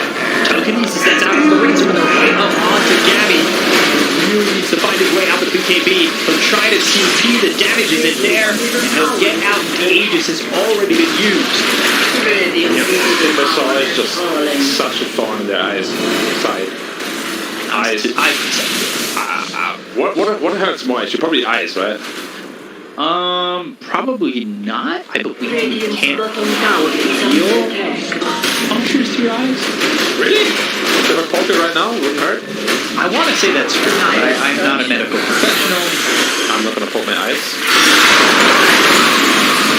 Avalanche comes out with BKB, pop by Carl. They'll get the static link out onto the Tiny, and now the Fire's looking to try and break that link. They finally do. Bach turns over this BKB, but it's running low. Spirit Lance is bouncing all over, trying to drain the mana of TNC's side as they take this tier 2 tower bottom.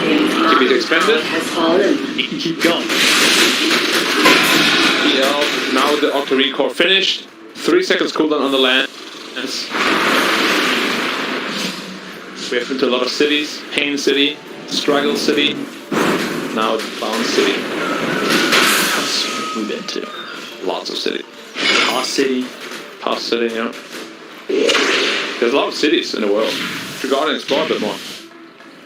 That's what we're doing. That's what we're doing right now.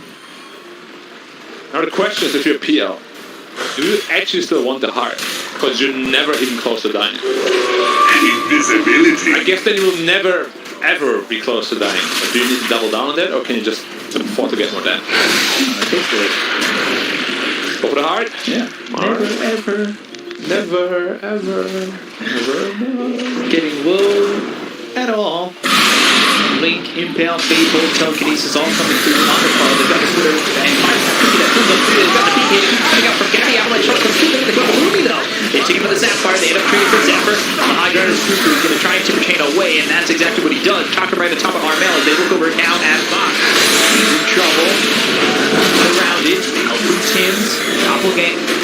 23 is not going to make the move in just yet. He'll send the illusions out as well as the Spirit Lance that bounces all the way over to James, and it should do it again. It might even kill him. Shin's on the run there with the finger for the stack. They've got themselves the Earthquake that lands in a box. He has no mana to work with and no health to work with, so he's dead too. 3 heroes gone. Gabby stuck in the face and surrounded by the 2-1 side. It is a rock that will soon crumble, and it will crumble to 23. I'm not doubting this item build anymore. The lances are actually ridiculous, how much damage they deal. The illusions that spawn of it, how much damage do they deal? Plus 40%. They deal 60%. For no cost really. 3 seconds cooldown, 50 bounce range. It is kind of a ridiculous one. I almost trust you. But yeah, Stimbasaw. Potentially even dealing more damage in this PL. He is absolutely shredding these tanky cores. Tiny and Bristol just have... As soon as the BKB is down, they just get shredded. Damage? Question mark? Where? Emo? Question mark? I'm very surprised they doubled down on the tiny last pick with all that magic damage they already had. Right. It's like, we have magic damage. What are we lacking? More magic. It's kind of the reason why Neon lost the last game of their series too. Because they went all magic damage. Gotta have a balance in your draft, just like in your diet, you know? You don't just want to eat protein. Balanced breakfast, balanced draft. Need some carbs, need some fats. Balanced board. Yep. Balance in all things. Yin and yang. I be the yin, you be the yang. Maybe vice versa. I'm definitely the black part, I don't know which one it is. I just wanted to be Yang. No. Be a pro player. I know you're going at that, but no. Not that easy. Gotta earn it, bro. Blink Dagger next for the line. Hard almost 423. They've got the ads on Sapphire. Dude. But how much is it really gonna change? This is one of the situations, you know, I've encountered them many, many times. You're most likely never gonna kill this PL or the Timber. The slow bleeding death. It's like you took an arrow to the knee, but you can't do anything about it. Hospitals are all closed. Capacity. 5-man smoke, 4-man smoke, 5-man smoke.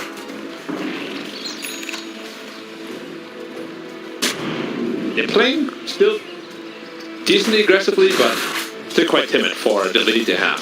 Yeah, 12k lead. Carl going over, trying to catch Gabby. BKB. Link.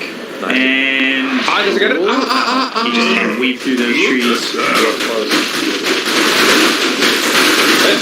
It's like an 11k lead, but really, how the game feels like it's like a 25k lead or so.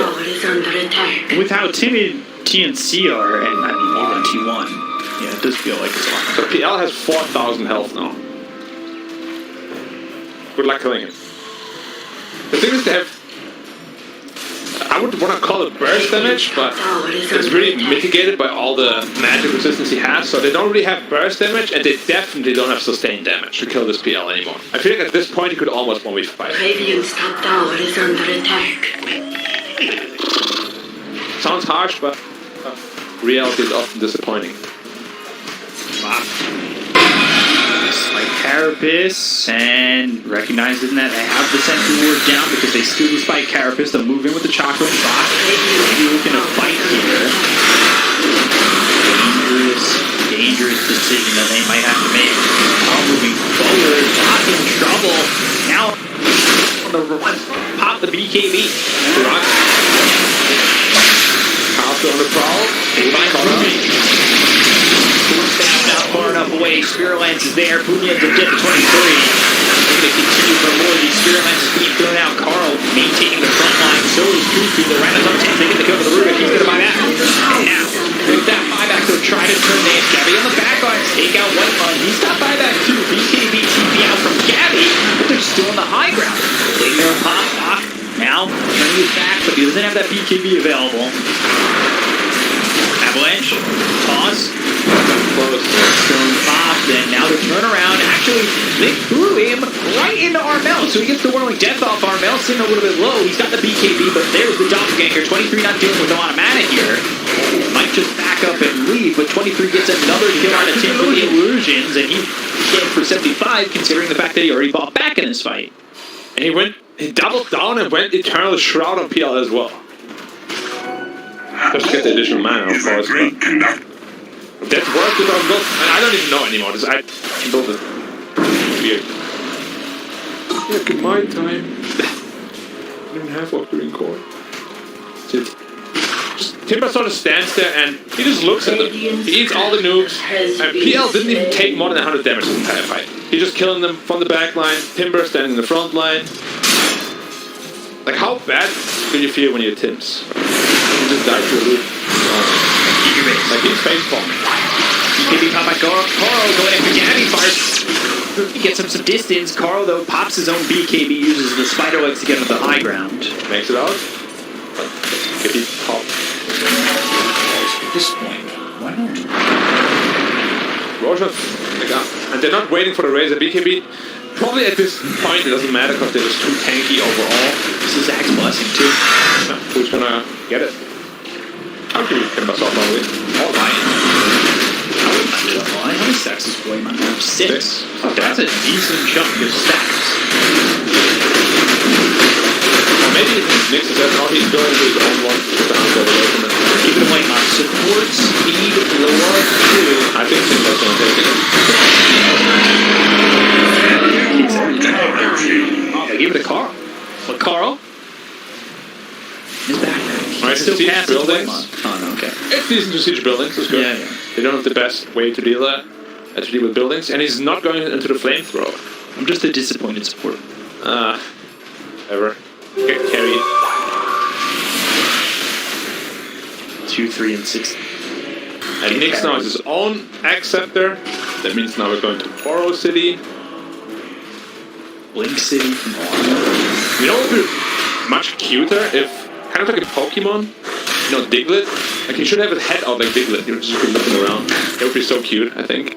He evolves into Nick's assassin trio. I mean, just look, imagine instead of the hole, you just have a head stick out. Or anything. Move to the top tier 2. Yep. The building damage is pretty limited because of the itemization on the heroes. That's what they raised the axes for, which he used to farm those recruits. Tower has fallen. 24 kill lead. Nothing really stopping them. Yeah. So 10k felt like 25k. 25k must feel like 100k. I think that's a lot of gold. I shall not push you. Pressure Orb. Picked up by Razor. Double. Eye of the Storm. Eye of the Storm. On 2 targets. KP. That can really burn through. Right? I commend the fighting spirit of TNC, you know?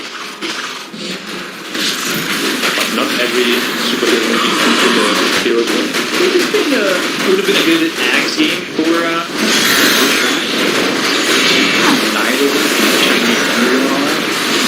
Gondola, speed out, Avalanche goes to toss, going in for right one, but it's going to survive. The Mortimer's Kiss is coming through, and they're not going to win. BKB pops all around the horn. Moved over. Bach, actually, they don't even care about Bach. They're getting to go to Armel. Bach as well as Tims. They weren't focusing on the bristle at all. Gabby drops, 2 heroes dead. And now on the full T1. In favor of T1, they'll call GG, and they'll even the series at 1 apiece. So as it was like 20 minutes ago already. Yeah, it became just a one-sided affair, and it's off that first fight, I would say, at the Roche game. Yes, they gave up the second Roche, but that snatch by Cuckoo turned around. Should never happened. No, it shouldn't have happened. He Armel was in the pit alone. He definitely had like a good second to pick it up. Yeah. It never happened, and they couldn't recover from that mistake. Because they were playing a high-tempo lineup. Enemy team was very reliant on just building hoods. After the fight, they had 4 hoods. Sure, you can kill the next assassin, but where's the damage for a Razor, PL, Timbersaw? It's just not there. Amazing draft by T1. They finally managed to